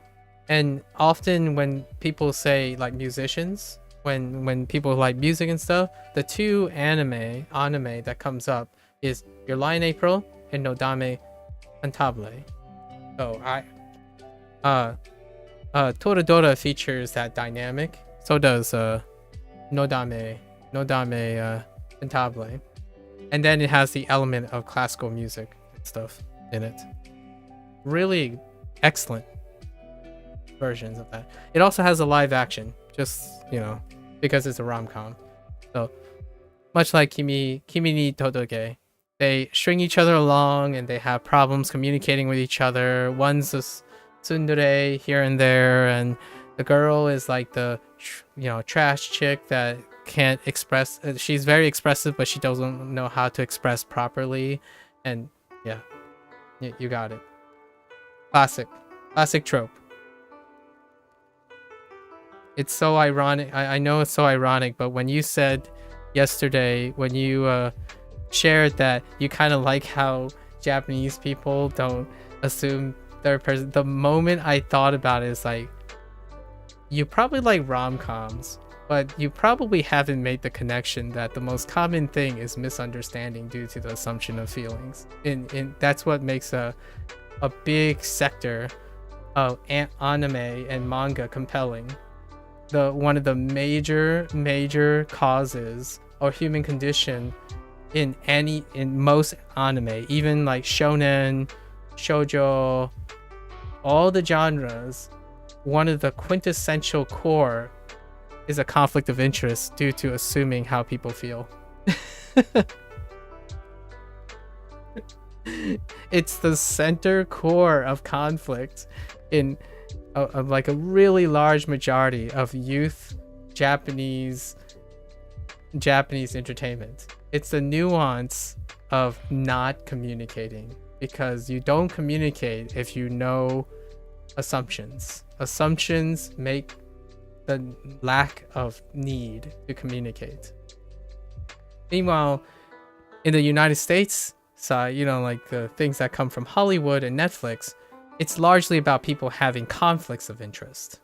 So like they're usually character driven, and it's one person wanting something and another person wanting something different, and then they come into conflict with each other. And it's usually about self-expression, the conflict of self-expression. So it's almost the opposite of it. Conflict comes from not withholding and not being compromising.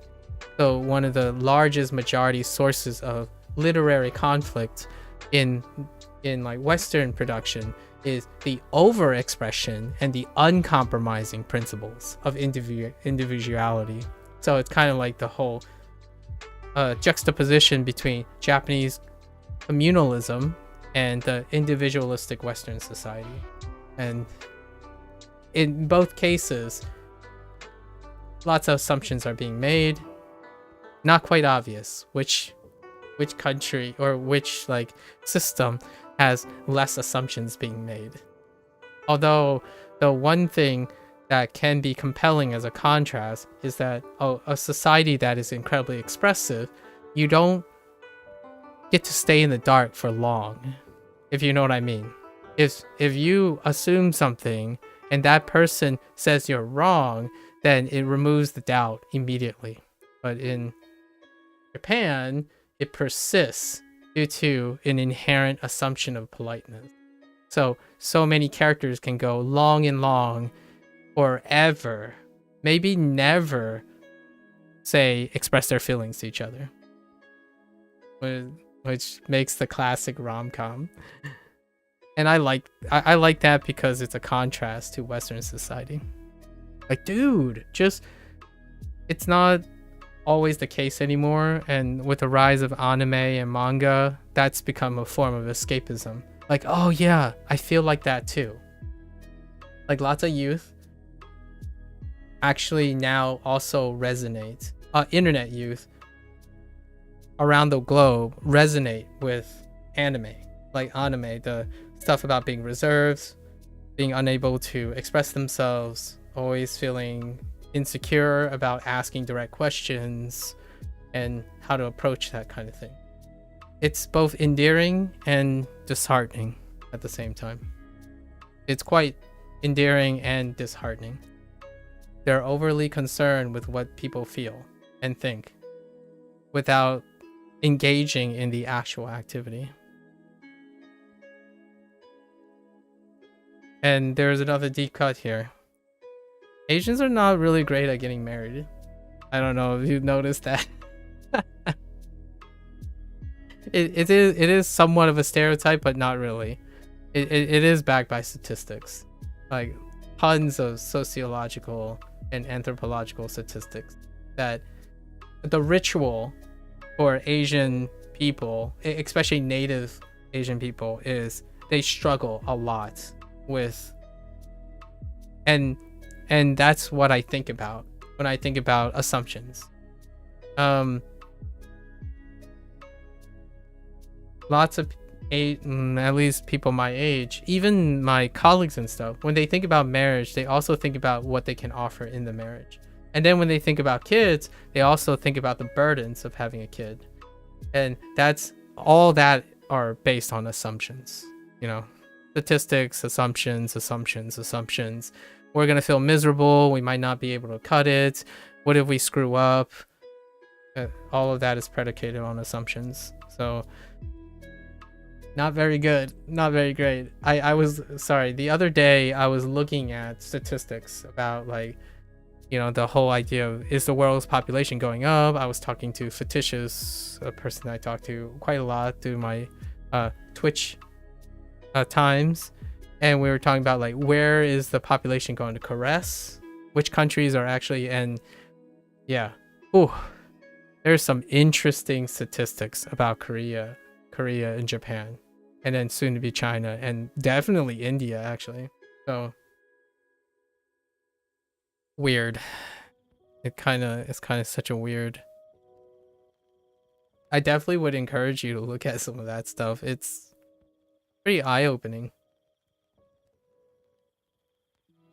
Okay. All that said, culturalism.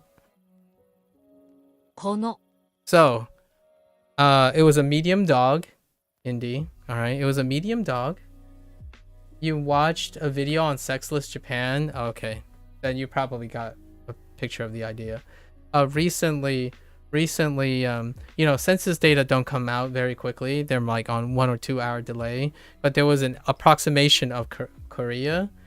There was a bigger drop in the last 2 years in Korea in terms of marriages. We're not even talking about like intimacy in marriages than like the last 10 years. So yeah, other than that, you know, we still have to concern about overpopulation perhaps and whatnot, but if you put in the scape, there's some really interesting things, for better or for worse. I don't know how you feel about non-Asians in the United States. I think I've become it's kind of hard to speak from my experience because the people around me are of different types of people. So they often are all the people around me are married with a few exceptions. They are all without children. And I don't think they have aspirations to have children.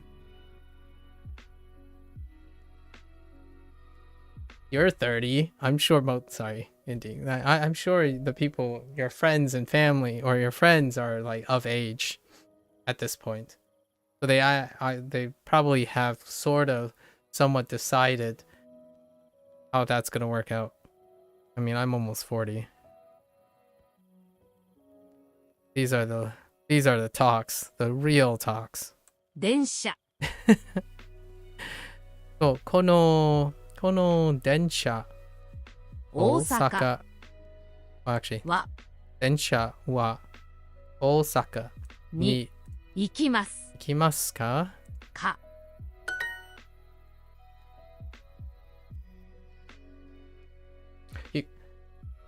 You know, I haven't ever asked you, do you want to go to Japan?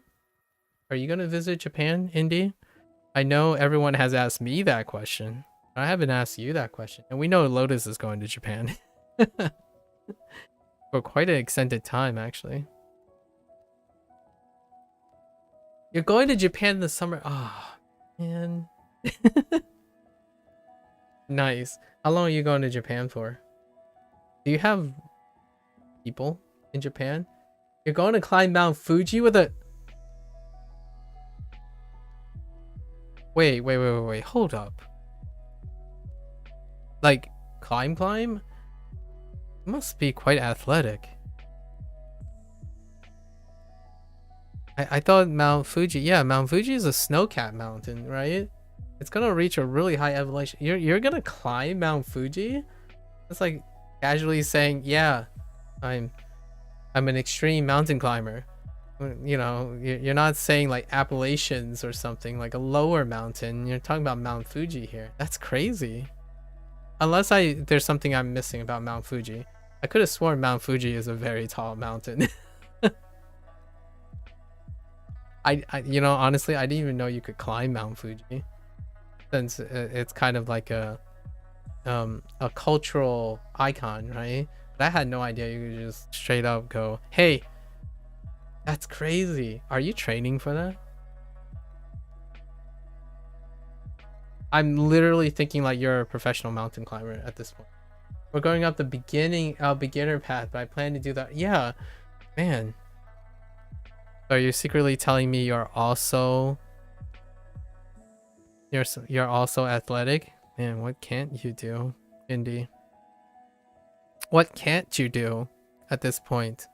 Next, you're gonna tell me that you have your own chain of professional gyms. You're jogging 10 miles every day? Oh, you're doing more than me. Oh, dang. Okay, so then you know we're gonna have to talk about fitness stuff now, right? At some point. I don't do 10 miles a day. 3 miles. 3 miles. Anywhere between 1 mile, depending on what type of thing I'm doing. 1 mile is speed. Right now I'm in the cycle of 1.5 miles, and I'm doing nose breathing only because I have like some respiratory restrictions on my right side of my nose. So right now, 1.5 miles every morning, breathing just through the nose and trying to like see where my cadence is. And then it's gonna go back up to like 3 at some point with alternating laps and every single day. Wow, we're gonna have to talk about that. How long have you been running every day? Why didn't you talk about this earlier? I'm pretty sure I've mentioned about running before in your presence. Speaking of 10 miles, you're training for the climb up Mount Fuji. Oh, so you are training. Okay. How long have you been training for this moment? Are you the one that told me you ran a marathon before? Or a half marathon before? Is that someone else? Or is it you? I don't know if it's Lotus. I know someone has recently told me that. 次 Sungi Baswa. バスに Oops. に That's not wa. に Asaka, Asaksa 浅草に ni 行きます Okay. You're in Central, right? Yo. How about we meet up for a marathon?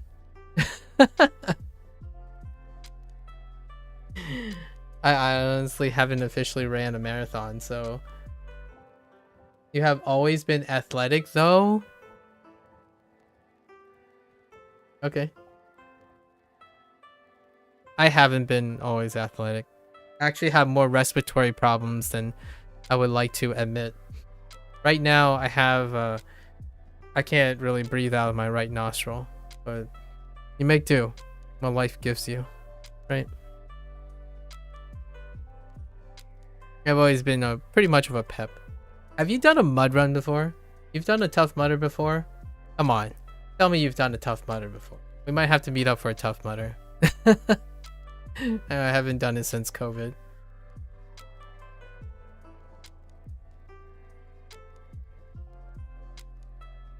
I think we're good here. Oh, we're not good here. What did I do? I've got the no again. I need to stop forgetting the no. You don't know what that is? Tough Mudder? You already run 10 miles an hour. Oh, you and your friends got to do at least one Tough Mudder. Well, how about a mud run? They're usually called mud runs, but the breakout thing was the Tough Mudder organization. But it doesn't have to be like a Spartan. A Spartan is more common now for individual runs, I suppose. A Spartan, I guess it's called a Spartan race or a Spartan run. It's like a soft Ninja Warrior, just with a lot of mud. Mud is the thing. Instead of a clean Ninja Warrior where everything is obstacally clean done. It's more like a scrambly version of obstacle course running.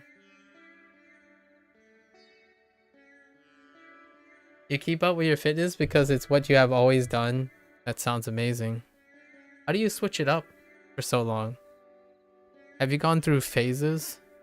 I've gone through phases. This is all part of the learning process too. I like to hear words of wisdom from people who have done it for a lifetime. Okay, so 次 Sugi? No.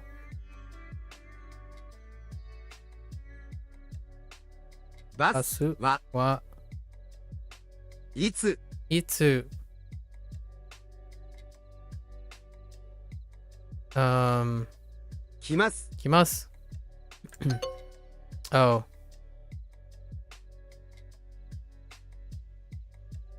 Ah! I got cod! Oh no! I got cod. Okay. Okay. It's okay. It's fine. 15分ぐらいかかりますか I think I got cod last time too.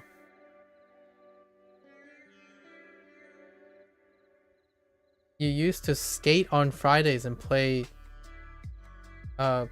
friend football on the weekends.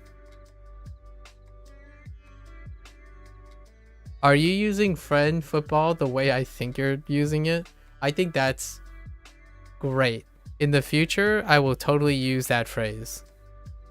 Unless you had a typo, but I would love to use friend football. I think that's pretty funny. Or like, I think that's pretty endearing way to say football, like the type of football, friend football. I marched on Friday when we went to football game. Marching. Wait, you marched on Fridays, like bands, or like a band march? Yeah, we got a bunch of friends together and play at a local park. Wow. You still do that now, or do you have some form of that now? How old are we talking about? Like your 20s?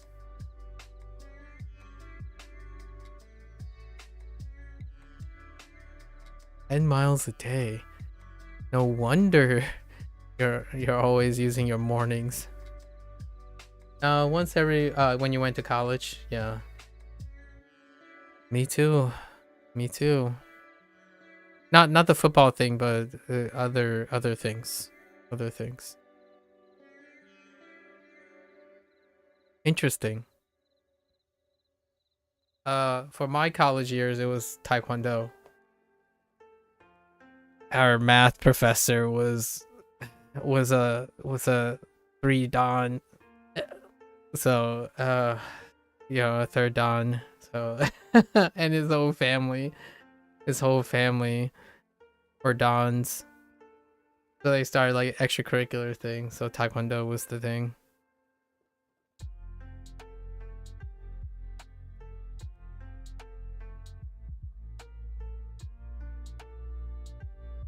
You do know now, all I can think about is imagining some multi-white American who's like 6'3", maybe around 180 pounds, say 14 to 15% body fat.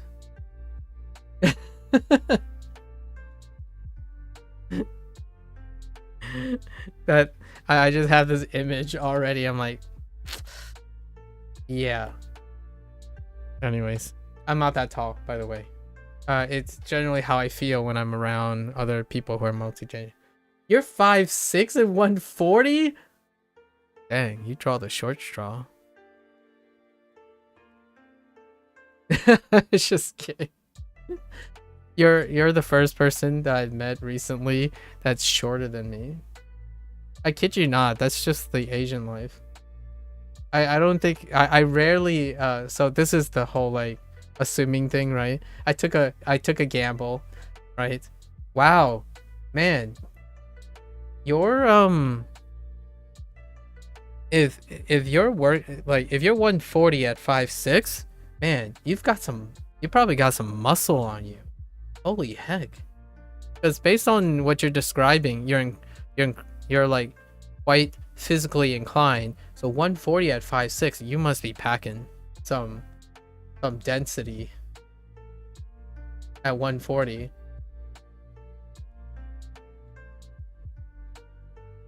I've got some fat. I'm a little bit jiggly in places at the moment. just a wee bit jiggly in some places at the moment. I'm sitting at 158 and I'm 5'7", so still got to drop a few. But that's okay. There's nothing to really write home about. You got some mass on you. Do I dare ask? Do you lift, bro? I'm sorry. That's my best impersonation. I don't lift. So I don't really I'm not that inclined with the whole lifting thing. What do I think? 280-pound bench press at least, right? You're probably 280 or 300-pound bench press at 140 pounds, 5'6", with like an athletic build. I don't think I've ever bench pressed anything in my life. So I'm take it with a grain of salt. I only know my statistics, like my assertion of statistics if I'm trying to get a ballpark idea. So I would imagine it's something about 300-pound bench press for someone who's incredibly athletic. Maybe I should leave some things to mystery.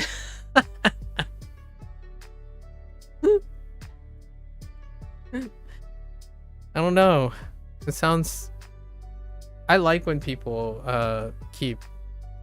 I mean, I'm all up in people's business. Your brother and you go to the gym? Oh, that's adorable. I mean, that's endearing. I don't have a sibling, obviously, that goes to the gym. I don't think we've ever been in a gym. But technically, my sister's fairly, like, she has to keep up her athletic capacity because of her job. I don't. I do it recreationally. My form of strength training, every 3 days average, I would do 1 second concentric and 5 second eccentric pull-ups, dips, pull-up, dips, chin-ups, and then push-ups. And they don't go past like 5 reps. So like 4 to 5 reps on pull-ups, chin-ups, and then 7 reps on dips and push-ups, and just 1 set. That's it. Just 1 set. 1 second concentric and 5 second eccentric. And it takes about, I guess, a week's retraining in order to add a single rep. It's kind of, that's where I go. Slow and steady. You should only be doing 5 reps if that's heavy for you. Yeah. Oh, and it's not heaviness. It's body weight, right? I'm not like it's not a weighted push up or weighted chin up or weighted dip or weighted push up. And it's plus or minus 2, 5 reps. Plus or minus 2, 5 reps. But largely, I'm not increasing past a rep. I'm increasing eccentric movement. So, the 1 second concentric is just the pull, the burst, and the burst is something that I've already trained for quite some time. It's lengthening and doing the eccentric movement. I like to be able to slowly feel myself just lowering myself down as slow as possible in all the movements.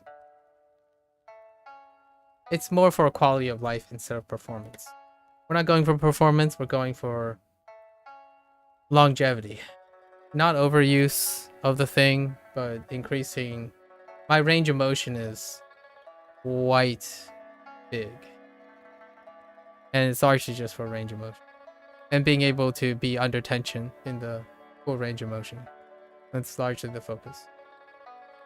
None of this packing on performance here. I'm not here to out bench press you or something. Calisthenics.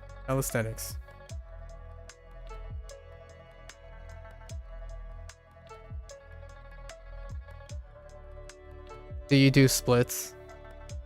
If you and your brother goes to the gym, I feel like you're a splits bro. Sorry. Yeah, it's a yeah, fitness. I like that word.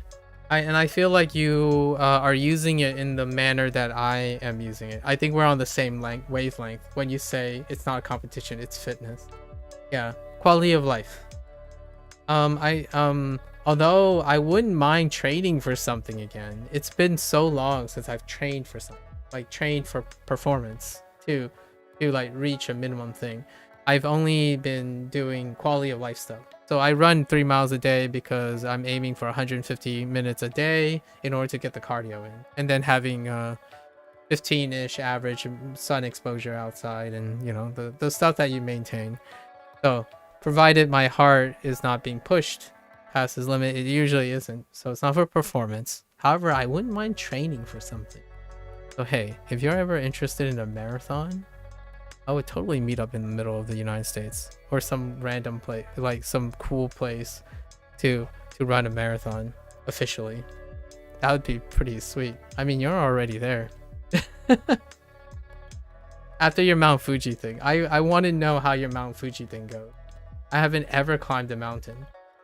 The most rigorous, like, hiking, it's not the same, I know. The most analogous thing I can tell you is a full day's hike somewhere on the South Island of New Zealand. A full day's hike. I don't remember how many kilometers. I think it was like 20 kilometers. I don't remember the distance. We stopped at a lookout place and walk across some very suspicious landslide things. Thinking back, I'm like, man, you could totally just fall down, fall off the trail because the landslide went through some of the paths that we were going through like recently. And I'm like, okay, well, that was back in the 20s when I was very, very unfit. And what I mean by unfit was I was underweight, muscularly weak, and I ate too little. I was not on a caloric surplus that would support in increasingly active life at that time. Only in the recent the recent 9 years has something actually profoundly changed with it. Meanwhile, you mentioned that you have been athletic most of your life, right? So that's kind of interesting. Have you ever been have you let yourself go at any time? I'm curious. Because someone who's completely athletic would have a different perspective on what it's like to be not like injured or maybe rehabilitating. I don't imagine you've ever had that happen in your life. Because competition, that'll do it. That'll do it. Okay. So, does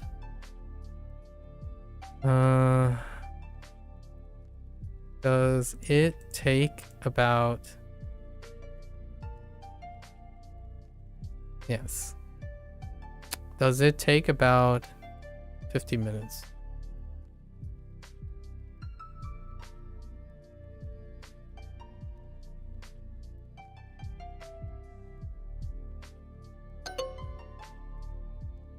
Oh, 15. Oh, what am I doing? Why did I say 50? All right, we're getting our hearts back.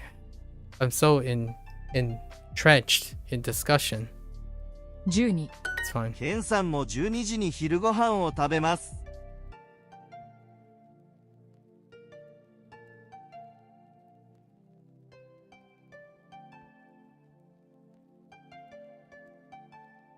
Can you? Oh my gosh.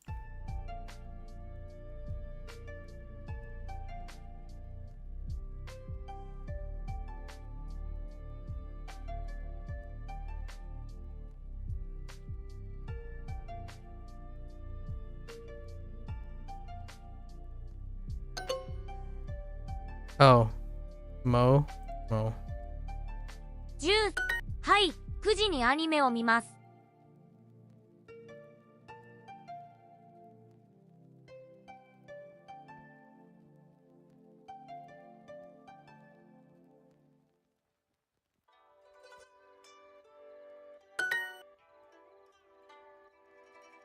9時。毎日おいしい昼ご飯を食べます。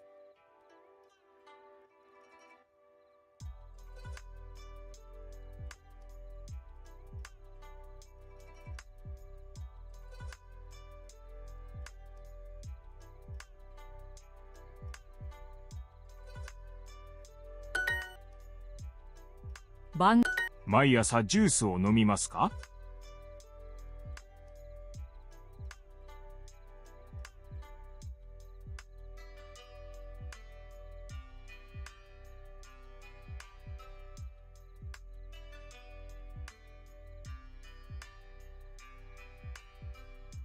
？Yeah, every breakfast. これは私のコーヒーですか？ Ah, we're not gonna do keyboard typing. Okay. これは私のコーヒーですか？ Okay. 私のコーヒーですか？これは私のコーヒーですか？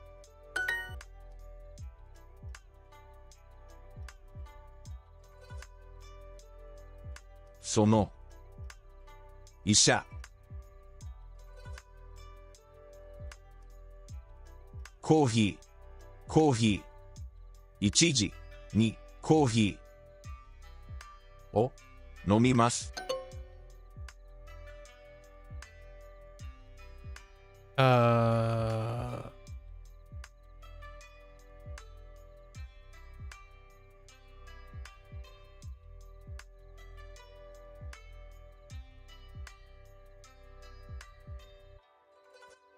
Oh, did I miss the wah? 9時 I missed 半 the に wah. お茶を飲みます。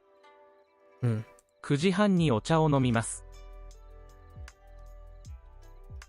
9時半にお茶を飲みます。9時半にお茶を飲みます。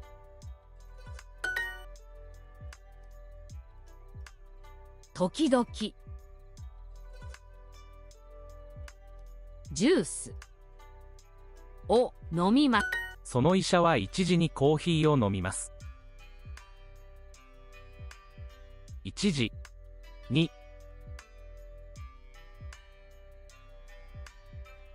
コーヒーを飲みます。その医者は1時にコーヒーを飲みます。医者はその医者は1時にコーヒーを飲みます。Okay. Oh.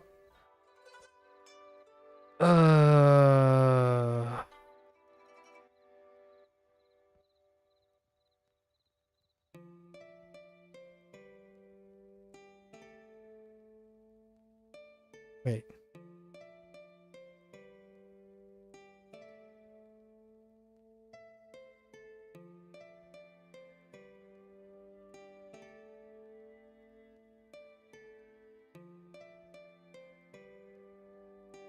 Oh, Kono. Whoops.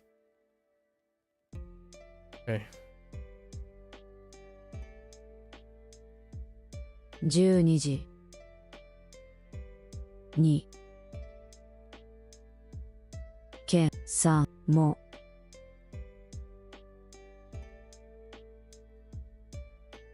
昼ご飯を食べます。8時に晩ご飯を食べます。 Alright, could flip that. 8時に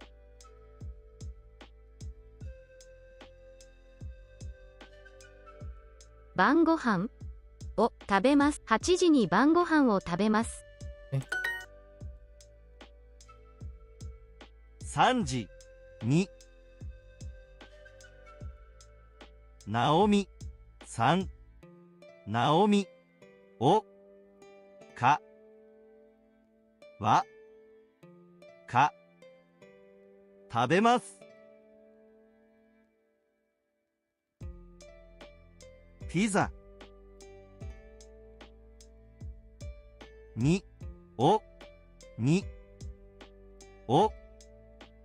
食べます。Dang it! Naomi-san は3時にピッツァを食べます。ケンさんも12時に昼ご飯を食べます。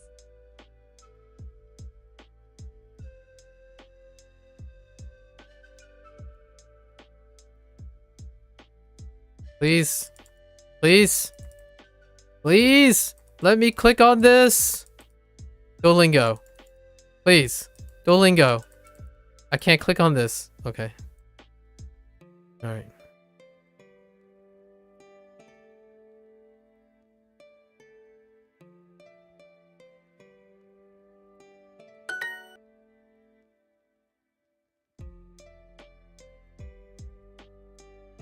So no. How did I mess this one up? 医者 Did I miss wa? はコーヒーコーヒー1時にコーヒーを飲みます Thanks, Nojo. その医者は1時にコーヒーを飲みます。その医者は1時にコーヒーを飲みます。Did I miss the wa? はコーヒー1時にコーヒーを飲みます。その医者は1時にコーヒーを飲みます。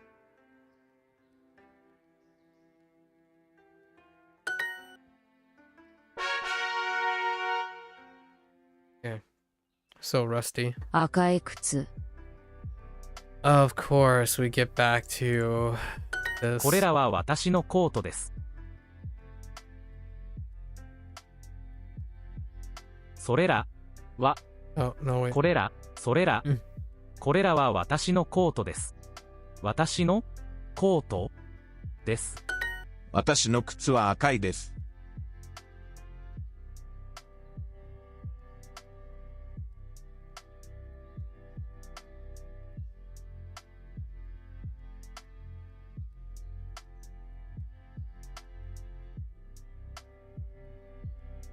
Wait. Shoe is red. はい、これらは私のコートです。はい。これらは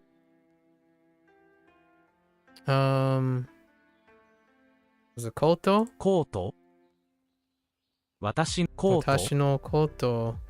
です。ですはい、これらは私のコートです。 Quite a leap from what? Yeah, I know, right? これらははい、これらは私のコートです。honestly, I just like listening to this stuff now. 傘はそこで Okay, す。 so I have a problem, and it's already happening because of how lax it is. Now, when someone is telling me these things, right? This is one of the criticisms with Duo's system. Duo's system is predicated on perfection. And yes, you might be saying, well, in Japan, in Japanese, you gotta be sharp. You gotta be not lax. But when it comes to comprehension, you don't usually do these things.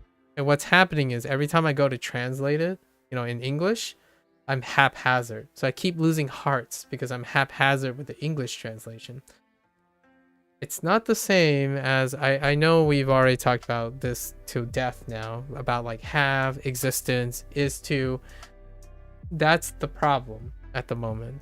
So when I say certain things, it's the English being loose. And I'm using that, but you get punished in Duolingo. So if you lose focus, you get slapped in the face. It's like, well, I knew it was a question. I just didn't. Like, a good example is omitting have. Like, I know. Arimasen is not have, but for now, I can't begin to tell you how many times I don't even think of have most of the time. So when I'm translating, I always drop the have. Like, well, it's there. So it does happen. I do get reminded that the way I think the sentences are being explained to me, I still don't actually even think of it for one-to-one translation, really. And it's kind of like listening to English. When you're listening to someone speak, it's not the same as reading what someone is typing, right? When you're typing and you're reading a message, it's a really different type of process than hearing someone speak. So nowadays when they're saying like, oh yeah, generally, oh, here it is, click on this and I get it wrong, click on this and I get it wrong. It's like, well, the idea is there. I'm being too complacent. I must be vigilant. Okay. And let's be more vigilant.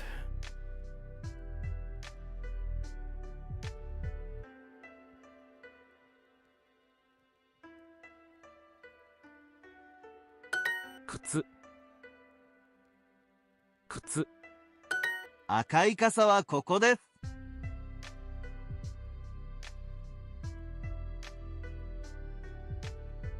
I tell myself this doesn't happen too often, but practices are getting a little bit there now.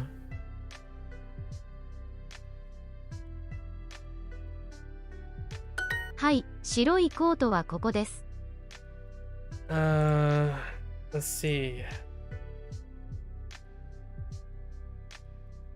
はい、白いコートはここです。Yeah, like this. Hi, shiroi koto. はい、白いコートはここです。Wa koko desu. The only thing I'm getting from that is the coats are here. And then I might miss hi. Like, well, yeah, I mean, sure, but はい。白いコートはここです。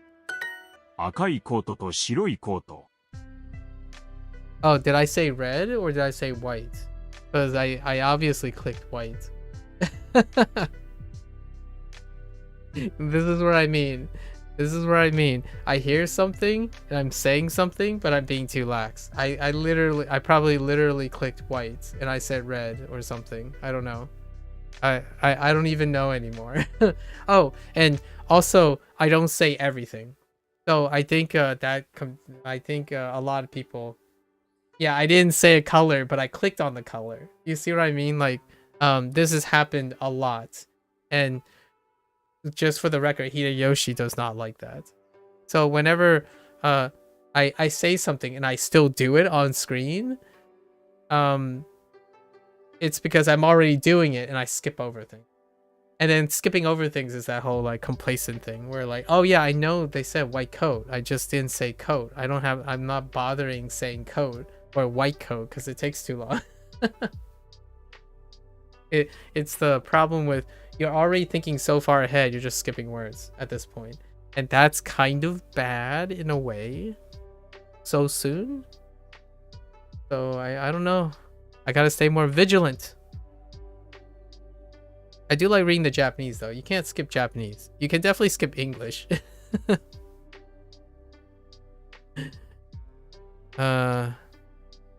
Man.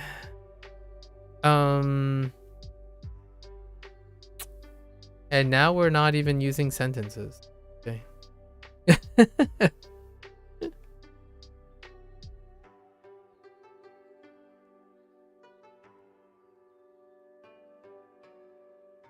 Oh, the red coats and white coats? Dude, red coats. The red coats are here. それらは私の白い帽子です。それらは私の Yeah, true. True. True.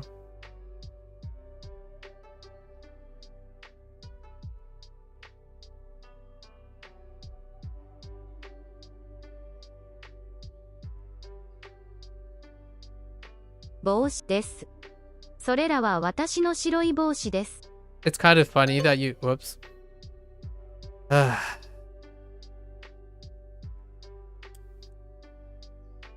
Speaking of being distracted. They aren't speaking as fast as you think. Yeah, I know. Or... Okay. Real talk. Real talk. It's not that they're not speaking as fast as I think. They're not speaking fast enough for these things. So I don't want to make it sound like I don't understand what you mean. For the stuff that I'm not familiar with, there's no racing to the end. There's no like I'm not actually nervous about speaking. They're going too slow now. Like I remembered we had this discussion. Like what I hear is way faster than what I read. So when I read, it slows me down, which is what I'm using to slow me down. But what I hear is way faster than what I hear. So what happens is when I'm skipping words is because I already processed the thing and I don't think it's worth the redundant anymore. So that's the complacency. They aren't speaking as fast as I think. Yeah, yeah. We talked about this. You are far more faster at reading, in my opinion. So I think your advice is that you're probably reading way faster than they're talking. Or what I mean is like when you see the audio come up, you're already done reading the passage, right? You're reading the passage before. I imagine that's what's happening, right? Like when they start speaking Japanese, and then you have a passage, you read the passage, and you're done with reading the passage, as opposed to waiting for the person to finish talking. I look away. I don't know if you ever noticed, but I look away when those things happen, and that's it's kind of a bad habit, because then my reading suffers. So I am slowing down for sure. Either way, the long story short, I'm still slowing down. I might be trying to listen to them too quickly. Even in English? Really? Even in English? You read it before? Oh. Wait. How does that work? So you mean like...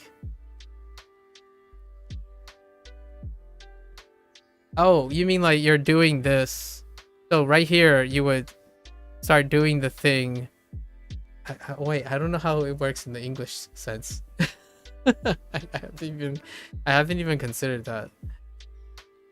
Like for here, the most distracting thing is you're clicking on these things. So I try not to click on these things as I'm thinking of the phrase. So here, if this wasn't review, but this is review, right? So I would say the phrase out, then I would look at the choice. But you know, I could be typing the choice too. But right now, today is not a typing day. I'm gonna take a break from typing. So I would sit here and I would form the sentence. Then I would go look for the sentence. It causes me to fumble the sentence because I'm not actually understanding it. I'm just reading it. Oh, I see what you mean. Fair enough. Fair enough.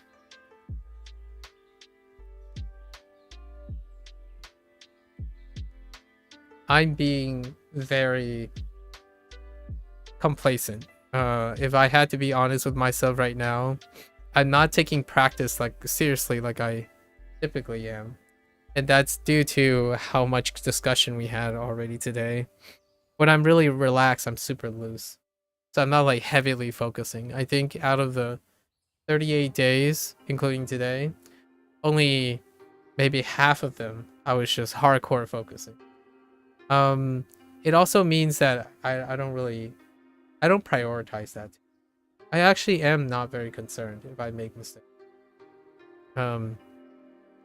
That might be also something that we might differ in.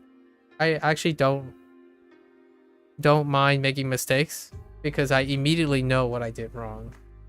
And it wasn't really because I didn't know the content. It was because I am me. I drop words, I talk about things. That is a natural response. But I do think in the long run, they are speaking very slowly. I can't speak that fast though. Like what I mean is I can't speak that fast. That's the one thing that I do feel if I slow down, I might be able to like catch up. I want to speak as fast as I'm hearing it. And it causes me to fumble. Funny, right? What you just said, it caused you to fumble because you're not actually understanding it. It's because you're reading it, but you're reading it really fast. I'm hearing it very fast, but I fumble all my words when I'm trying to speak. Because I always feel like I need to speak as fast as I'm hearing the Japanese being said. Like, oh yeah, that's how fast they're saying, but I'm not slowing down when I'm pronouncing it. That might lead to some really interesting results in the future. And then because I'm not slowing down and speaking, I'm translating poorly as well. Because I don't want to translate them. They are mostly the same speed. Yeah, they are mostly the same speed. Yeah. Oh, wait. You mean like the way they spoke? Yeah. Like the synthetic voices. Yeah. These are my white hats. So これらは私の白い帽子です。白い靴と赤い傘。白い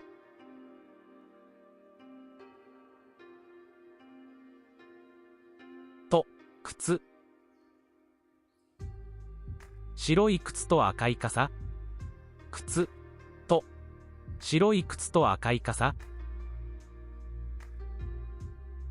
oh. と赤い傘。 Do you have that problem too? Where like I hear it and I'm like, wait a minute, what happened to the predicate? It's like because there isn't one. I I heard like, all right, okay, nice. You know, white shoes and red umbrellas, like okay. I'm like, wait a minute. Like, wait a minute. 白い靴と赤い傘。 So I'm never sure about these anymore. Like these are 白い靴と赤い傘。 I have to listen to it at least a couple of times to know that it is in a sentence. And that's a little weird.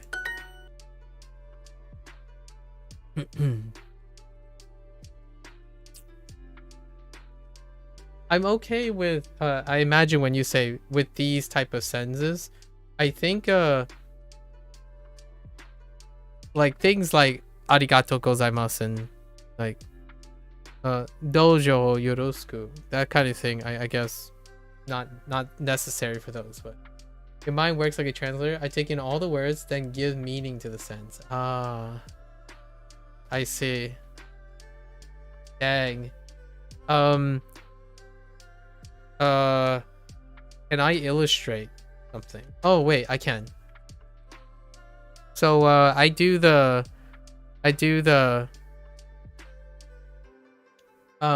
when I hear something, I'm like A, and then if A tells me something about B, right? This is kind of how I think about things. I don't know if this explains anything, but and then because I have these it's got to be one pattern or something. So like the one pattern, so as I'm getting information, so as the person is mentioning, like if I hear I don't know, in a topic marker, right, then this whole cluster goes somewhere. And then if I hear a object, right, then it goes here. But if I hear, if I miss something and then heard a predicate or something like that, then I know it ended. But because I know all these separately, I can guess what this is. and then I pause and then see if I got all the pieces. So yeah, so I'm like, yeah, like the section thing. So I'm hearing for all the different pieces and I put them together again. So it can be terrible if I miss the core of things. So all the pieces, the most important pieces, I listen for first, and then I build from that. And now I'm getting better at picking up all the small things. So the things I drop are the things that are less important to the core of the sentence. So sometimes I drop color, right? I drop the attributive form. Sometimes I drop mo or mada, you know, things that modify, but I get the core first. So everything builds from the core. My priority comes from understanding the core of the sentence before anything else. And that means that I have to practice enough to get used to hearing all the extra stuff. So when I learn new vocabulary, my frequency of errors depends a lot on the part of speech or like what it's doing. And I think I'm getting close enough where if they add more like independent clauses and participles, I can at least group them apart now. So oftentimes I miss things like the details. Kind of like when you're reading a book and you skip over that the thing is brightly red instead of red. And then you have to know the thing is a fire hydrant. So if you read the modifier bright red fire hydrant, you first know that's a fire hydrant. Then you figure out what color it is. Then you figure out if it's bright or not. However, if you missed bright or red, you still know it's a fire hydrant. And then if you forgot the details or missed it, you can maybe fill in. Like you can probably guess it's probably a red fire hydrant. And if someone said, oh, did you know like the aspects of it? It's like it could be a bright red fire hydrant. What happens is I always know the essence of the sentence first.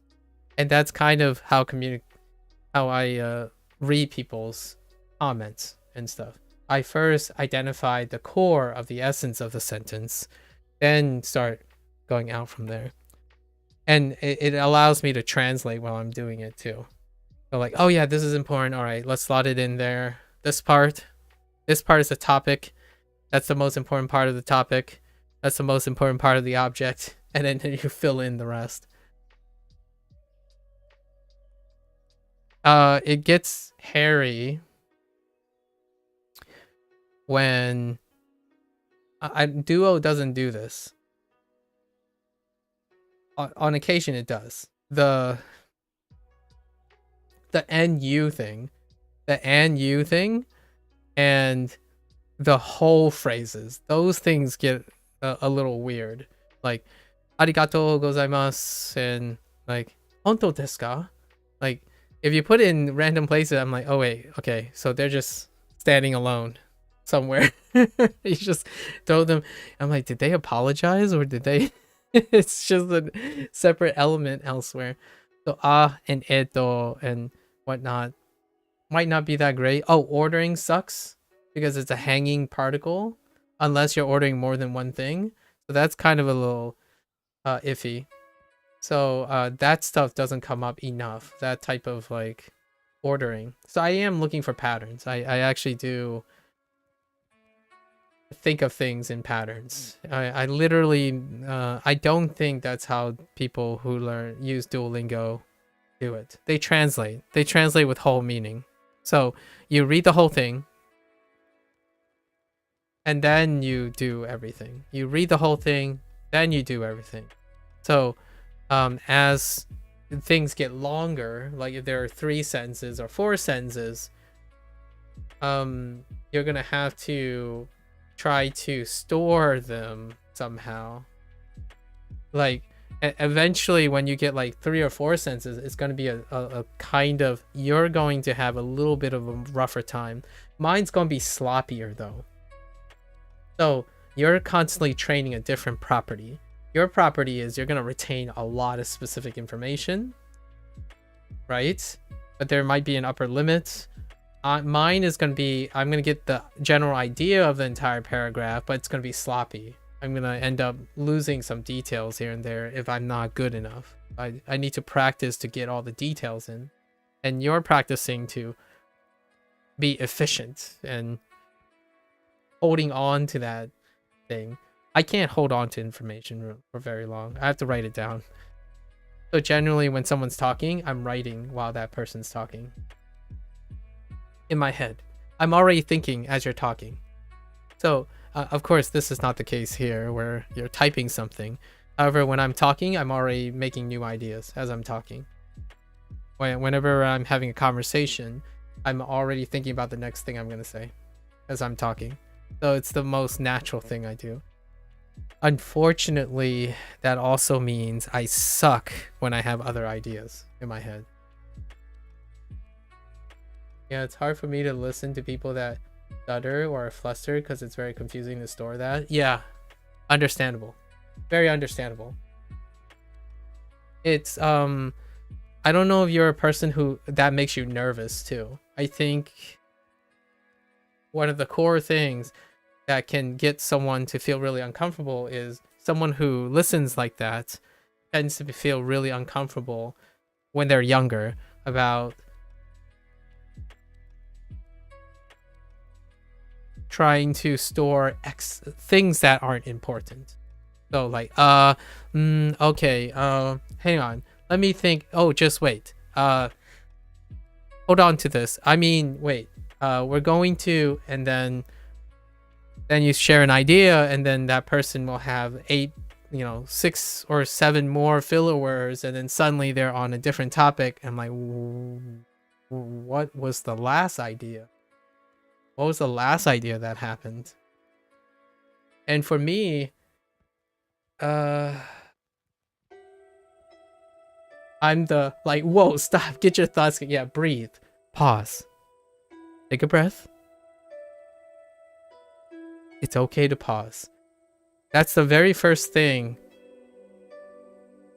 that changed the way I talked.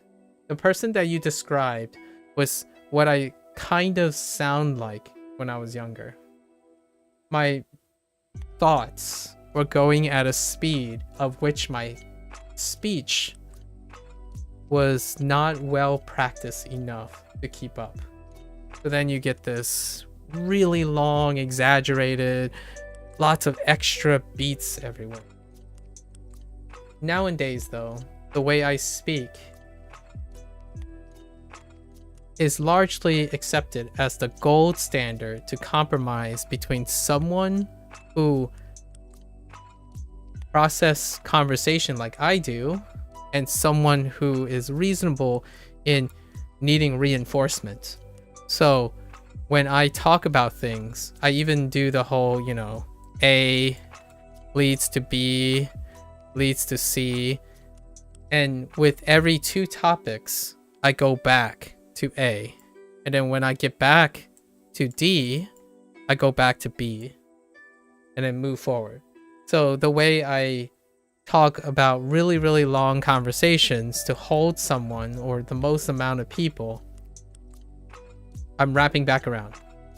So oftentimes, if someone missed something, those people who feel uncomfortable and disengage when they miss the first point or the second point, I naturally have a habit of speaking and connecting all the things. So whenever I talk, I tend to write in a flowchart or bullet points all the time. Everything tends to keep on reinforcing each other. And that's how I give presentations and seminars. It's what I learned most from my days in graduate school. The most effective strategy is the compromise between someone who is on point with just going along and someone who who is attempting to retain everything and still follow along. And that helps a lot out with students too. Oftentimes it's the best of both worlds. Sort of. The student that has high aptitude might start to become complacent. So that's one of the things I have to deal with a lot of times, where someone's like, oh, just go on, like, hurry up. I'm already with there. Stop saying the same thing. So my idea is in this flowchart, right?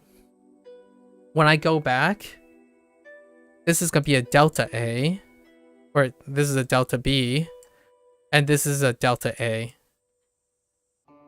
So to compensate for the boredom that people who process things as they go, what I do is when I go back from a point later and go back to the first point, I present this first point with a different perspective. However, the points are related, so you won't get lost in it. So the people who still need to be reminded of what A was or what B was, I reframe the idea of B and A with the new information. So then you just keep cycling. So it feels like this doesn't make it feel boring to someone who is constantly processing things as they go. Now, the trade-off here, the nice thing about here is it reminds both parties what is important. It keeps the person who's way ahead on task, and it keeps the person who may fall behind consistently being reinforced. And in the end of the day, the things that the people remember most is not this. They remember all the delta versions, right? So all the most recent things, the most recent perspectives is what they will remember. And the nice thing about doing this delta method, in my opinion, I call it a delta, like changing up perspective. If they remember delta A, they will remember something about the original A. That's kind of how I diagram if I had to plan something. Like today, this morning, I planned a digression, and that's in a very loose way. Once you map out how I go about things, it's rare that my discussions are ever deviating from that structure. I'm basically just telling you that I'm very predictable in a like structure sense, but not in a context sense. Oh, thanks, sci-fi. Hello again. Hello again. Anyways, just something to think about that I would like to share.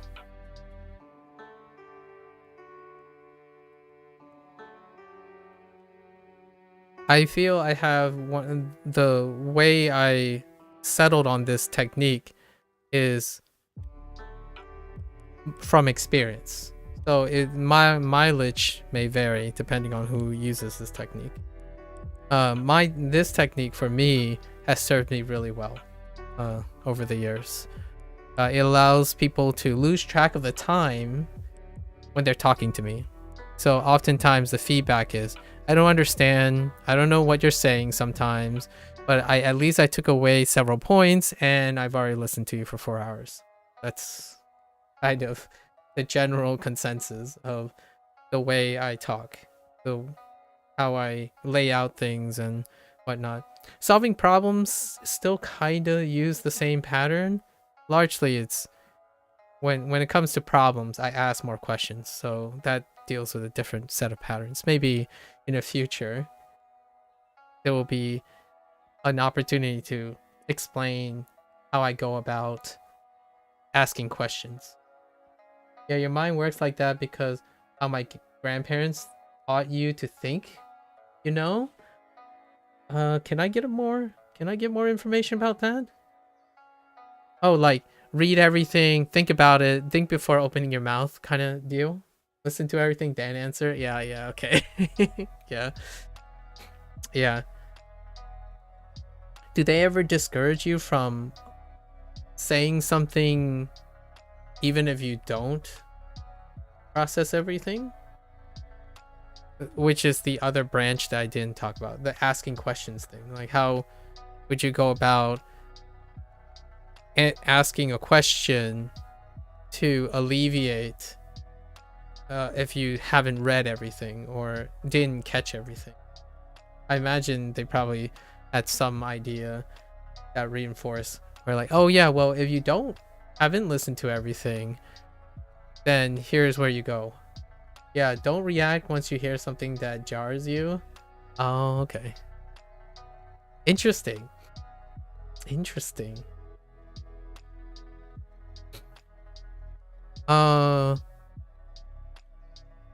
I'm doing it in my head. So I guess in a way you won't be able to tell the difference between you and I unless someone actually says it. Usually people clarify it later. Or you can remember it and ask. Okay. I'm glad that's how it worked out around you. For me, it usually doesn't. If you know what I mean. There are a lot of situations where people don't end up clarifying and they continue to go on, and then eventually you like forget what happened and they don't go back, and that has happened a couple of times. The way I solve that problem is I bring recording devices. So when you're like, I don't know, in someone's really, really jam-packed, like you're in a seminar and it's like 1 hour of 15 years of, I don't know, data or something, and no possible way they're going to go back like the way I'm doing it, the way I'm structured. There's no way I would expect that. So I bring up a backup plan. And usually I bring a recording device, especially when it comes to listening to someone. 'Cause, yeah, I totally understand. Hoping the best for clarifications. It's a React culture on the internet, so that isn't uncommon. That isn't uncommon. Yeah, true. Very true. I use reactions. So, I don't want this to be taken out of context, like out of, like it doesn't mean the genuineness is. I think you can relate to this a bit more. I'm stuttering because now I'm actually forming an idea on the spot. Most of the time when I react to something, I've already thought about it because I think about the thing as I'm going, right? So lots of the time people think, oh yeah, that's the first thing that came to your mind. And like, no, it's probably the second or third thing that came to my mind. So when I make a joke, I'm not actually making a joke on the spot. It's probably rehearsed or something that I thought about 3 or 4 times over and considering other possibilities before actually talking about it. So in a way, if I say this the way in this manner, people would wonder if I have a genuine reaction or not. Because a lot of times the internet is about the react culture. So the react culture is something on the spot. It's spontaneous. It's in the scope of being genuine. Like when you're genuinely frightened, you didn't think about it before it happened. I want to say I'm that pep that has a delay reaction. So one of the things, like if I get scared, I would say that I got scared. And they have to believe me. I think I've always been a little weird as a kid before when someone, like someone will tell me, wow, are you mad, bro? And I would think about it for a moment. And then I would say something like, yeah, I guess I was a little miffed. But it would be with thoughts. It would be something with thought. And sometimes that can be a little bit detached. So I became a little bit more spontaneous. A little bit more spontaneous. I think that's something that can be relatable to what your grandmother told you. You react after you have strongly considered everything in the moment. And that's being a grandma. No, sorry, Indy. You're like 60 years old right now. I've become a little bit more impulsive, I suppose, as I'm getting older. So I'm kind of like de-aging how old I am. But I have been doing that before. Yeah, these darn kids, right? So I have done it. Only hate to tell the kids this. I'm still thinking about it. It's just I'm reacting faster. So what I mean by that is, if I'm expected to get scared, if something is genuinely, I can process that it's supposed to be scary, I would act like I'm scared. And what I mean by that is, it feels good to be able to act that way, but I don't necessarily think it's the same way as being scared, like on the spot. And that's kind of something that has, sometimes I always worry that would drain the life, the color out of life. So my favorite things to do is still things that I can't control. So that's why I do love talking about food and fitness. When it comes to conversation and like intellectual things like books, video games, I have to tell people that I don't actually have a genuine reaction. It comes down to the idea that I process things as they're happening. So when they happen, it's no longer a genuine reaction. I can't get immersed in things, and that can be a downside. So food, fitness, you have to get immersed. There's no way your body is just going to say, hey guy, you're not tired right now and about to cough up a lung after running a marathon, that kind of thing. And food is like, oh yeah, this is good. You know, you got nothing else. I mean, you could be, I can already imagine you, Indy. You sit there, you eat, and you like, just pause, like, ruminate. It was good.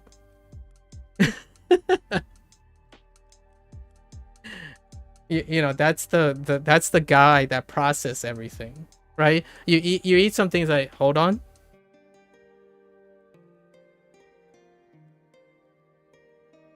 Take a, you know, you slowly like, wait. You take another spoon.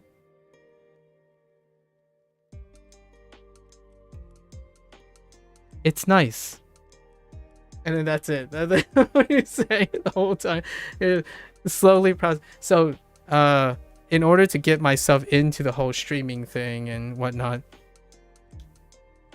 yeah, it's like, yeah, let it hit all my taste buds. If I swallow it, it's good.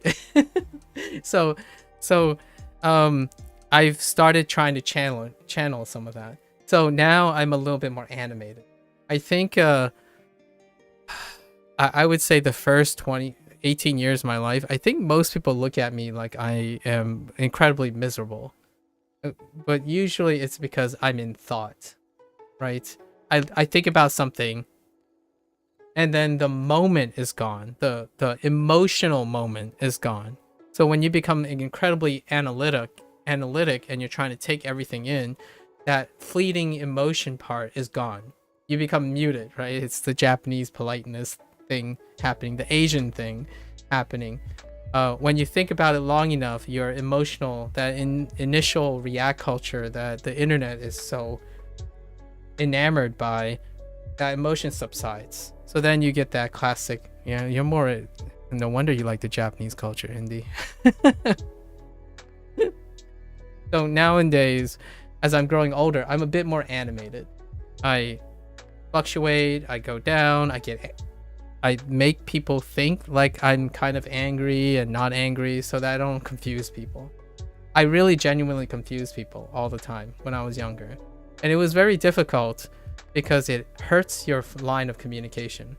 Your nonverbal communication is not projected in the same way that your oral communication is. So why is this important? Public speaking. Public speaking requires that you do not sound like a robot. Okay? The more you sound like a robot, the less charismatic and engaging you are. So the problem here is you gotta translate and think on your feet. What am I thinking about next? Well, I might just suddenly throw a curveball and make a dad joke right here. I actually don't have one. Sorry. I don't know if I got your hopes up. That kind of thing. If I don't have a dad joke and I wanted a dad joke, I can make it funny by saying I'm incompetent, but in a nice way, in a clever way, right? So, hey, guys, I have the coolest life hack yesterday. It's the coolest video that I've seen ever. I bet you would like to know because I totally lied. That kind of thing, right? So you're improvising on the spot. So it's gotten a little... That is kind of what makes it feel like you have control, and also you're not misleading people. It's weird. I was a robot once, and now I'm a real boy. Hats off to Pinocchio, okay? I was a robot once. I was a robot until I became a real boy around the age of 19. I would say 19 to 20, when people finally saw me smile for once. That kind of thing.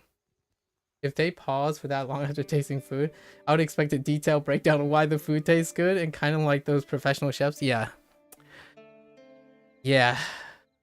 And you know what? Sometimes I'm just that guy that's gonna do that and just say, it was nice. Sit back, watch everyone, say something, stare at me, you know? They like, what? Like, is that it? Is that all you have to say? It's like, yeah. It's good. I would leave an impression, I would say. That's kind of thinking on your feet. I don't, it's not for everyone. I honestly, when it comes to like interview training or something, when people are offering advice, play to your strengths, right? In terms of how you think. And you can create a different approach in making yourself appear charismatic based on your tendencies. I've acquired quite a lot of few other techniques nowadays, but I'm no comedian. I can earnestly tell you the only brand of humor I can ever do, maybe consistently, is with expectations. So subverting expectations is my main form of humor. The thing where I would make an impersonation and it would be something that someone isn't expecting, and that's usually how that form of humor happens. It's what anime and manga do all the time, right? You enter into situations like, well, yep, didn't see that coming, but okay, this is gonna be awkward. What are they gonna do? Like, oh, hey, that's unexpected. That kind of humor, situational humor. I can't make humor up. Like, hey, what do you call a swing and a miss? Exactly what I would say. Like, hey, I bet you thought I had a great dad joke in the barrel, but sorry to disappoint. I wasn't lying. Pretty bad dad joke making person on the spot. I almost feel like you need to like rehearse these things.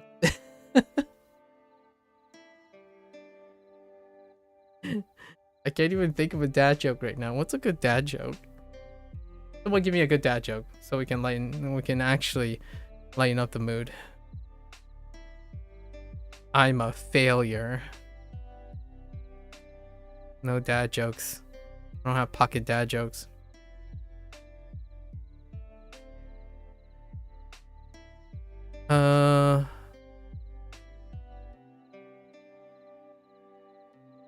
Kasa something. Kasa. Kasa misu kasa? Kasa. Kasa Wa. wa. Soko. Desu. I like it. Okay.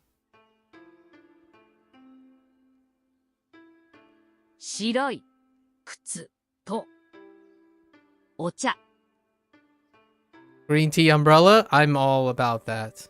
Where's my green tea umbrella? 傘お茶帽子 Uh, 帽子 a hat umbrella. Okay. 帽子赤い Okay. Okay. これらは私の帽子です Oh, those. My bad.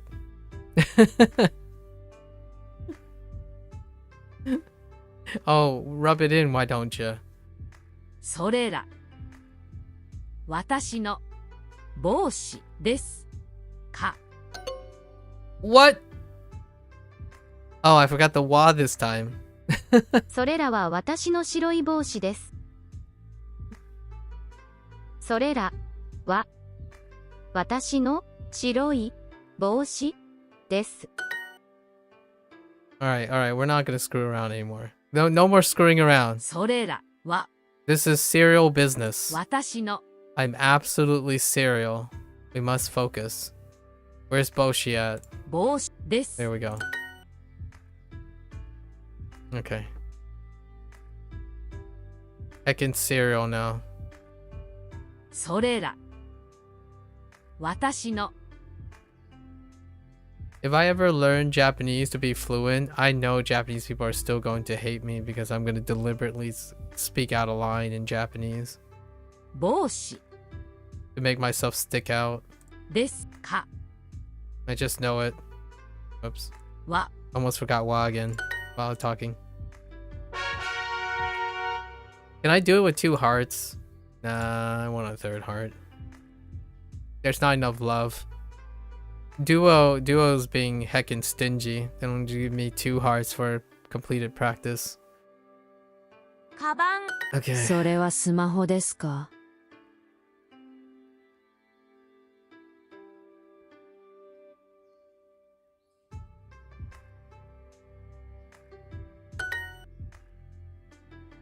地下鉄私のカバン。 What'd you say? Oh. Wait, why does that look so weird? Oh. Oh, it's because it's not a kanji.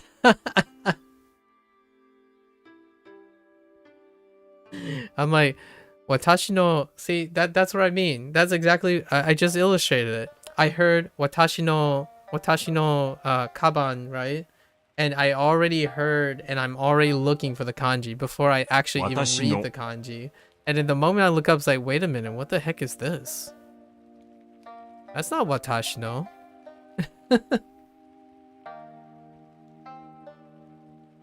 Okay, sorry.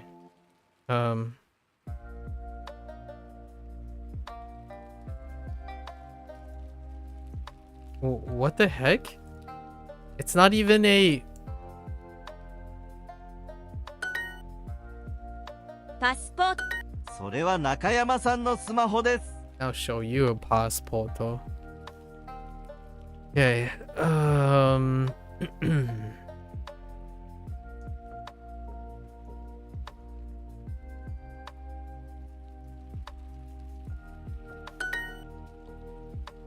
地図」私の傘じゃないです。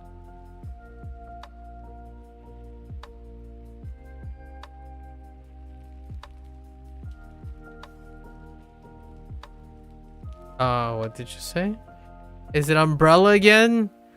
If I ever have to ask what kind in Duo, it's either an umbrella, a shoe, and the newest one, a chair.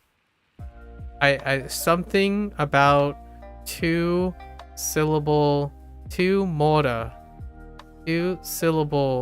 items just disappears completely. I'm umbrella blind, I'm shoe blind, and I'm heckin'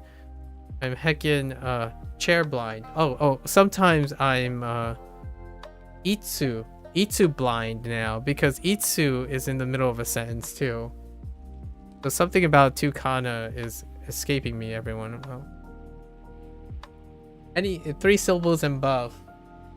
You can't see items with 2 mora. Yeah, it just disappears. It gets buried. It's lost. The sentence just buries it. Like, what the heck?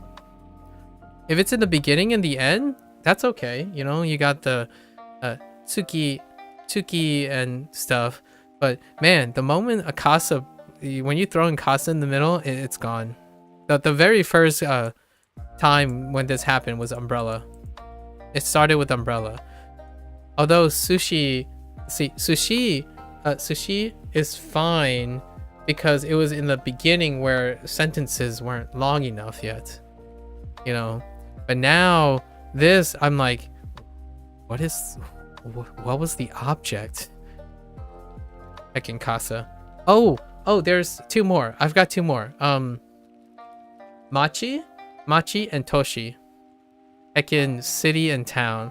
Like whenever I hear like something machimo, I'm either gonna forget the mo or the machi. Like in Motown. It's okay. It's with practice. I've gotten used to eki in the middle because the new transit thing, they put eki in the middle of the... It's all good. Oh, and freaking ie for house. Heckin' house. There are actually a lot more than I thought now. The reason why I remembering all this is good. Like I'm reminding myself of all the things. Every time I hear casa, I'll know kutsu, ie, all the two words things. So it's how I make a negative, quote unquote, an undesirable thing into a reminder. So once I remember casa, especially this, I remember kutsu as of shoes is in the same unit. Anyways. 中山さんの地図はここです。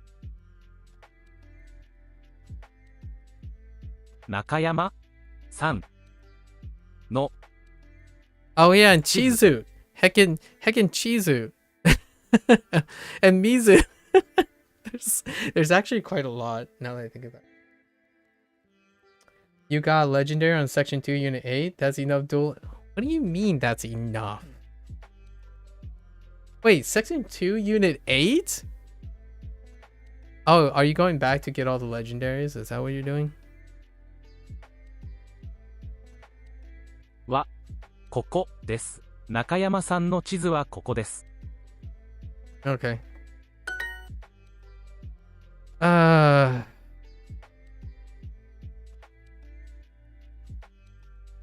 Oh, I don't know if you guys do this type of strategy.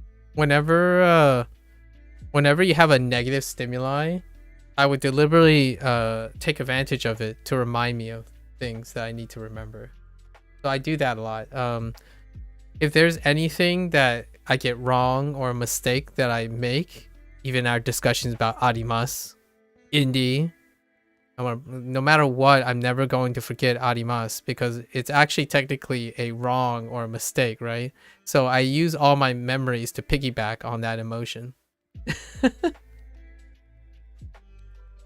So then it becomes not a negative emotion or like a undesirable emotion. It becomes a positive memory. I don't know if you ever do that. Like I think this is phrased in a different way. Ga arimasu. Yes. Sci-fi ga arimasu. You know how when someone describes like, oh, I really love this. So when someone tells me I can't do it, I'm going to try even harder. Well, instead of doing it that way, I do it with everything or try to do it with everything. So when someone says, hey, I think you got this wrong, I'll try everything to prove that they're right.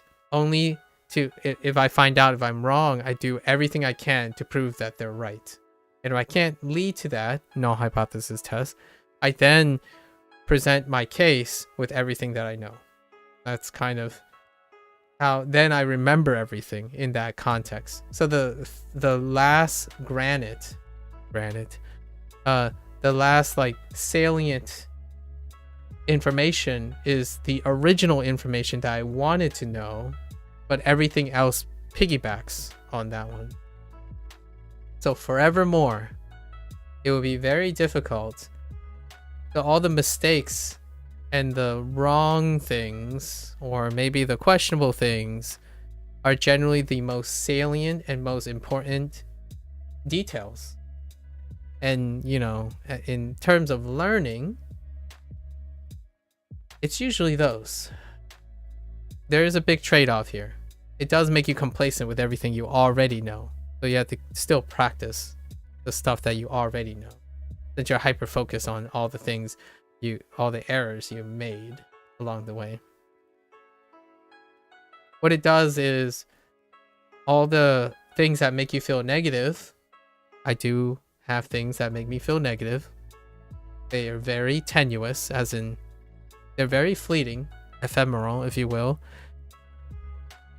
While I focus on that, converting all those things into positive memories, whenever that becomes too exhausting, I fall back on everything I can practice.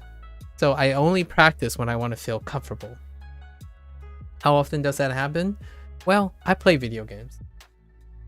I write kanji. Kanji is my practice. If I don't want to learn any more Japanese, I write kanji. I kid you not, that's actually what I do. When I don't want to read another grammar page out of you know, it's just being tired, I write the entire kana over again. And, like, it's mechanical. It's cathartic. It's like going running at this point. So ain't no way. I love writing kanji. Kanji is my jam. If I can't be learning Japanese, I might as well be practicing kanji writing.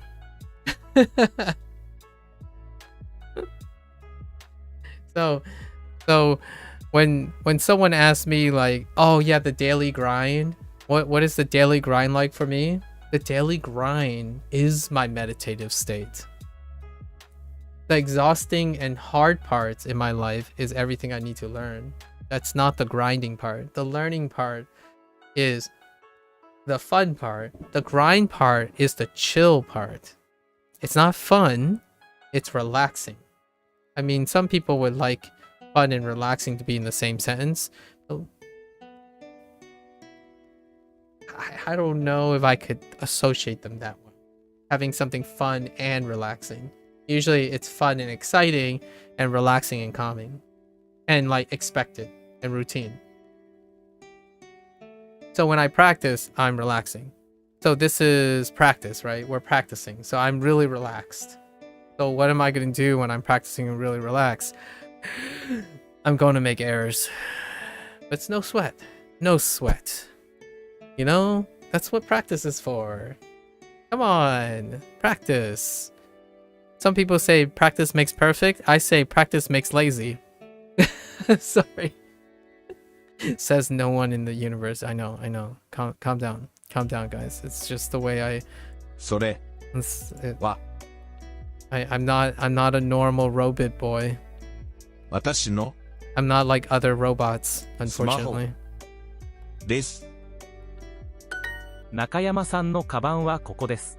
I like to practice to relax. Practice makes permanent is what I was taught. Yeah. But practice doesn't have to be stressful. Practice is doing something you know. You are what you practice. I don't want to argue with your grandparents. You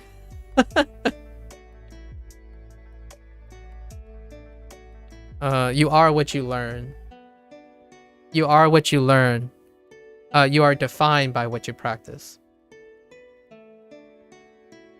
Is what I would probably say. And that's making a connection between practice makes permanence and you are what you practice. You are what you learn. You are defined by what you practice.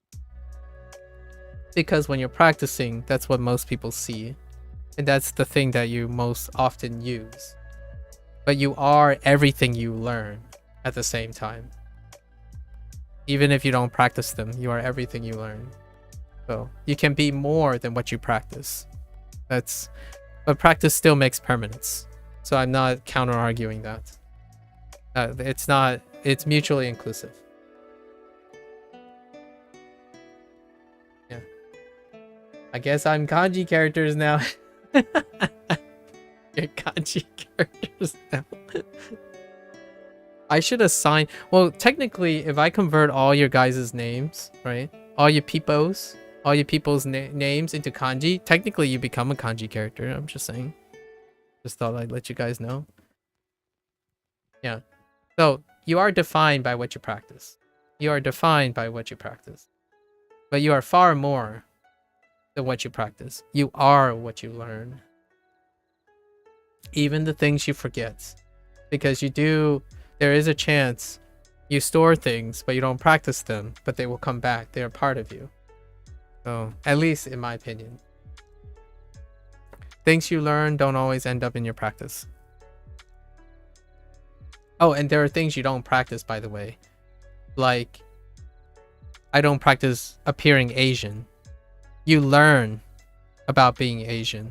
You don't practice being Asian. You see what I mean? Like the literal essence of appearing something. You can try, for sure. You can try. You can practice some of it. But there are things you don't practice. There are things you are. So you learn what you are. You don't practice what they are. It's one of those things that I think it's a life lesson that it's also worth considering. Because a lot of times there are people who practice what they aren't. And it's devastating. It's very devastating to see someone who is constantly practicing what they aren't. So they didn't learn why they practice something. And because they didn't learn why they didn't practice something, they're practicing something they didn't learn. If you know what I mean. You can't know if you're arrogant if you never learn what arrogance is like. And then you practice to control arrogance or, manipulate arrogance or do whatever you want to practice arrogance. But if you don't learn it first, you can't possibly practice it. And there are things you are born with that you have to learn, and it's very hard to practice it. It's not like you have a choice. 中山さんのカバンはここです。 Deeps. Indeed. Deeps. The deepest of cuts. It's kind of like taking a 1,000 needles from a cactuar in Final Fantasy VII. You take them all. Deep. I was going to say deep penetration. Sorry, kids. Deep needle penetration. 中山さんのカバンはここです。 Okay. 中山 Wait, did I make a mistake on this one? さんの What'd you say? 中山さんのカバンはここです。 Okay. カバンはここです。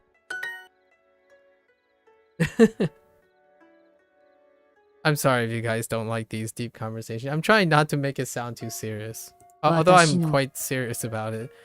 切符 I don't want people to get the impression that I'm talking too lightly about it, but they are very serious topics. And oftentimes just mentioning it makes it less anxiety inducing. There's quite a lot of people out there who are told what to practice, but they never learn why they're practicing things. And when they don't know why they're practicing things, at some point, if they have an existential crisis, right? Existential crises, like, I don't know what I'm doing anymore. I've been doing this for 15 years and I lost sight of why I even do it in the first place. That's kind of the deep cuts I'm talking about. これは私のパスポートじゃないです。 It happens to a lot of, I don't want to generalize too much, but it happens to a lot of career-driven people when they get to a point in their life where they realize they lost track of what they learned about it, and they got so caught up in constantly maintaining the thing, no longer know how to appreciate what is it that they originally did it for. Less learning. これは私のパスポートじゃないです。 And one of the classic solutions to that is to relearn and rediscover why you practice it. So that's kind of the whole point of rediscovering things you love, right? If you love Japanese language, sometimes a way to rediscover Japanese language is by not so subtly talking to another person who is learning the Japanese language, who overanalyze things and counter-argue everything you learned about Japanese language. Right, Indy? How's that? How's that for reliving your passion for Japanese language? Encountering something that sounds very familiar, right? I do that all the time. When I forget why I love something, I watch someone else do it. Because you can never get a first of anymore, right? As a human being, it's very, very hard to relive something. So oftentimes when I say, oh, I really love science, but I'm not a scientist anymore per se, I watch other people get interested in science, and then it reminds me of all the things that I've done before, and it gets you back into it. It helps you reconnect with the things you used to love, or maybe the things that you still love, you think you love, but you can't have that same thing anymore. That's why apprenticeships, yes, that's why apprenticeships should still exist. It's such I'm still surprised that like online like apprenticeships or like an online facsimile of apprenticeships aren't as wildly a concept right now. There is some like informal apprenticeshipping things, but you know, when we think about apprenticeship, we think about fine arts, you know, fine crafts, like a craft of some sort, or like a craftsman, artisan stuff. But I actually think you could adapt that concept to online things. It hasn't happened yet, which is very interesting. What does apprenticeships do? It address, you know, it turn over people, it passes knowledge, it creates turnover, like a dynamic like influx of employment and education both ways, and it creates like consistency. So no, none of that on the internet, interestingly enough. Not yet, anyways. I actually think it will happen at some point. 60-70% chance it might happen, where the demands for human things end up negotiating on the internet too. Like, it's kind of happening, I guess. You have like online people who teach us Japanese, like a company that hires a bunch of Japanese competent people to be ready to, but it's still not quite apprenticeshipping. It's more still the teacher student environment as opposed to like hands-on thing. Like, hey, I want to take on someone to educate them, or like just hang out with me and educate me and like exchange ideas sometimes on how to get someone to feel better about themselves. I think the one thing I can do, but I can't do alone, as in apprenticeship tends to deal with a type of craft or something that you basically need other people. It's incomprehensible for that singular person to expand, right? So there are all those skills, and one of the skills would be executive function people. There are plenty of people on the internet that would love a low-cost way to have access to an apprenticeship instead of like having to afford something that a privilege that will help them learn about executive function, to help them be success seekers. And what I mean by success seekers, allow them to seek success for whatever their task is. And a lot of times apprenticeships kind of offer a secondary service too. The only example I can think of, and it's a scary example, I know people are not great with dentists people, but you can often go to I don't know if they still do this, they probably do. Oftentimes when students are student dentists, you can actually go to those things if you don't have the privilege for oral care, right? And that's kind of the closest thing I can think of where there's a craft or service. But I know not everyone's interested in the dentist, and let alone possibly having dental work performed by someone who is still being educated, right? Anyways, but that's one of the things. It's kind of a neat bring up. I think you're the first person that I've encountered that talked about apprenticeships. Nowadays, not so much. It's usually the super privileged positions, like lawyers, or any person in the medical field. You could qualify those as apprenticeships, or shadowing and apprenticeships. Yeah. これは私のパスポートじゃないです。これは A lot of the traditional Japanese craftsman stuff still have lifelong apprenticeships. Apprenticeships. I keep adding an extra syllable. Like there, I was watching. I like to watch a lot of travel channels or travel documentaries, and oftentimes Japan is one of the locations. And you learn about like the swordsmiths that are still there, or yes, they're called sword or blacksmith, and talk about like their long tradition of sword crafting. これは私のパスポートじゃないです。私のパスポートじゃないです。Okay. I'm never gonna complete this unit, guys. Yesterday I said I was gonna complete this unit, and today I said I'm gonna complete this unit, and it just didn't happen. それ So naturally, I'm gonna diffuse all the responsibility and blame Indy for everything.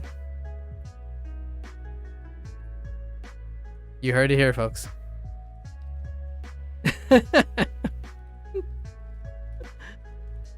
It doesn't. I'm never gonna forget it.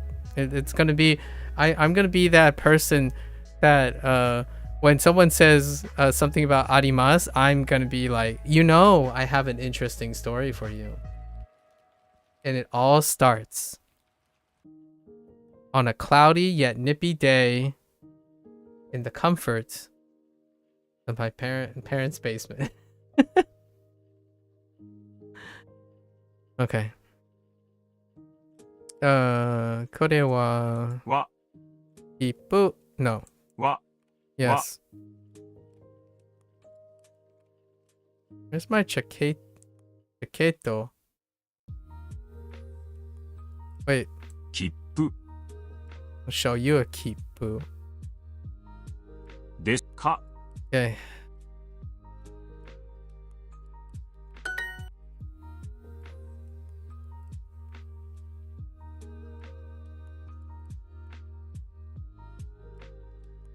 それは What's up with 切符 What's up with ticket? じゃないです。私の Man, they really like their ticket. That's more like it. Putting a chikatetsu. That's more like it. すみません。 Although this isn't target practice, it's always kind of nice to have the Duolingo randomly hit on a word that you originally had a problem with. I still remember this. 地下鉄。 I think this was anywhere between day 13. Yeah, something like 13 and 15. Day 13 and 15. Chikatetsu, it was so tough times. That 地下 and 鉄。 Uko is the two, subway and airport. Those were the good days. Those were the good days. I'm being dramatic. It was only 3 weeks ago. It's a little over 3 weeks ago. Not too far back. はどこですか？ Hey. Now let's get back to the lesson. We have 4 hearts. Oh, I thought I only had 3 hearts. Okay, let's go. Let's do this. All right, we're gonna focus now. How did I mess this up? Oh, I got cod. This is when I got cod. Okay. So, Tsuki bus wa itsu imasu ka? 次。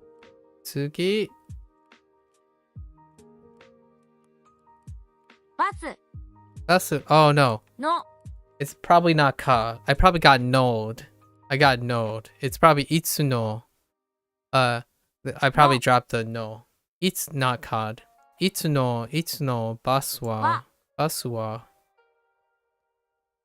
Itsu itsu 来ます。 kimasu ka? It's probably the no, the possessive no. The next bus, and this is probably the same. It's probably the no. 次 No. Sugi no. It is a weird possessive, but I can see it, you know? It's next is bus, right? You know what I mean? Like if you it's one of those things like now I disagree with English. I'm embracing the Japanese now. It's like to heck with English. It is Nexus bus. Like the heck with English. It's not weird. It's only weird in English. Now it's perfectly fine. Yeah, heck English. Next can be possessive. Time, you know? I don't know if you watch like Pixar films or things like that. It's time's next bus, okay? Time is an entity.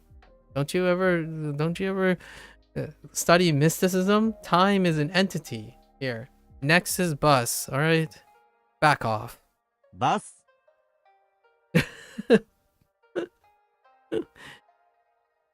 But yeah, it is kind of a little weird.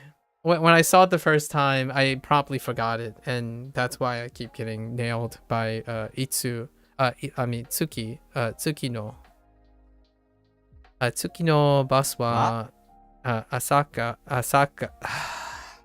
浅草 I have a not kid friendly joke about Asakusa. Or I mean like no, it's okay. I was gonna say like I'll show you a Asakusa. Asakusa Soljiki. Sorry.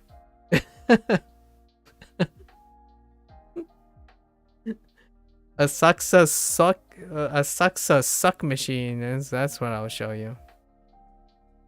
に I'm sure somewhere in Japan someone is swearing my name right now. I'm sorry. 行きます Let's double check this. Tsuki no bus wa Asakusa ni ikimasu. Yes. 30分は長いですか30分wa oh, this is the other word. Nagai desu ka? Long. Actually, 長い。 how do you feel about nagai?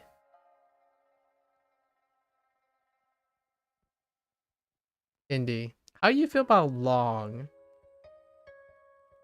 I have a very physics nerdy joke about this, or like a sciencey, very nerdy joke about this.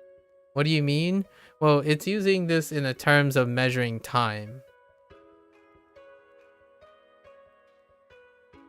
You know, in the relevance of time. But long is in English traditionally a thing that's also used for distance. But now I have this really sciencey joke about, well, distance and time can be a measure of both distance. Time can also both be distance and how long. Like the idea of time can be a distance as well.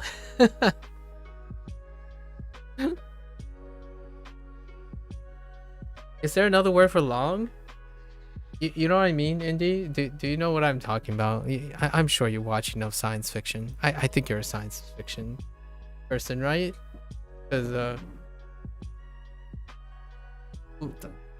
when distance become really long, it can be measured in time. Like when time, like how time travels and stuff with with like light years. You know, the whole concept of light years. We're not gonna go into that. I gotta get to the end of this. Is 30 minutes.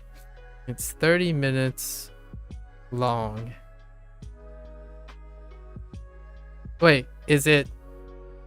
Oh wait, sorry. Wait. Oh yeah, yeah. This is 30 minutes long. There's such a deep cut in saying this phrase, but I don't think that's what Japanese people intended to be. Maybe. I haven't ever asked a Japanese scientist if they found this phrase to be weird. It's so simple. It's 30 minutes long.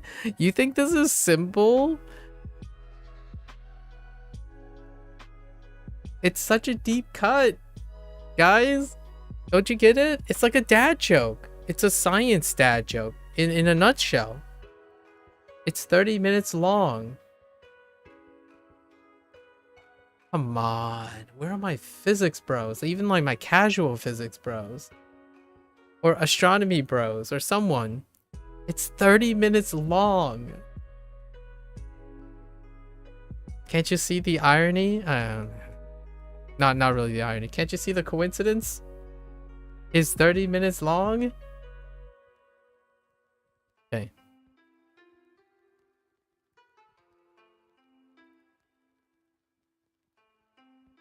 Wait, hold up. I always want to add a word in here. Wait, this is fine. Yeah. I feel like I want to add a word in here.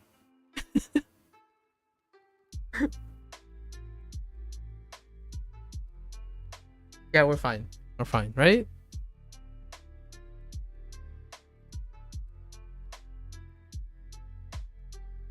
I'm suddenly not feeling so confident. 15分ぐらいかかりますか ?15 分ぐらいかかりますか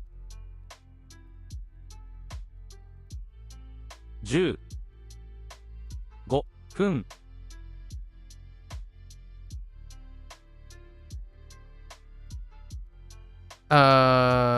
ぐらいぐらいかかります。15分ぐらいかかりますか So help me, Indy. If you go into some sort of digression on how kakarimasu is not some sort of possessive, it only refers to like the possession of time, I swear I'm going to give you the stink eye. We already talked about this. It can be used for time and money. Okay, fair enough. It's like, well, it's not about how long it takes. It's more about how long it's moving along a... Yeah, like... No, like... Someone's gotta have like a different take. It's like, well, it's not really about how long it takes. It's about how long someone has traveled over this time, or how much time someone's like, okay, all right, fine, I got it. So you're really just saying how much time it takes. One day I'm sure someone's gonna expound upon this. 15分ぐらいかかりますか ?15 分ぐらいかかりますか Okay. Oh, I thought I missed something. Oh, I got...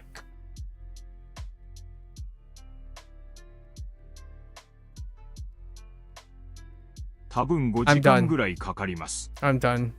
We're gone. I'm not focused. It's done. I heard the ka 3 times, and I still didn't hear the ka. That hurt. Okay. Okay. Okay. Tabun. Tabun Gojibun. Oh, Gokon. Jikan. Whoops. Tabun Gokon Gojikan Gurai Kakarimasu. Okay, alright. No more fooling. Absolutely serial.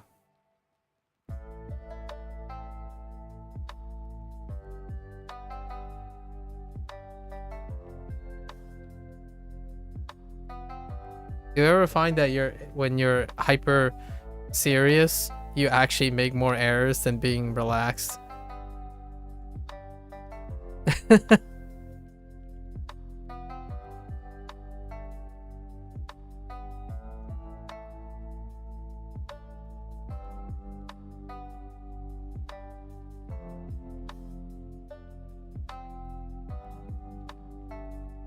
多分15分ぐらいかかります。多分15分ぐらいかかります。多分15分ぐらいかかります。8時間は長いですね。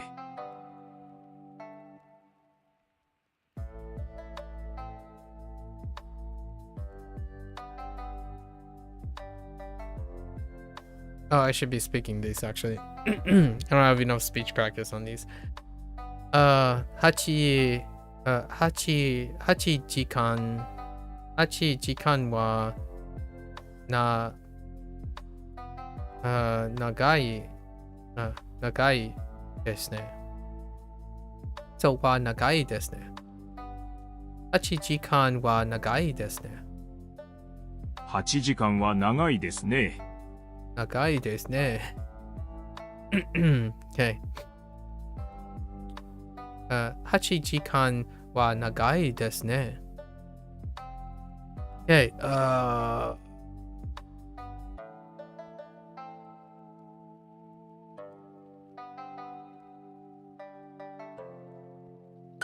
いいえ、この電車は渋谷駅に行きます。いいえ。早い。Oops. 早い。渋谷。It was 渋谷駅に。Wait. いいえ、この電車は渋谷駅に行きます。Oh. この電車。山口。あ、山口電車。No one saw that. 電車は渋谷駅に行きます。行きます。いいえ、この電車は渋谷駅に行きます。Wait a minute. いいえ、この電車は渋谷駅に行きます。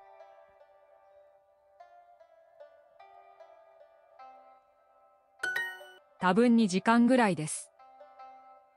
Okay. 多分2時間ぐらいです。Okay.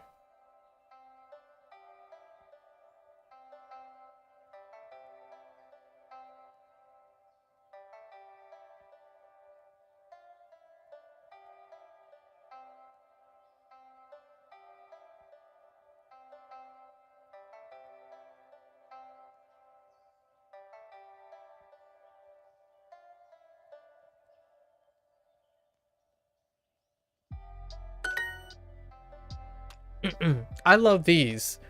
Man, just fill all the lessons with fill in the blanks and conversation, and I like answering questions. I don't like even fill in the blanks are still fine, but maybe like throw in all the particles. just put all the particles as a choice.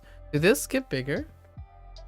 Indeed, do they give me like 8 particles and then it's just like, oh yeah, all right, here we go, or like give you like 6 kas and 4 knees and like go at it. Oh wait, but would they have to count for grammatically correct? I mean, this is a start. Obviously, you're starting from the ground up, but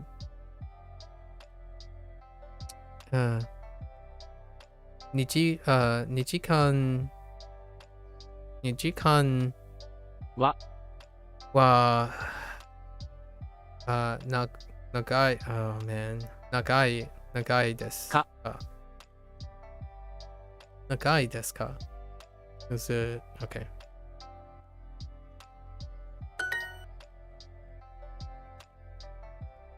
Okay. We're getting conditioned. 次の電車は Oh, right. The other one.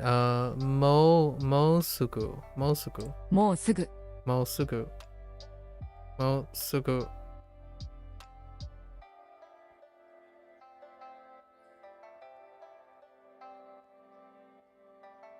Uh, で desu す ka. か I believe it always be particles or words. Do you have more of them?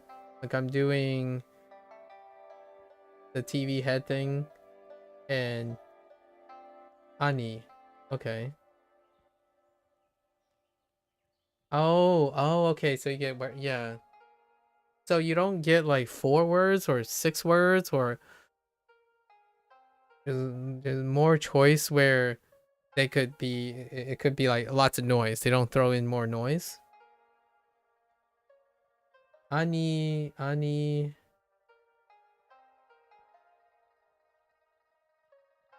Oh, Oni. Oh, so Oni-san and Ani. Interesting. They'll give you more particles that you have to identify. Okay.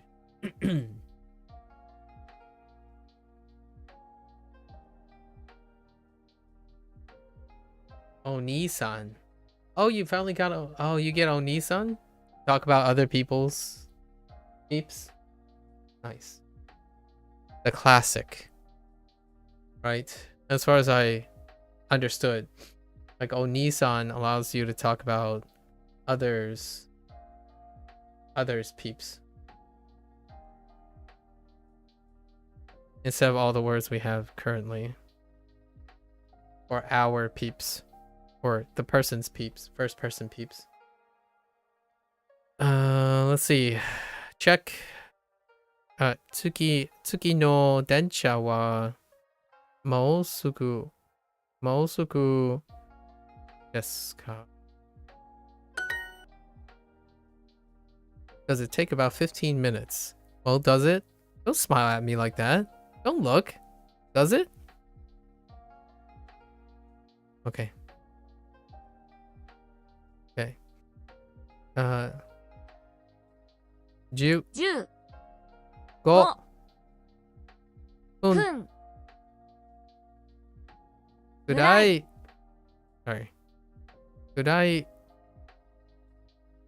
かかりかかりますますかかりますか15分15分ぐらいかかりますか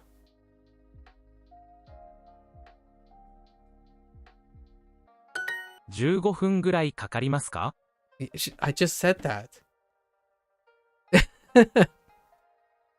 15分かかりますか Wait ぐらい15分ぐらいかかりますか Yeah 15分15分ぐらいかかりますか What section am I on? Section 2, Unit 7. 15分ぐらいかかりますか I'll know after this. 15分ぐらいかかりますか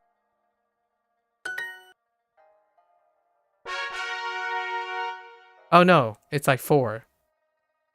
No, 6. 6. Okay, personalized practice. This one, hopefully not too bad. What do I got? Ne shimasu. Ne shimasu. Yoga. Raishu. And itsumo. 週末はヨガをします。週末はヨガしますを週末はヨガをします。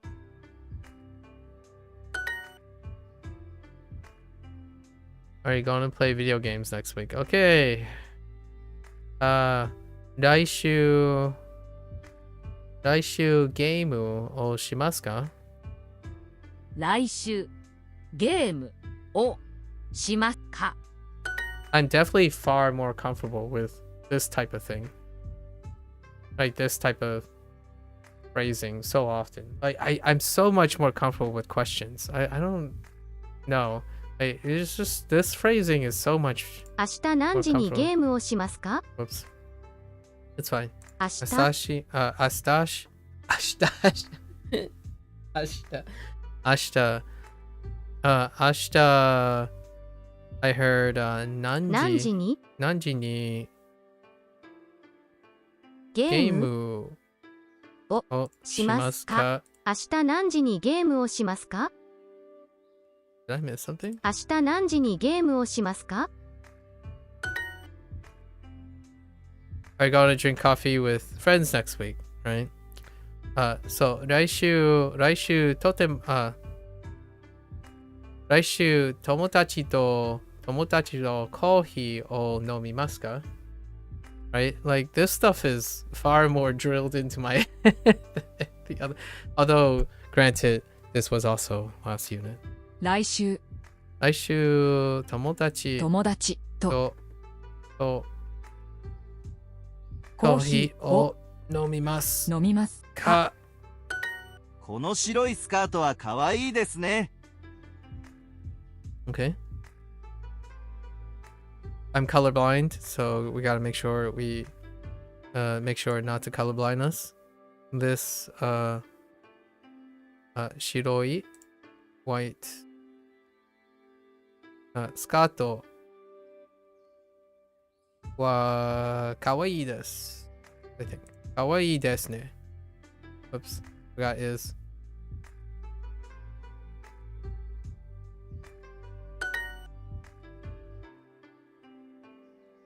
Naomi さん、来週を読みますか?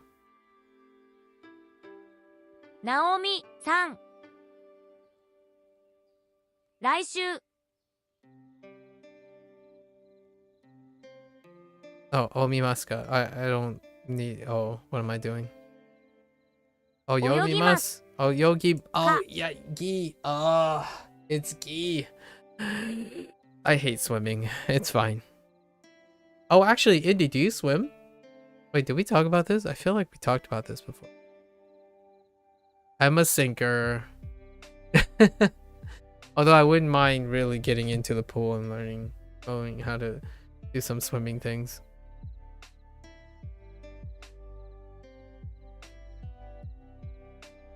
Oyogimasu. Oyogimasu ka?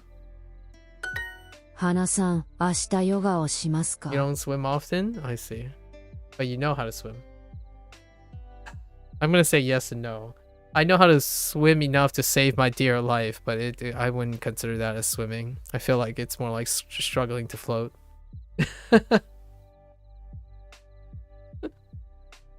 On my stomach. Struggling to... I'm more calm if I'm facing up. But that's kind of like... you know, backstroking. That's different. That's different than... like freestyling or breaststroking or anything that deals with my face being in the water.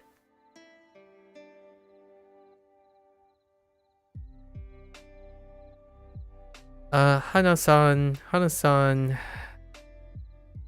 明日ヨガをしますか? Okay. Are you going to do yoga tomorrow? Okay.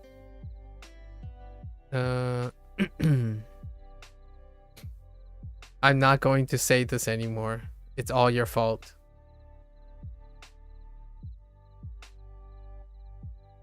Chichiji ni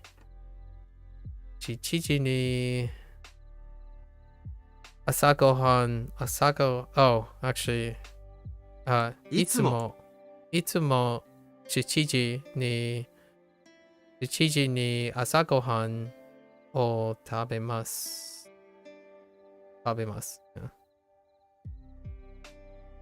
朝ごはんを食べます。It's always your fault now. So just settle on that. いつも7時に朝ごはんを食べます。花さんの帽子は新しいですね。Okay. Anna's hat is new, isn't it? Let's check for possession. Hat. New. Got it. Okay. Moving right along.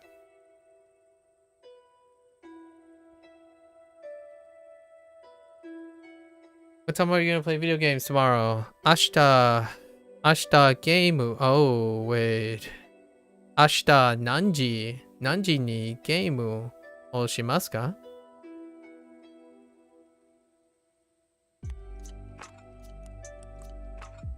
Uh, 明日何時に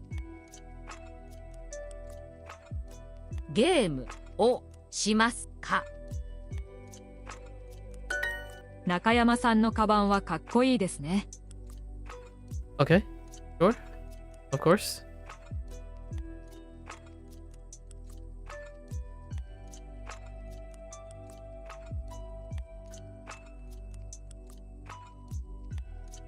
Okay.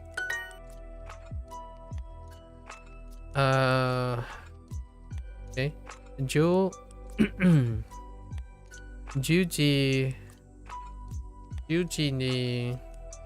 Oh. いつも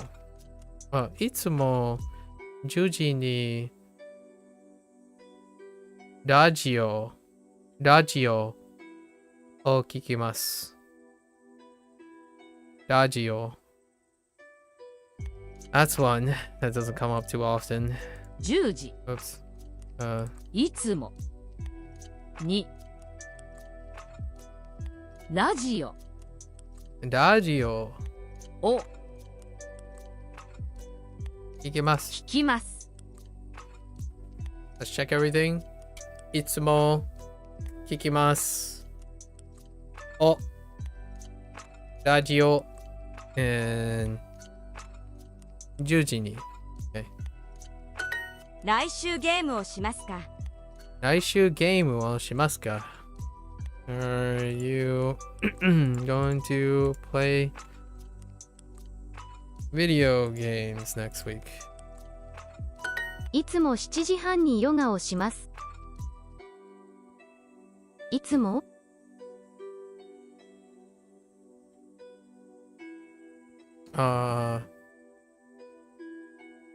could have heard a different time, but いつも7時半にヨガをします。半にゲームをします。いつも7時半にヨガをします。 oh, it's yoga. ヨガ How dare you yoga me? をします。いつも7時半にヨガをします。いつも9時半に起きます。いつも9時半に起きます。Oh, right. 起きます。Right. 起きます。Right. Get up. So help me, Indy. Don't you dare tell me it means something else. Get. I don't like get either. I don't like the verb get. Get really doesn't describe anything as well. 起きます。 And this means something else other than wake up?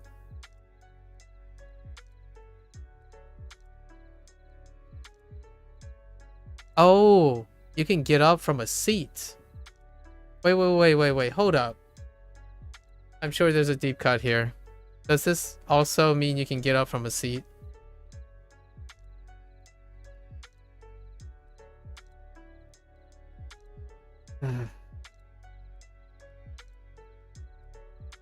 Oh, it's just wake out of bed? Oh my gosh.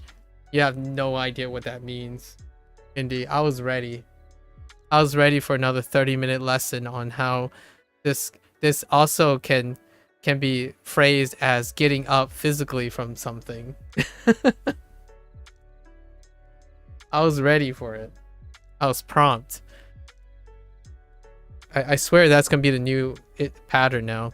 Whenever a new verb phrase comes up, or like a predicate, I'm gonna be like, so help me if this means something else. I need to draw some emotes or something for this. I need to find some time to draw some emotes. I need some props. I believe you say stand up. Oh, okay. Okay. Fair enough. Or rise. Oh, so there is a word for rise. Okay. Because I was going to say to rise up, but then I started thinking, wait a minute.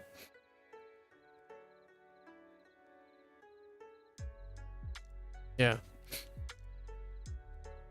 I always get up at 9. What is this?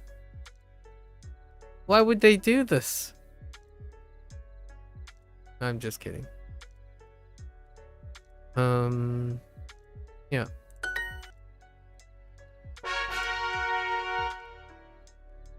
We can't refresh, it's a super feature. I cannot believe I'm not gonna get through to this last one. Oh, we'll save this for tomorrow, that's fine. Why am I out on the leaderboard?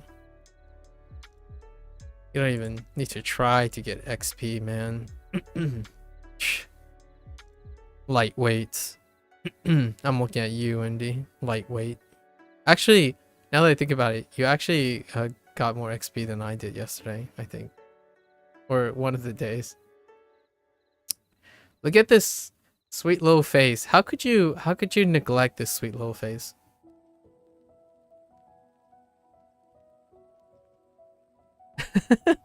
Sorry, I'm just staring at it.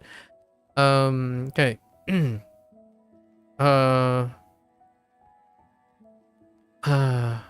Gaski desu. Okay, gaski desu, sure. Goro mise takai no 安い店はいいですね。安い I heard mise 店 and then probably はいいですね。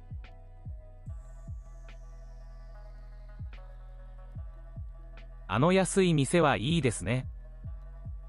Oh, you know what's another weird thing? That Al was crying that day I left it. Oh, wait, did you really get like a message where it just showed Duo crying?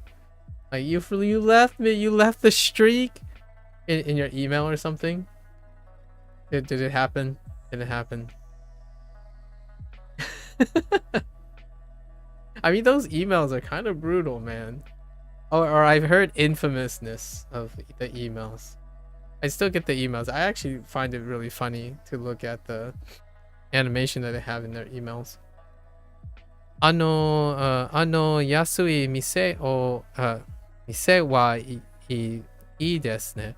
Oh, here's one thing. It's only guilt trips you on phone. Oh, okay.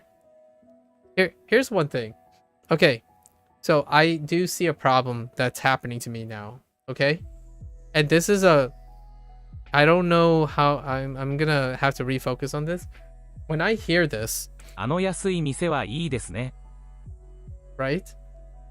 When I hear it, I hear all the parts outside the particles. As in, like, I process that there are particles there, and it gave me the relationship, and then I know all the parts. The problem is, when I go and they tell me what did it say, sometimes I forget that the particles are... If you see what I mean. Like, well, of course the particle is there. And I get why when you become super casual, you drop particles. And I'm like, oh, I see. I'm doing the English thing now. Kind of like the casual... Do you like karate? Right? Do you like karate? It's actually a drop. It's, do you like doing karate? Or not necessarily. A lot of times when people say, do you like karate?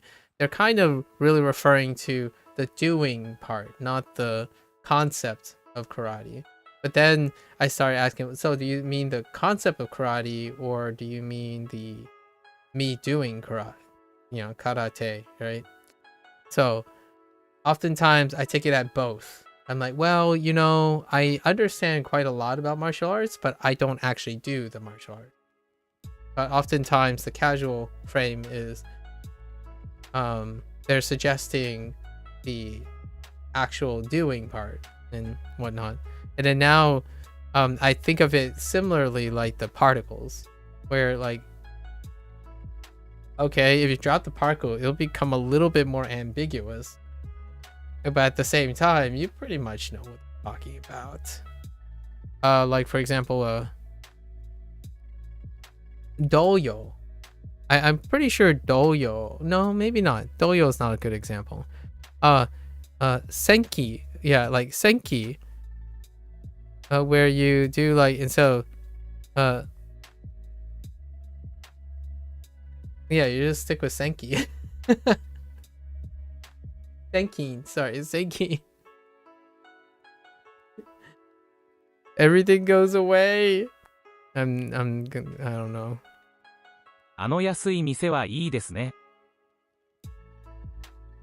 You know what I mean? When you get someone who's learning English, they type in full sentences. I mean, obviously there are other people like you. I feel like you do still capitalize your things, but when you meet someone, they're like, man, your grammar is better than mine, kind of thing. Like, wow, type in full sentences. That's amazing. It's like you talk in full sentences. I feel like I'm having that problem now.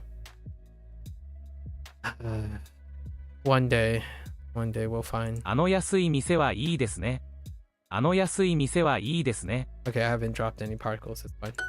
よく日本の恋愛ドラマを見ます。 Okay.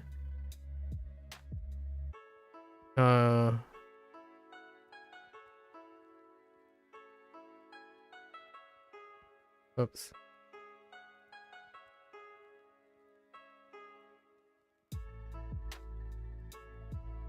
Wait, is that all that says? Ain't no way. I feel like I'm missing something. Yes, I see Ren. Yeah, I see Renai. Yoku Nihon no Renai. Yeah. Yoku Nihon no Renai drama o mimasu. Okay.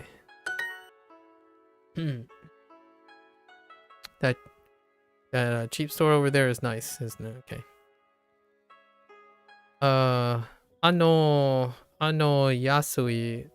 安い店はいいですね。Yeah, that's fine.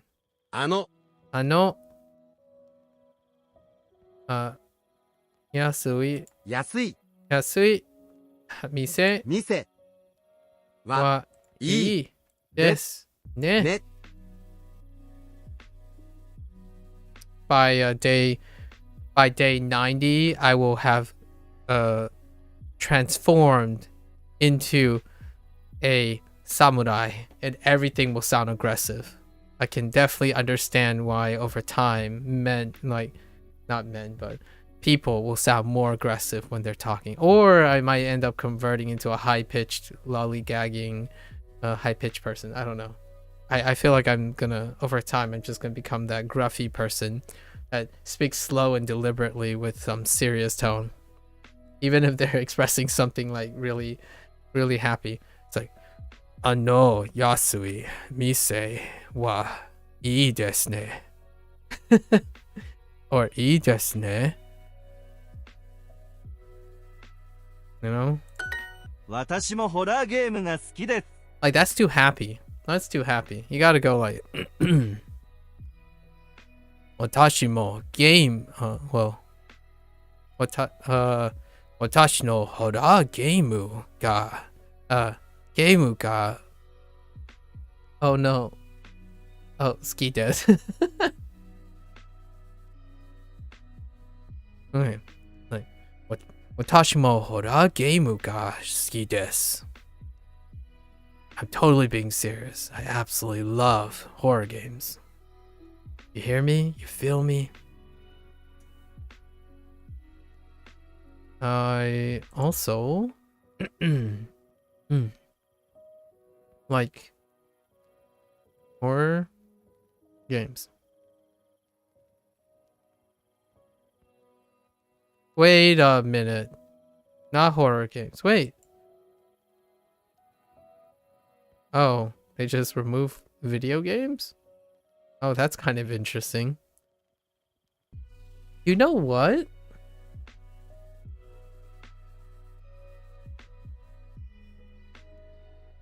Nah, we're not gonna talk about it. We don't 毎 have time for 日 that. イギリスのドラマを見ます。 Okay. 毎日 I heard イギリスのイギリスのドラマドラマをを見ま見ますす。毎日イギリスのドラマを見ます。ホラー映画が好きです。エリカさんは？ Okay. Try this. ホラーホラー映画ホラー映画がホラー映画が好きです。エリカさんは I'm gonna channel my inner gruffiness. I don't know if it's gonna work. I like horror movies. And you, Erika-san.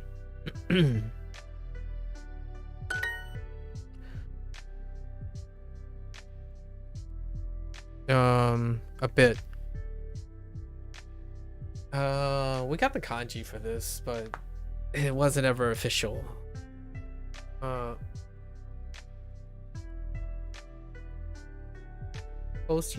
Toshi?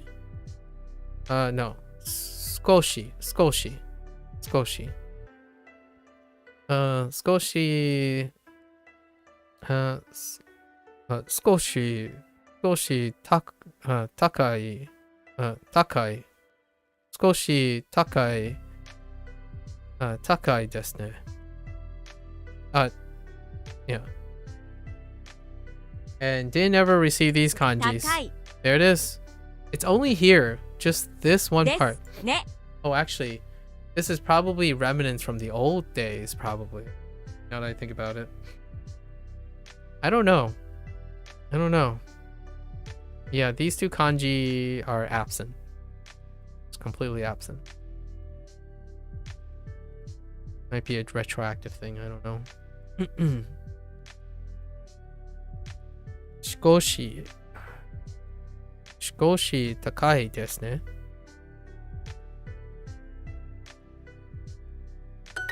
私もイギリスの映画を見ます。 Alright, sure. I also watch British movies. 私もイギリスの映画を見ます。Yeah, that's fine.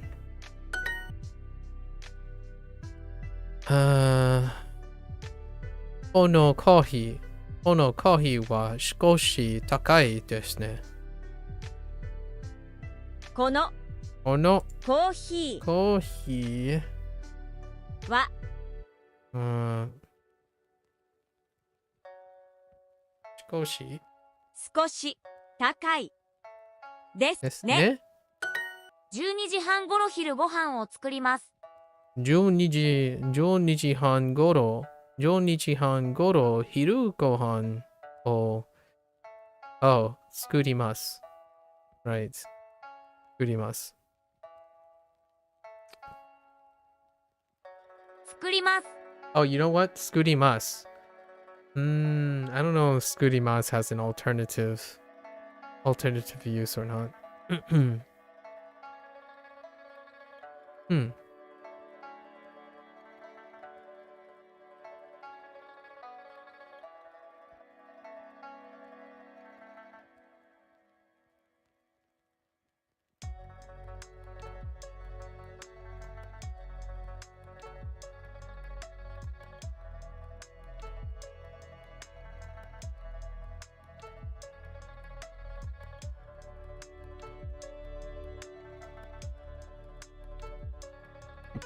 Okay. Okay. What was it? Why did I put I here? Oh. Right. I make lunch around 12:30. Okay. 12時半 right? I see Goro. Yeah, Goro. 昼ご飯を作ります。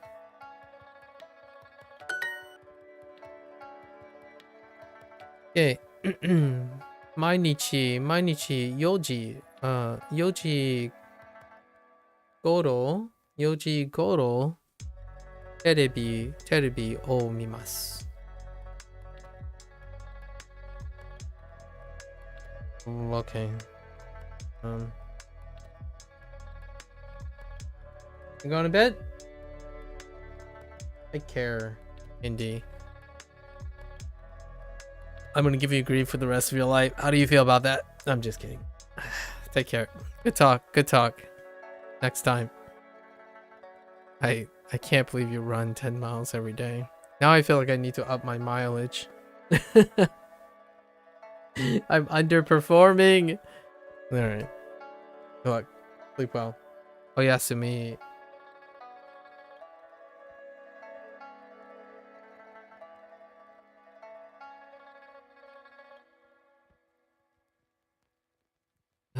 Let's focus. So,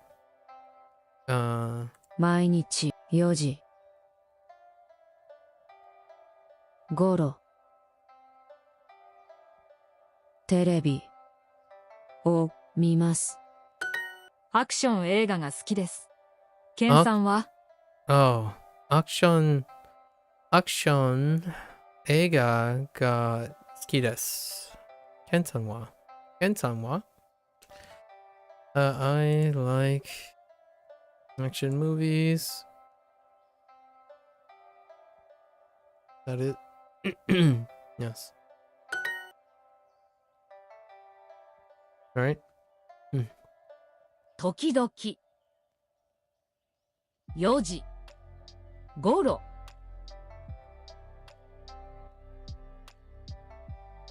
ドラマを見ます。少し高いですね。Wait. Oh, 少し高いですね。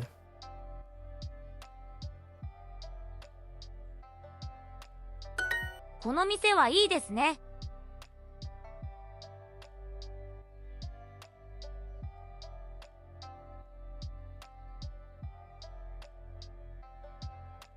いいですね。Okay.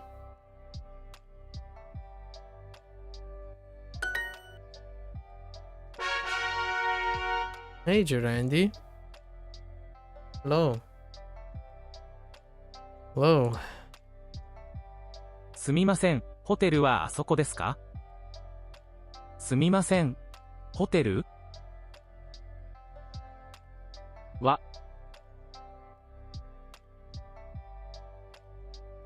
Going pretty well. How are you? すみません、ホテルはあそこですか？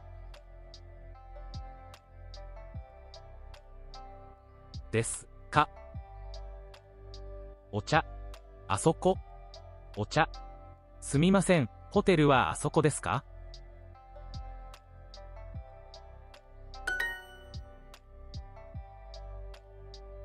大きい。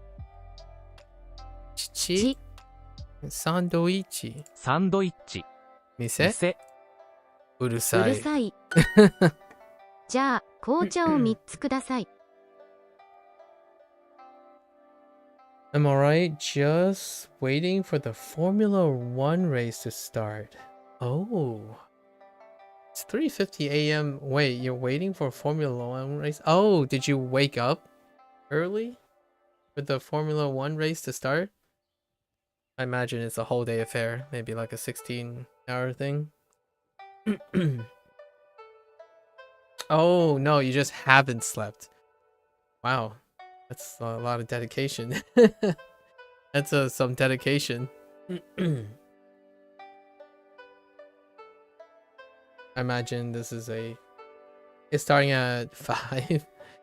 So what are you doing to occupy your time while you wait for your Formula 1 race? じゃあ、紅茶を3つください。じゃあ、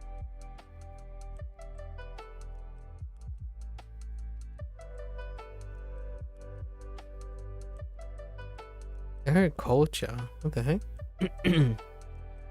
紅茶を。じゃあ、紅茶を3つください。3 3つください。This switch? Okay, I see. Watching someone else study the language? I'm too lazy to actually study? What's your interest in Japanese language? Curious. What draws you to the Japanese language? じゃあ、紅茶を3つください。じゃあ、紅茶を3つください。そば。そば。You can read hiragana and 5 kanji and most of the katakana. Oh, this is probably going to be a good review because I don't think I've harassed any of that.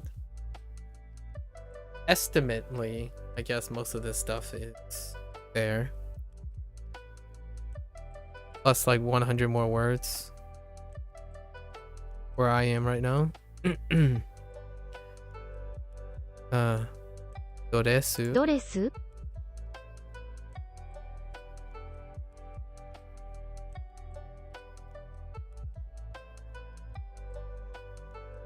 ダサい。ダサい。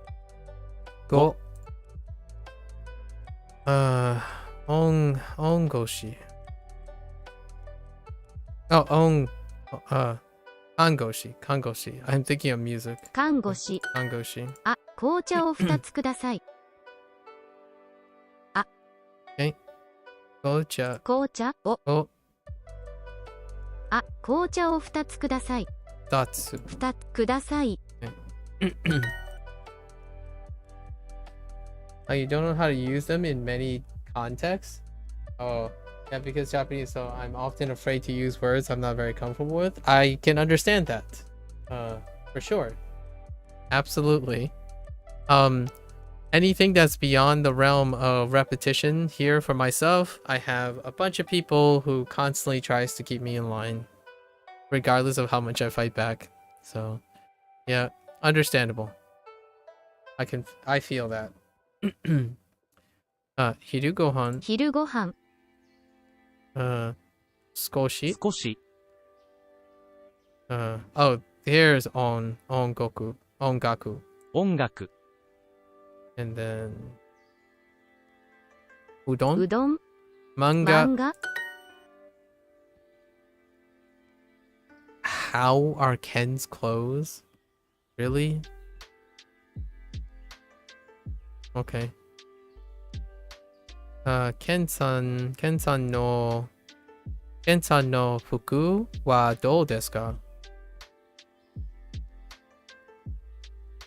ケンさんの服はどうでか？毎朝8時にラジオを聞きます。Okay, sure. I listen to the radio at 8 o'clock every morning.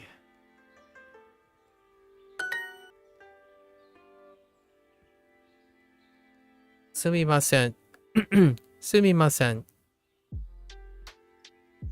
乗り換えじゃないです。Oh no, はここじゃないです。Right. すみません。乗り換えはここじゃないです。This is gonna be a tough night. Oh man, I can imagine. So, when was the last time you slept? On the previous day or the day before? Are you like yesterday for you? こんにちは、田中健と言います。こんにちは、田中健と言います。Hello. My name is Tanaka. Almost forgot name.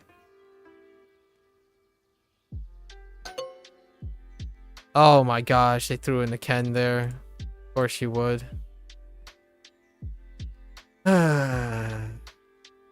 Udon. Okay. Udon. Teisetsu. Teishoku. Teishoku. Udon teishoku o 2つください. You have to do you make it like 3 a.m. Okay. I make it late in the weekends, so I have to do a soft reset with your sleep schedule every Monday. I see. Hopefully that's manageable for you.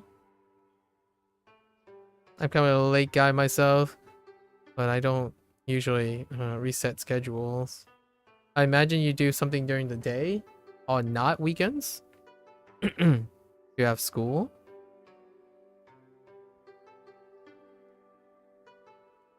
Udon. Udon. Teishoku. Teishoku. O. 2つください。あの財布は1000円ですか？あの財布は1000円ですか？ Okay. Is that wallet over there 1000 yen 1000 yen こんにちは、田中健と言います。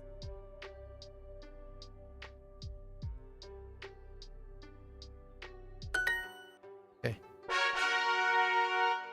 You have school? Where am I at? I'm from East Coast. East Coast of the US of A. Okay, so I have 2 hearts. We'll just keep going until the 2 hearts are gone. And then call it a day. Tokyo Eki wa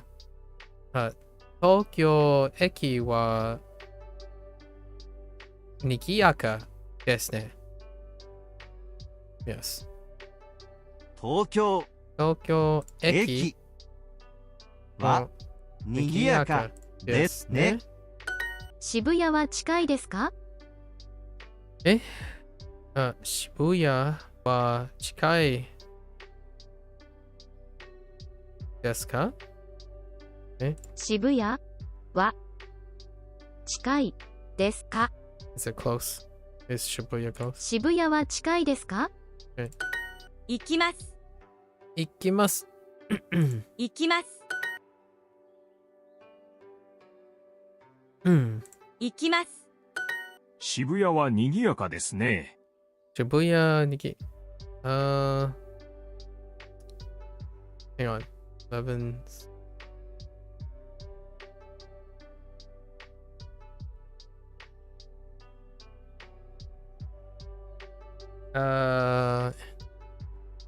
Does NL stand for Netherlands? The time zone checks out if it's the Netherlands. It is 11 p.m. local time. Netherlands? Okay. Hello. I'm Eastern Standard Time along the East Coast, largely along the East Coast of the United States. Northeast United States. Shibuya wa Nikiyaka desu ne. Oh, I just did this. Okay. Oh, it's just Shibuya. Is lively, isn't it? Shibuya is curdy, isn't it? すみません、この電車は大阪に行きますか？ Okay. すみません。電車は I totally forgot the location. すみません、この電車は大阪に行きますか？この電車は大阪に行きますか？すみません、この電車は大阪に行きますか？すみません、この電車は大阪に行きますか？すみません、この電車は大阪に行きますか？ Oh, hey, we got our little pictures back. あの古い電車は blank ですね。かわいい。What are 新しい I mean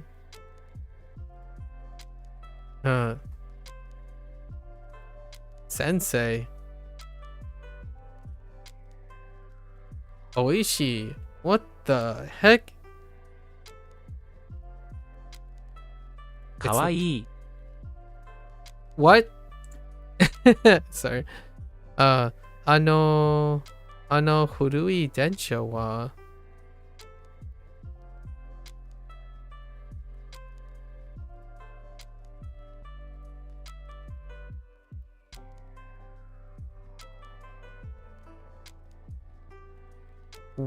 What?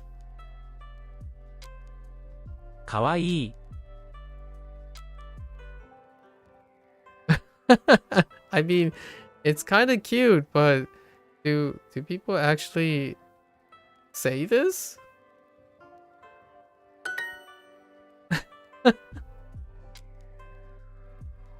乗り換えは渋谷駅ですか？ Alright, fine.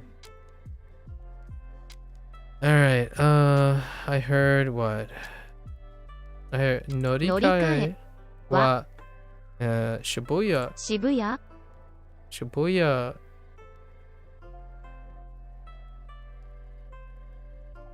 駅ですか？乗り換えは渋谷駅ですか？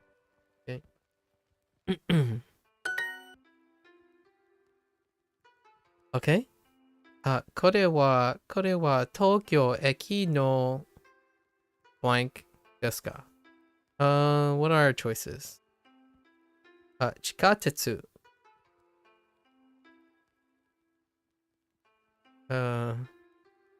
階段 stairs.地下鉄 which is subway, and then 階段 stairs. 夜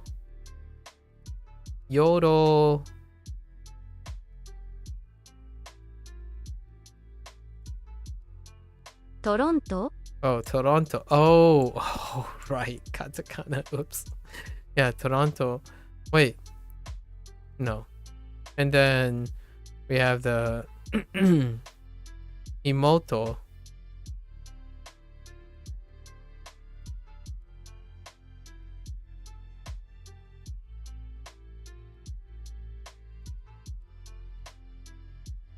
Imoto?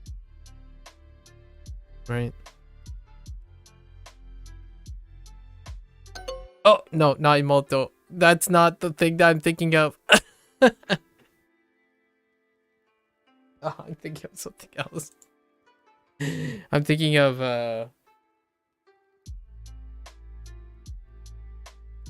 Oh, that wouldn't make sense either though. I was thinking of the time. I was thinking of distance. That's not it. Imoto is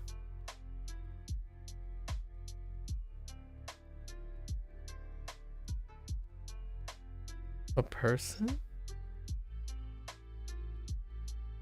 Hold up. Why am I drawing a blank on Imoto? Yeah, little sister, right? Imoto. No, little sister. この So I'm not going to hear the end of that one. Kono tensha, densha wa,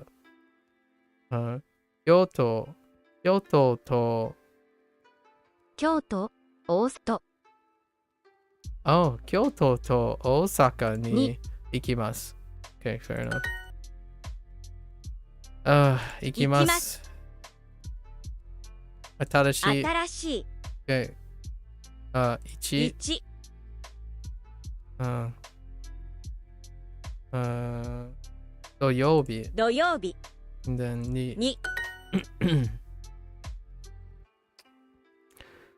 2、この電車は京都に行きますか？あの電車は京都駅に行きますか？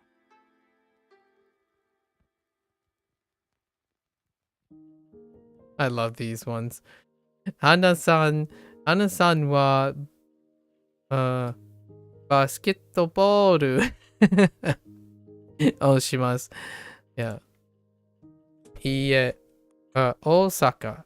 いいえ、大阪に行きます。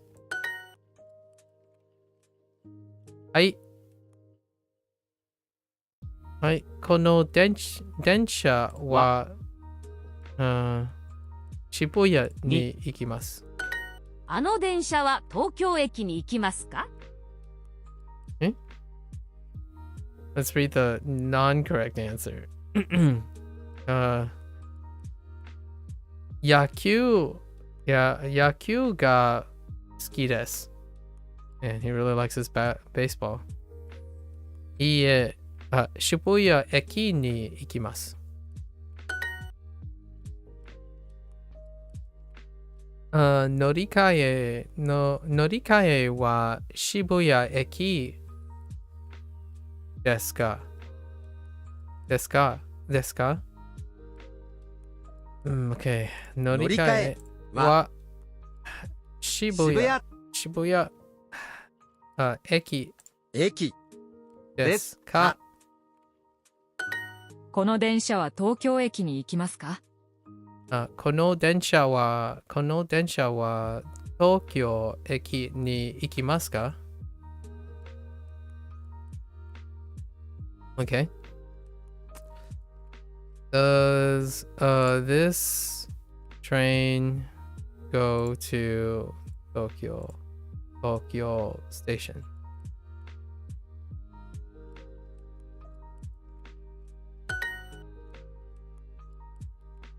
And I'm looking for, of course, Chikatetsu. 地下鉄。 Because it's Tokyo Eki no. So it's this is or is this Tokyo Station's subway?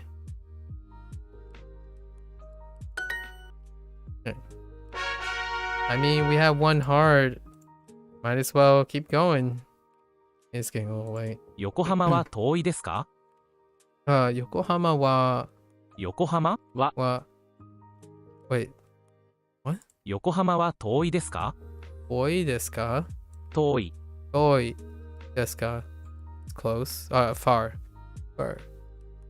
遠いですか？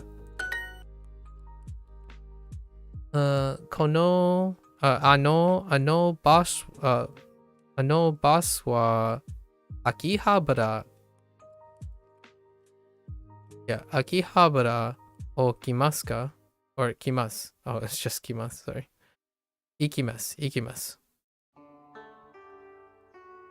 この、その、あのバス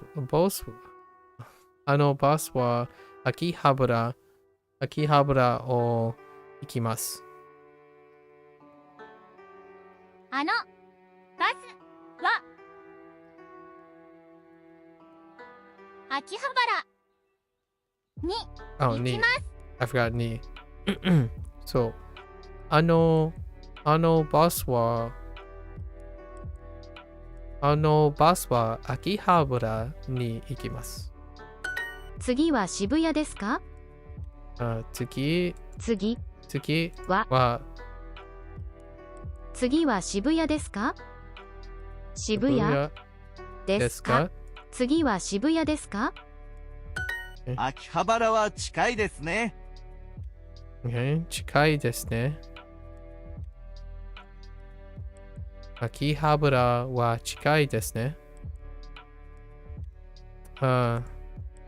is close, isn't it? 次は横浜です。次は横浜です。次は横浜です。次は横浜です。ここは秋葉原ですか？ここは秋葉原ですか？ is this 秋葉原？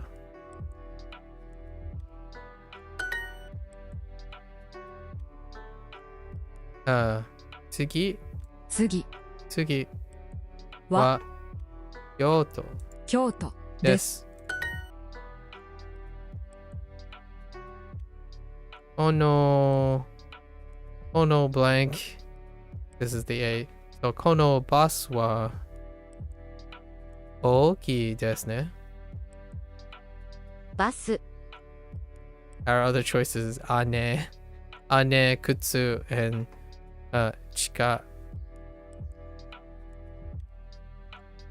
Chika is underground level. このバスは東京に行きますか？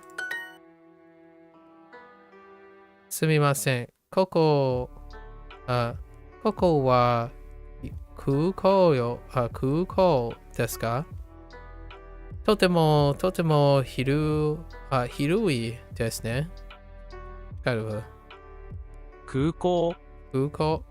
And we have 安だな、地図 and 掃除機。このバスは秋葉原に行きます。ここは京都駅ですか？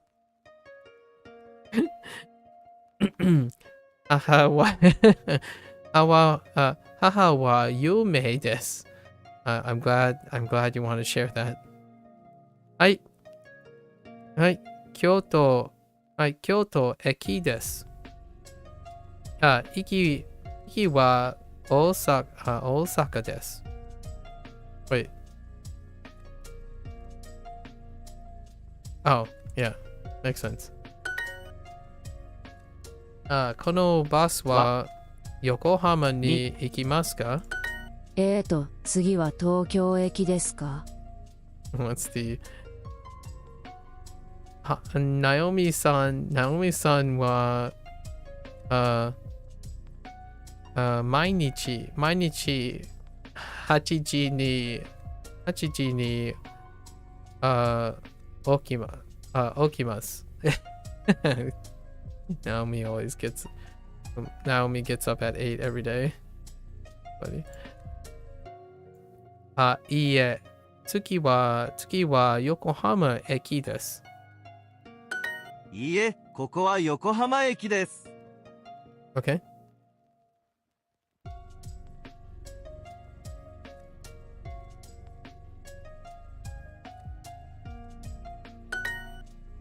Okay. Is this Akihabara? So, ここ。wait a minute. これ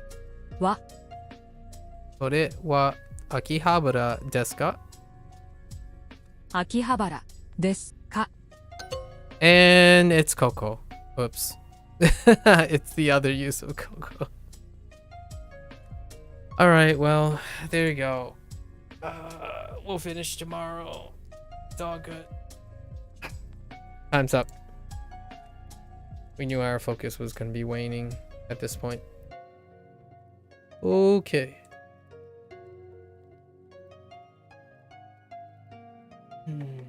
Alright, folks, there you have it.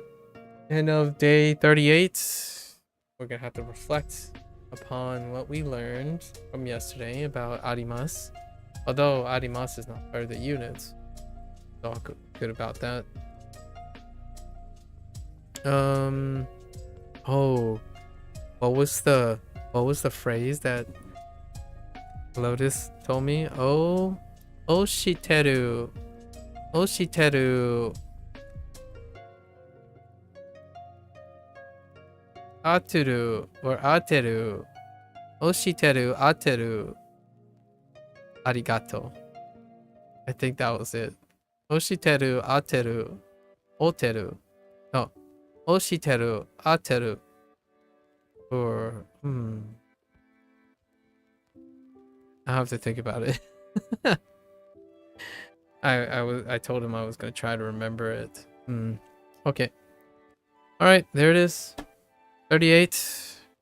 Once again, nuance of Japanese strikes again. We'll learn how to use the word own at some point. Where is arimasu? Arimasu is...